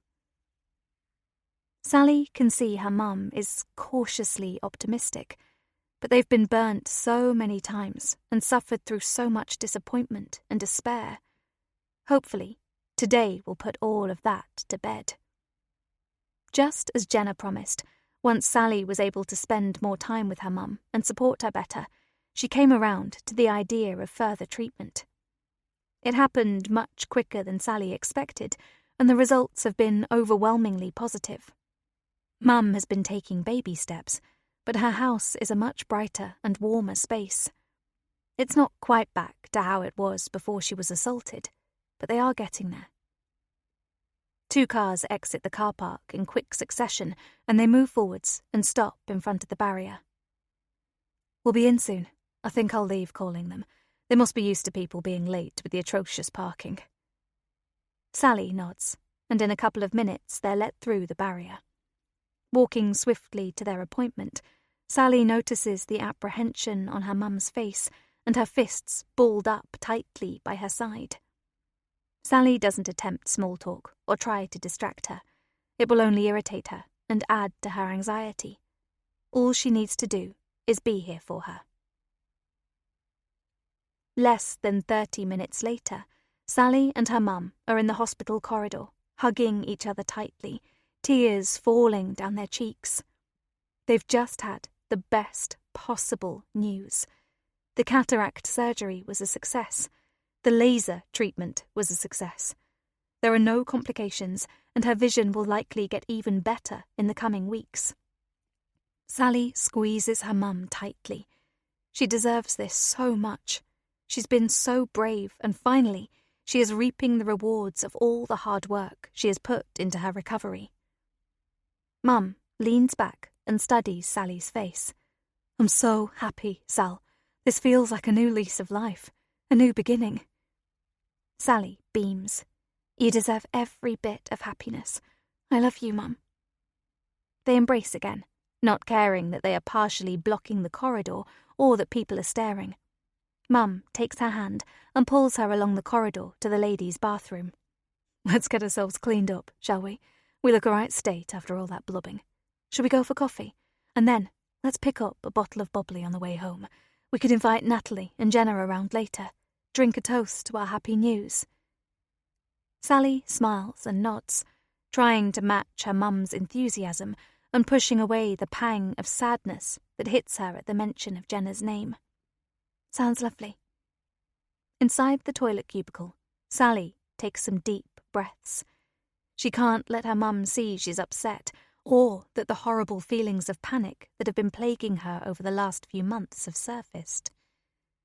Jenna has made it very clear she no longer wants any contact with Sally. She closed her private practice shortly after that horrific day and has gone back to a job in the NHS. Sally doesn't know the details because Jenna won't speak to her, but she overheard Natalie telling her mum. She knows Jenna is doing it for their safety, to protect them both from any consequences, but the way she's going about it feels unkind. The police only spoke to Sally twice. At Jenna's insistence, Sally stated her role was small. She was manning the reception desk, where she checked Leah in at 9 a.m. and then Tess at 10 a.m. Leah returned for a follow-up appointment at midday, and Tess returned for some reading materials around the same time. When Sally heard a commotion in the waiting room, she alerted Jenna, who called the police. They stood outside the locked room, waiting for the police to come. That was it. Sally had to make sure she got the times right. She had to remember midday, not 11 a.m., as it actually was. It was to account for Leah's time of death, Jenna said. The thought makes Sally feel sick. After Sally told the police her story, they had no further questions for her. She should be ecstatic and filled with relief, but in reality, she just feels empty. Sally has no idea what happened with Jenna and the police. She tried to surreptitiously question Jenna on the occasion she came to visit Mum with Natalie, and was told in no uncertain terms to leave her alone and move on. She rarely comes now. Jenna has even accused Sally of trying to screw everything up. The last words Jenna ever said to her still ring in her mind. "You got me into this. Now leave me alone. You got what you wanted." Sally tried texting and calling, but her texts went unanswered and her calls were not returned. She wonders if Jenna is struggling to come to terms with what they did, because Sally most certainly is, and that's putting it mildly. But somehow, she imagines Jenna is doing just fine. Plus, "You got me into this" does not accurately portray what happened. Jenna devised the plan and carefully mapped out precisely what Sally should do and say. At the very least, they are equally culpable. Sally can't deny that on the day she threw herself into it, but what else was she supposed to do at that point? They'd come way too far, and as Jenna kept telling her, they couldn't turn back. Jenna would have killed her if she'd backed out at the last minute. Well, not literally. Although the more Sally thinks about that, she's not so sure. Sally had only known Jenna in passing before she took the job at her office. Jenna always came across as introverted and shy, so they rarely spoke. Sally has spent hours thinking about how and why she entered into something so unbelievable and unlike her with relative ease, and with someone she knew pretty much nothing about. Jenna rapidly became Sally's whole world, and she trusted her completely. When Sally looks back, she can't comprehend why she wholeheartedly believed that the key to her mum's happiness depended on doling out justice to Leah. She was angry and vulnerable, and so desperate to grasp the glimmer of hope that Jenna showed her. But that's no excuse. Now, Sally knows none of it was true. A woman has died for no reason, and she has blood on her hands. Her mum doesn't even know what happened to Leah, so how could her death have changed anything? Mum knows what went on at the office. She knows someone died at the hands of another patient. But she doesn't know who or why. Sally has made sure of that. Yes, Sally has been more attentive and more available now she's no longer at work or staying late to run through plans with Jenna. But, if anything, Sally is less present than ever. She tries, but she knows she's distant and morose, her mind constantly addled with hideous thoughts and regrets. Her nights are plagued with fitful, terrifying dreams, interspersed with bouts of insomnia and self-loathing. Sally doesn't think she will ever sleep well again, and she supposes that's a very small price to pay for what she did. Look at what Leah and Tess lost. Disturbed sleep, by comparison, is a minor inconvenience. Leah lost her life. Tess lost her freedom. "Have you fallen down the toilet?" Mum's voice startled Sally. She'd been lost to the world, far away in her haunted mind. It's where she spends most of her days now. "Sorry, out in a minute." Sally gives herself a shake and exits to be immediately confronted by Mum's concerned face. It's an expression she's seen a few too many times in recent months. The last thing Sally wants is for her mum to feel worried, especially not today, and preferably not ever again. So Sally does what she always does. She plasters on a smile and tries to pack it all away in her mind and focus on the present. It's getting harder to do, and she worries about what will happen when she can no longer mask everything. She's beyond desperate to talk about it with someone. Ruminating and trying to sort it out in her own mind isn't working, and the one person she needs to speak to wants nothing to do with her. She's not sure how much longer she can keep this up. Sally washes her hands and splashes her face with water. Dabbing a little concealer under her eyes, she groans internally at her haggard appearance. Fine lines have sprung up everywhere, and after losing 10 pounds in weight very quickly, she looks sunken. She dabs some Vaseline on her lips and shakes out her hair. Still not great, but better, at least. Right, let's go, Mum. Sally, dear, are you okay? No, I'm anything other than okay. I'm an accessory to murder. I've been so completely stupid, and I'm so sorry. I'm fine. I was just worried about today and trying not to show it. I think I've been running on my nerves and just had a bit of a crash. But I'm fine. In fact, I'm better than fine. Let's go celebrate. Push all those worries away and celebrate your new start. That was so convincing, Sally almost believed it herself, and her heart swells when she sees her mum's face light up. I know what you mean. It's a huge relief, but I'm kind of exhausted too. How about we grab a quick coffee, pop to the shop for the bubbly, and then have a few hours of quiet time at home before Natalie and Jenna come over? Sounds perfect.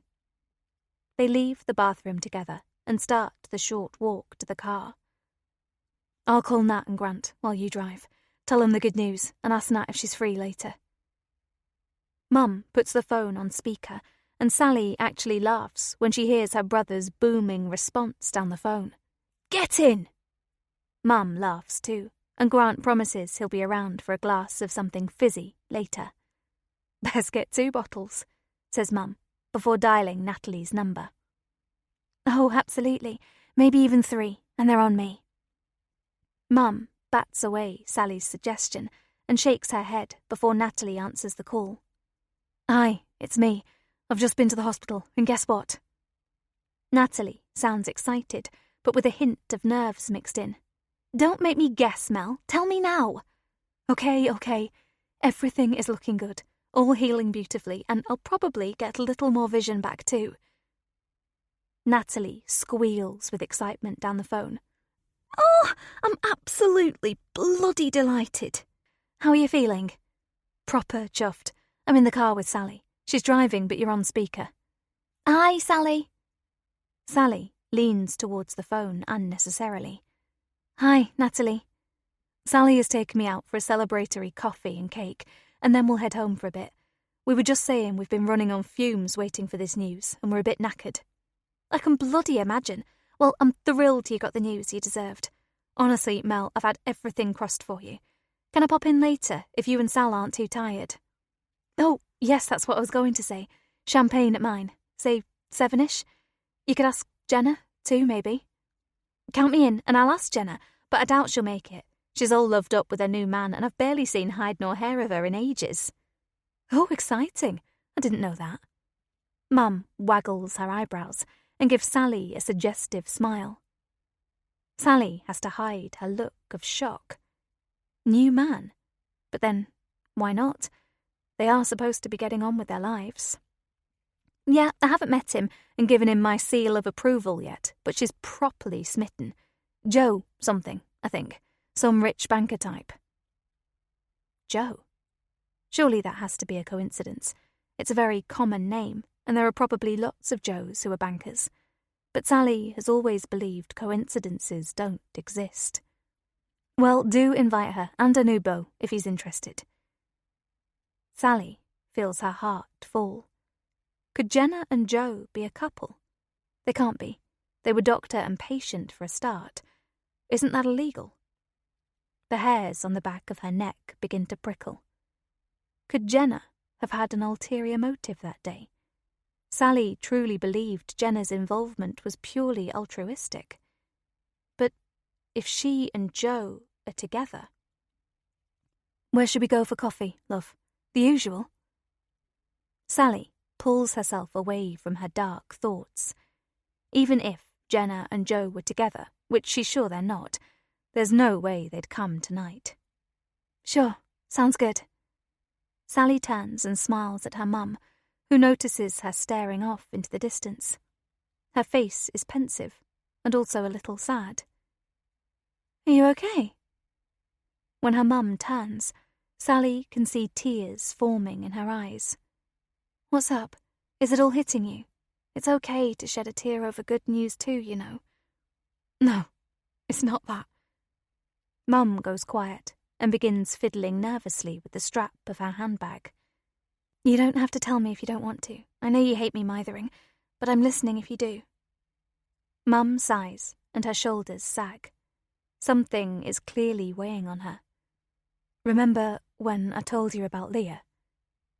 Panic hits Sally like an electric shock. She keeps her eyes on the road and tries to look as nonchalant as possible. Your school friend? Yes. I've been thinking about her. Why? Sally has so much more to say, but she knows her voice will give away the anxiety currently ricocheting around her body. Now, don't get me wrong. I know what happened to me had nothing to do with Leah. Sally stares straight ahead. It feels like her heart is trying to escape through her chest, and she's beginning to feel dizzy. She should really pull over. But I've had lots of time to think about what we did to her when we were young, and I feel ashamed. She was a good friend, and I was so horrible to her. I know it's been 30 years, but I think I'm going to see if I can find her and say sorry, put things right. Sally's mouth is as dry as a bone, and she struggles to breathe, but she knows her mum is expecting an answer. I'm not sure that's a good idea. Sally sucks in air and looks at her mum. Thankfully, she's still looking down, picking at her cuticles and not noticing that her daughter is on the verge of having a panic attack. Why not? I feel awful about it. I think she'd appreciate it. I was thinking if things were the other way around, I probably would. There are a million reasons why not. Leah is dead, Mum. I had her murdered for you. Sally takes a deep breath and struggles through her words. Maybe she's forgotten all about it. What if you made her feel worse? Mum looks up. I hadn't thought of that. I definitely wouldn't want that. Maybe she hasn't given me a second thought in years. Spurred on by hope, Sally speaks more freely. Probably. You've only been thinking about it because of what happened. I bet Leah's completely forgotten about it. Wouldn't be good to open old wounds, would it? A wave of nausea hit Sally. Why did she have to use the word wounds? She prays Mum hasn't noticed her sudden change in demeanour, and she adeptly wipes away the beads of sweat that are now peppering her forehead. But thankfully, her mum is back, looking contemplatively out of her side window. Maybe you're right. I'd like to say sorry, but maybe I only want to do it for selfish reasons, and that's not right, is it? No, you should just try and forget it, I reckon. I think I'd feel better if someone had found out, if we'd been punished. I told you before she never did anything about it, just moved on with good grace. I guess I'll just have to accept that she was the bigger person. I was a right madam back then. I'd have definitely got on my own back. Mum chuckles to herself, and Sally feels another part of her die inside. Anyway, enough of that. Let's get celebrating, shall we? Sally feels like her heart is breaking. At any moment, she fears she may just cease to function. She wants to pull the car over and start screaming and then run far, far away and block out the whole world. Instead, she pastes on that fake smile she's become so accustomed to, nods happily, and says the word she is supposed to. Definitely. Let's celebrate. 53. Dr. Jenna O'Hara. 6 months later. Jenna walks into her favourite restaurant and sees Joe already sitting at their usual table, nestled away in the corner. Today is their 1-year anniversary. She's not sure if Joe knows it's their anniversary or not. He might feel that the months of them being doctor and patient, and then Jenna's time playing the other woman to Tess, perhaps shouldn't count. But to her they do. She knew from the moment she set eyes on him that he was the one. And eventually, he'd be hers. Joe stands as she approaches the table and kisses her on the cheek before they both sit. "Sorry I'm late." "You're not. I was early." Joe flashes that perfect smile of his, and she melts. She would do anything for this man. Natalie invited them both to a champagne celebration at Melissa's house tonight, but Jenna declined immediately. Seeing Sally is not an option. She's become desperate and needy and needs to move on. Let's call it being cruel to be kind. The lengthy questioning Jenna received from the police, alongside an extensive investigation into her actions and professional practice that day, have been invasive and overwhelming, to say the least. But Jenna has made it through relatively unscathed. She's remained strong, and everything is starting to settle. Sally is nothing but a weak link, and Jenna won't risk her destroying everything. Now Joe is hers. Her life is absolutely perfect, and she plans to keep it that way. Jenna is glad Melissa eventually went for treatment and surgery, and that the results are promising. She thought that would be the case, and is relieved the delay hasn't had an adverse effect on the outcome. Melissa is a good woman, and deserves to be well. Her positive results today certainly lessen any guilt Jenna feels for having fueled Melissa's anxieties, and encouraging her not to undergo surgery straight away. Advising her that further treatment was likely to make things worse definitely made Jenna uncomfortable. But she needed more time. Pulling off something of the magnitude she was planning couldn't be rushed.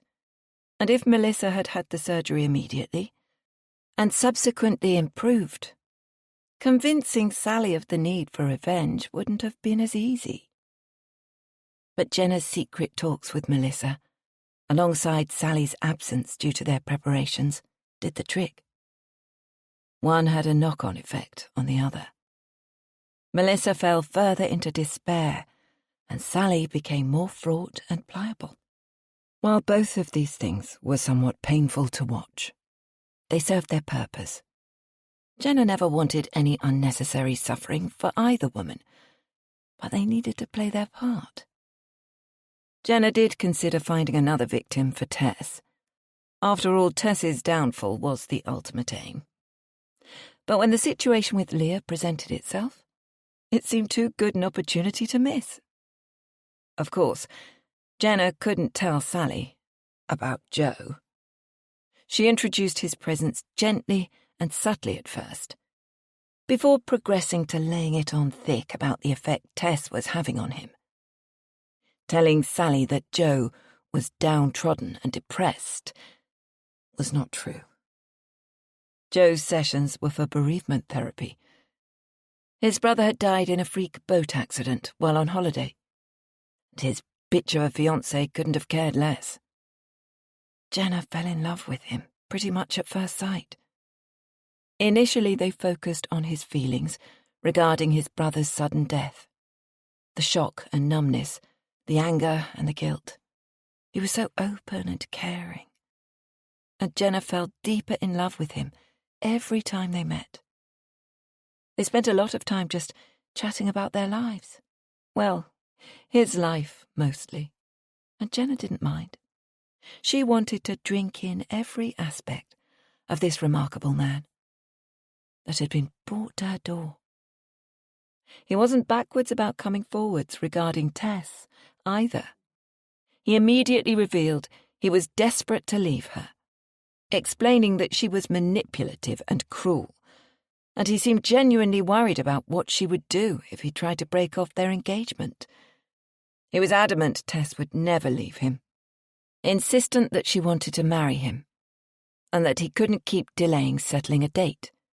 Jenna was appalled that he was planning to tie himself to a woman he didn't love, because it was better than dealing with the fallout of leaving. It was clear Tess was in love with the life Joe provided, rather than the man himself. Jenna could see how conflicted Joe was, and at the same time, something began to grow between them. She was smitten with Joe, and he was beginning to fall for her too. But his concerns about Tess were all-consuming, and any efforts to convince him to leave proved fruitless. So, Jenna decided to step in. Tess had to go. Initially, Jenna tried a different tack, telling Jo she could treat Tess and turn her into a better version of herself, perhaps even influencing her to stand on her own 2 feet and find genuine love and happiness with someone else. But Jo was adamant that would never happen. She's not changeable, Jenna.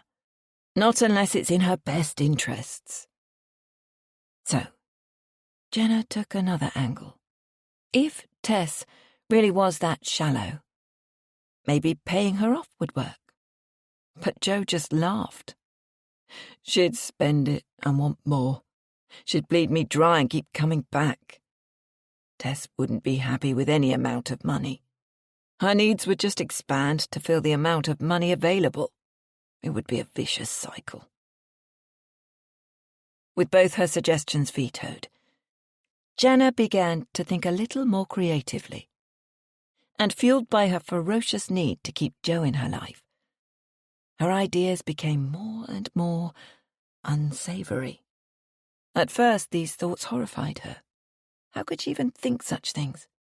But once, when she jokingly mentioned spiking Tess's food with antifreeze, rather than a laugh or a shocked response, she got, "Would that work?" from Jo. And she realised just how desperate he was to get rid of her. He had vehemently denied he was serious, and she pretended she believed him. But she saw what was in his eyes at that moment. Granted, Jo is not the type to turn a fleeting evil thought into reality. It never hurt Tess. But he wouldn't be sad if she was gone. And that gave Jenna a lot more to work with. Tess had Jo cornered. She was a leech, sucking not only his finances, but his time and attention. The latter being the things Jenna was craving with an increasing intensity. She'd never felt this way about a man before. And as she approached 50, she was beginning to think she never would. Jenna had never felt any pressure to marry or settle down. At the time, society dictated to be the norm. If Jo had not entered her world, she'd have been perfectly content to continue her happy and carefree life. She'd never needed a man to validate her, and loved her own company. Plus, she had her fair share of fun and short-lived relationships. No stress, no heartbreak, all the benefits. But nobody had ever spoken to her soul in the way Jo did. How unfair that he was stuck in a poisonous relationship with a blood-sucking harridan. When their sessions came to a natural end, they continued to see each other. Initially, Jenna was okay with their snatched moments and secret trysts. At least she got to see him. Serendipitously, Sally began to obsess about Leah, and after hearing that Natalie had been trolled, a plan started to form in Jenna's mind. Although there was no concrete evidence, Jenna felt sure that Leah was responsible for what happened to Melissa. A random act of violence? No chance. And as they started to investigate, she became more and more certain. So, Jenna settled into her role as Jo's other woman and began planning how to take Tess's place. She hated that she had to share the love of her life with that horrible woman. But it was only temporary, and the end result would be worth it. Tess would get her comeuppance in the most spectacular fashion. Joe and Jenna have never spoken openly about what happened to Tess that day. She's sure he knows she somehow had a hand in it. But she's never admitted it, and she doubts Joe would ask her directly. Jenna had told him beforehand that Tess had made an appointment with her. He said he knew, and had tried to talk Tess out of it, telling Jenna that she was only going for an ego boost. Jenna laughed. Tess had no idea what she was getting herself into. Joe has ordered their favourite wine, and the waiter brings it, along with some complimentary canapés and bread. Are we ready to order? Could we have a few more minutes? Of course, take your time. The waiter leaves, and Jenna raises her glass. You know, it's exactly a year since we met. Our 1-year anniversary. She grins, but it quickly falls away when she sees Joe's reaction. He's not looking at her, and is shifting in his seat uncomfortably. Jenna tries to rescue the situation. I'm only joking. No need to look so awkward. She takes a big gulp of her wine. Joe remains looking at the table, fidgeting with his wine glass. Look, Jenna, I learnt a lot from my relationship with Tess. Jenna has an awful feeling she knows where this is going, and she grips her glass so fiercely that she thinks it might break. I would imagine you did. But I'm nothing like Tess. He cuts her off abruptly. Jenna stiffens, but says nothing. Jenna, we're not. He rubs the nape of his neck. Jenna leans back and takes a long sip of her wine, eyeing him carefully. Go on. I like you. Honestly, we have a lot of fun. But we're not going to be. Jenna's lips curl at his cowardice. He can't even finish a sentence. How pathetic. Are you breaking up with me? He looks at her briefly, before picking up his bread roll and playing with it. What a child. No, I mean, there's nothing to break. We're not a couple, not really. I like spending time with you, but I think you might have the wrong idea. I'm not going to get deep into something I don't want to do again. You must understand that. He's more confident now, holding himself straighter, the bread discarded, and his hands gesticulating as he speaks. Jenna doesn't respond, simply fixing him with a steely glare as he begins to stand up. Look, maybe this was a bad idea. I should go. I'm sorry, Jenna. I thought you knew this wasn't serious. Jenna puts her glass down and leans forward. Her voice is a menacing whisper. Do you realize what I did for you? Joe freezes and sits down slowly, leaning forward so their faces are only inches apart. Joe speaks frantically now. His eyes are wide and full of dread. No, not exactly. And to be honest, that's one of the reasons I think we should call this off. I know you did something. I can't for the life of me figure out what. But whatever you did, I didn't ask you to. Jenna maintains her cold demeanour. That's not the point. Of course it's the point. I don't know what happened, but the dust has settled now. I'm free of Tess. And honestly, I'm a little afraid about finding out. I don't want to be blamed for what happened. I had no part in it. Jenna leans in closer, so their noses are almost touching. She was afraid of this, and as such, was also completely prepared for it. The point I am making, dear Joe, is if I was prepared to go to those lengths to dispose of Tess, can you imagine how far I'm prepared to go to keep you in my life? Jenna examines Joe's face as all the colour drains from it, the whites of his eyes glistening. And believe me, I am nothing like Tess.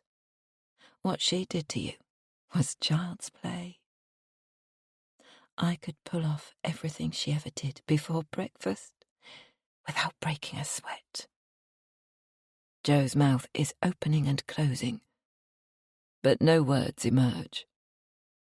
Now, you're going to listen to what I have to say, and then we're going to finish our dinner, celebrate our anniversary, and live happily fucking ever after. Do you understand me? Joe sways slightly and begins shaking his head, but remains unable to argue. I'll let you in on a few secrets, shall I? Do you remember when I accidentally nicked you with that kitchen knife? Remember I was cooking dinner for you at your house? I've kept that blood. You never know when things might come in useful. Jenna smirks. You look a little unsteady there, Joe. Please don't pass out until I've finished. You'll want to hear all of this, I assure you. Joe looks utterly dumbfounded, and his lips begin to quiver. Jenna reaches out and gently strokes his cheek. Oh, and it's not just blood. I've saved and frozen several semen samples. I'm a little old for insemination, but who knows? It could work. And if not, there are other ways I could use it. Ways that could make you look like a monster. Joe suddenly comes to life, sitting back and puffing out his chest. I know everyone you know, Joe. I know their families. I know everything. And I have recorded tapes of all your consultations. You know, the ones where you had violent outbursts.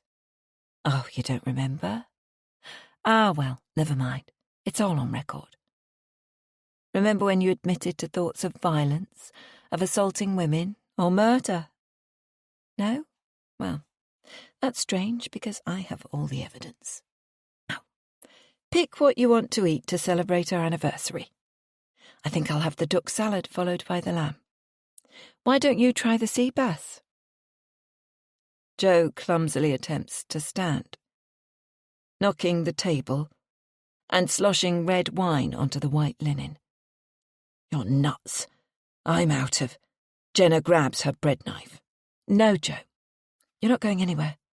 If you stand up, I will ram this knife through your palm and say you threatened to stab me.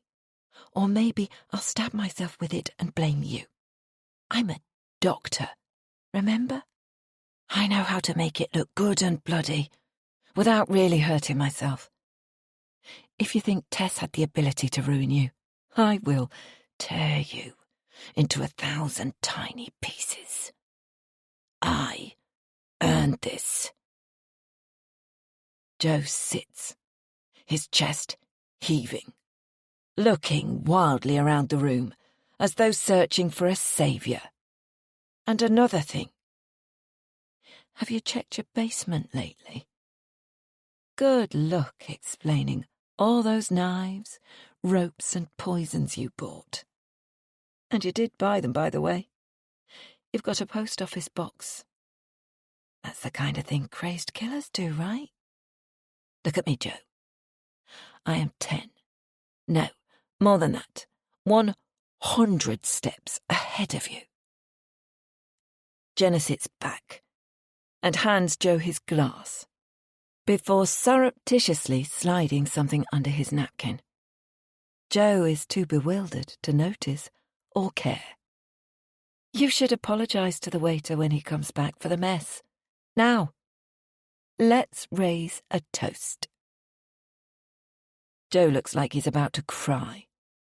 Oh, it's so nice you're being emotional about our anniversary. I'm guessing you were probably thinking of proposing. Jenna picks up her knife again and runs it seductively through her fingers. Take a look onto your napkin. Hands quivering, Joe reaches under his napkin, pulls out a velvet box and opens it, his mouth hanging open. Inside is a beautiful diamond solitaire ring. It cost a fortune, and Jenna already knows it fits perfectly. Jenna smiles and winks at Joe, before standing up and flinging her arms in the air. Yes, yes, of course, I'll marry you. She wraps her arms around him and whispers in his ear, act happy. The whole restaurant applauds, and Jenna sits down, slides the ring onto her finger, and graciously accepts the congratulations from around the room. Tears fall down Joe's face as the waiter brings over 2 glasses of champagne. Don't worry about him. He's just overwhelmed. She gives Joe a smile full of love and warmth as she drives her heel into the top of his foot under the table. He barely reacts to the pain. Instead, slack-jawed and disorientated, Joe picks up the champagne. Jenna clinks her glass to his and takes a long, satisfying sip. Everything is perfect. 54. Tess. 6 months later.